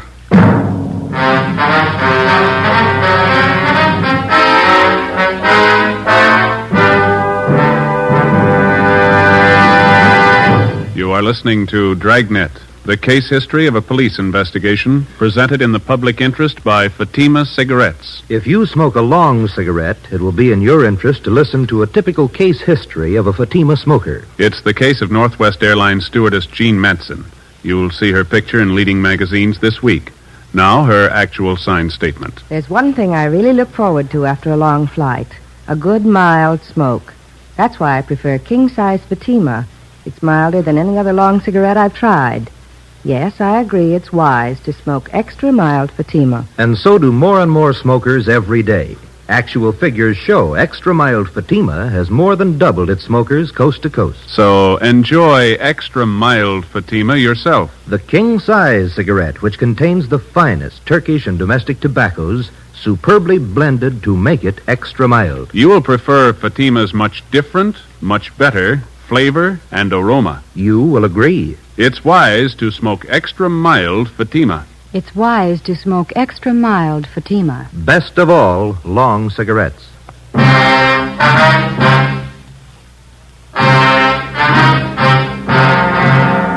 September 21st, Thursday, 3 p.m. We took the license number which the drugstore clerk had given us. We went back to the office and checked it through DMV. We found the car was registered to a Russell Burroughs on Pico Boulevard. We checked him out. He told us that he had loaned his car the day before to a friend of his.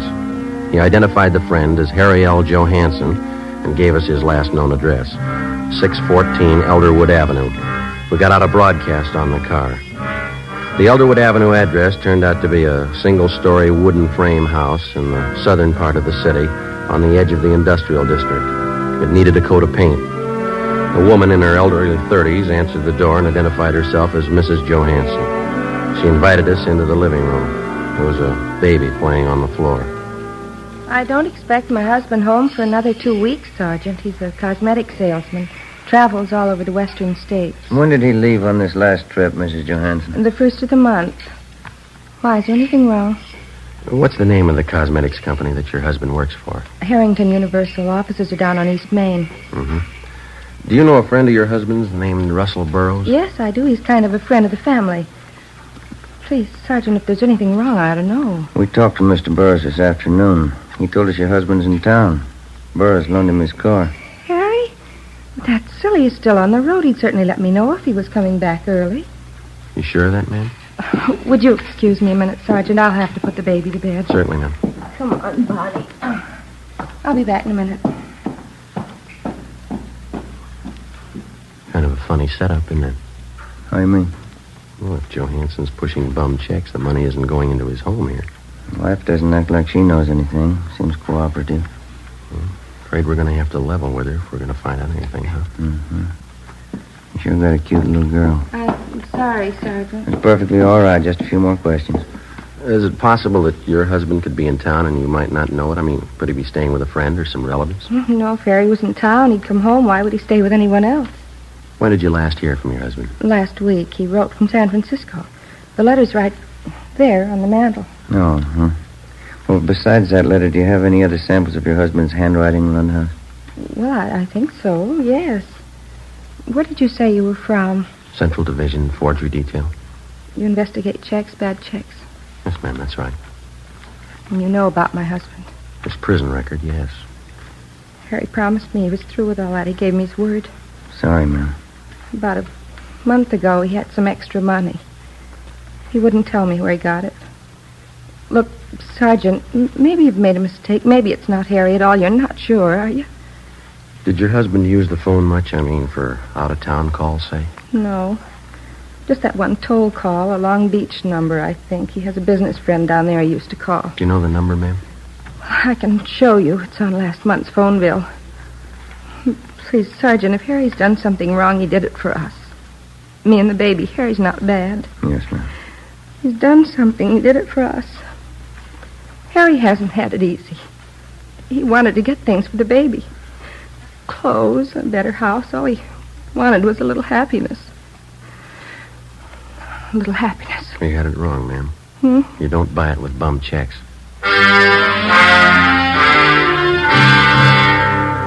Before we left Mrs. Johansson, we called and had a stakeout placed on the house, and then we got a sample of her husband's handwriting and the Long Beach telephone number that he was in the habit of calling. The next morning, Don Myers in handwriting compared Harry Johansson's letter with the signatures on the worthless checks. It matched. We called the Harrington Universal Cosmetics Company. They never heard of Harry Johansson. We called that Long Beach phone number. A woman answered and gave us the address where the telephone was installed. Turned out to be a swanky, modern apartment house. In apartment 18, we interviewed a good-looking brunette. She identified herself as Harry Johansson's common-law wife. She was well-dressed, and the apartment was richly furnished. What's it all about? What do you want, Harry? Police business. You know where he is? Well, what's he done? Do you know where he is? He drove into Hollywood this morning. Might be back tonight. I don't know for sure. Is this your apartment? Yeah. Mine and Harry's. You're sure that Johansson's not here now? Of course I'm sure. Why? Well, and you won't mind if we come in and look around, huh? I have a right to know what it's all about. Johansson's wanted for forgery. Now, if you want to get involved, you help him hide out. I'm not asking for that kind of trouble. Go ahead and look. Take the bedroom, will you, Ben? Right. Never mind, cop. Thanks for the help, honey. I don't want any part of your troubles, Harry. I didn't know a thing about it, officer. Ben? Yeah. You better come along, too, lady. Well, tell him, Harry. I don't know what it's about. What's the idea of getting me mixed up in this? How do you think I was paying for this place? Taking you out and buying us clothes for you. I don't want any part of it. 3-room apartment, a couple of dresses. That's all he ever got me. You got no complaints, lady. Huh? That's more than he bought his kids. 1 p.m. Friday. Ben and I took Harry Johansson to the county jail where he was booked for suspicion of forgery. We called Mrs. Johansson and notified her. She immediately contacted friends and relatives and raised enough money for a writ to have her husband released from jail. 3 days later, Johansson was arraigned and a date set for his preliminary hearing. After the arraignment, Ben and I took him back to the county jail for rebooking. I'd like to ask you a question, Johansson. Yeah? You got any money of your own left? Why don't you stick to your own business, copper? That family of yours is having a pretty rough time. Your wife borrowed every cent she could find to bail you out. Now, what's she going to live on? She got relatives. No, there's the elevator. Come on, Johansson.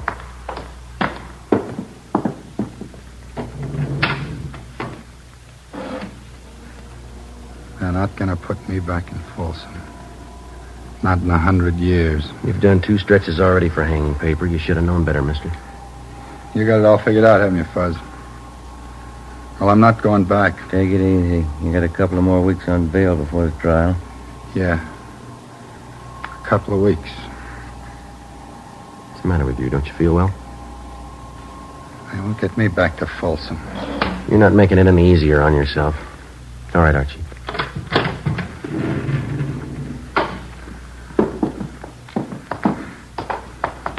Don't you cops understand? I hate it. Every lousy bit of it. I'm not going back to Folsom. I'm not going back. Now, do you understand? It's a good idea, mister. You remember that when you get out.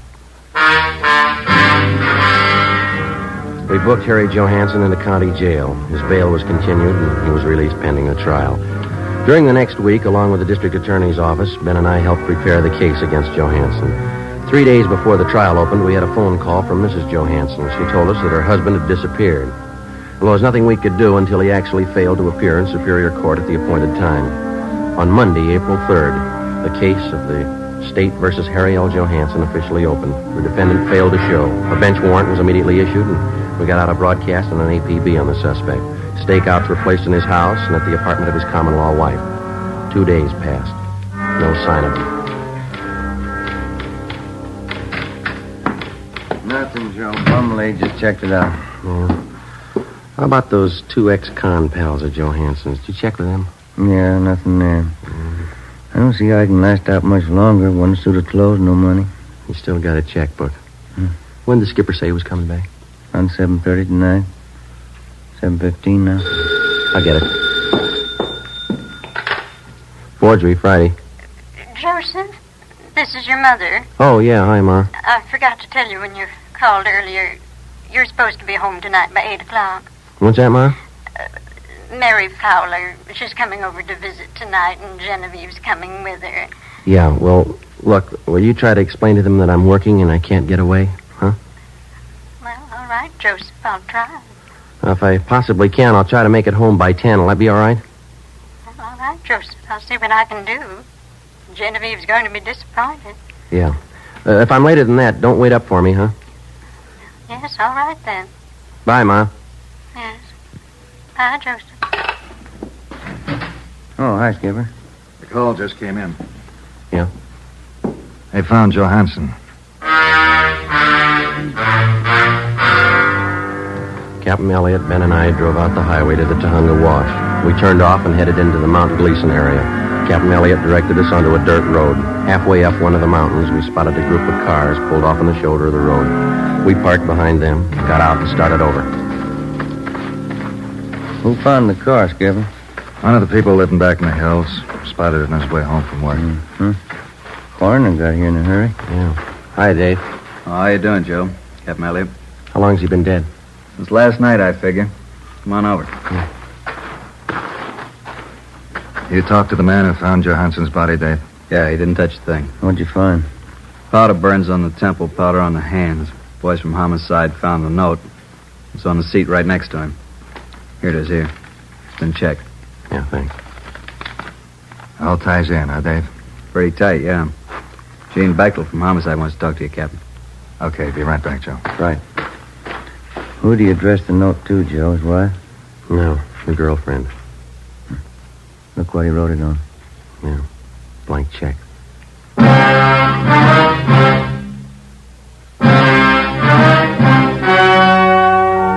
The story you've just heard was true.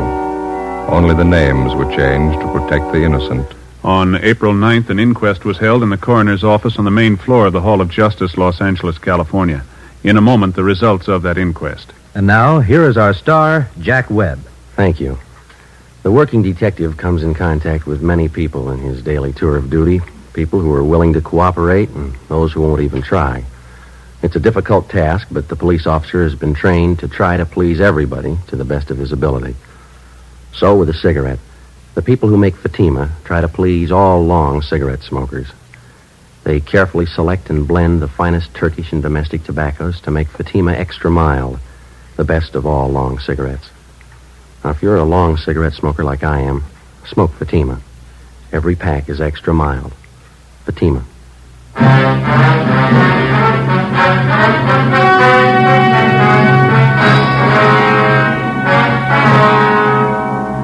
On April 9th, the coroner's jury returned a verdict that the death of Harry L. Johansson was caused by a gunshot wound in the head, self-inflicted.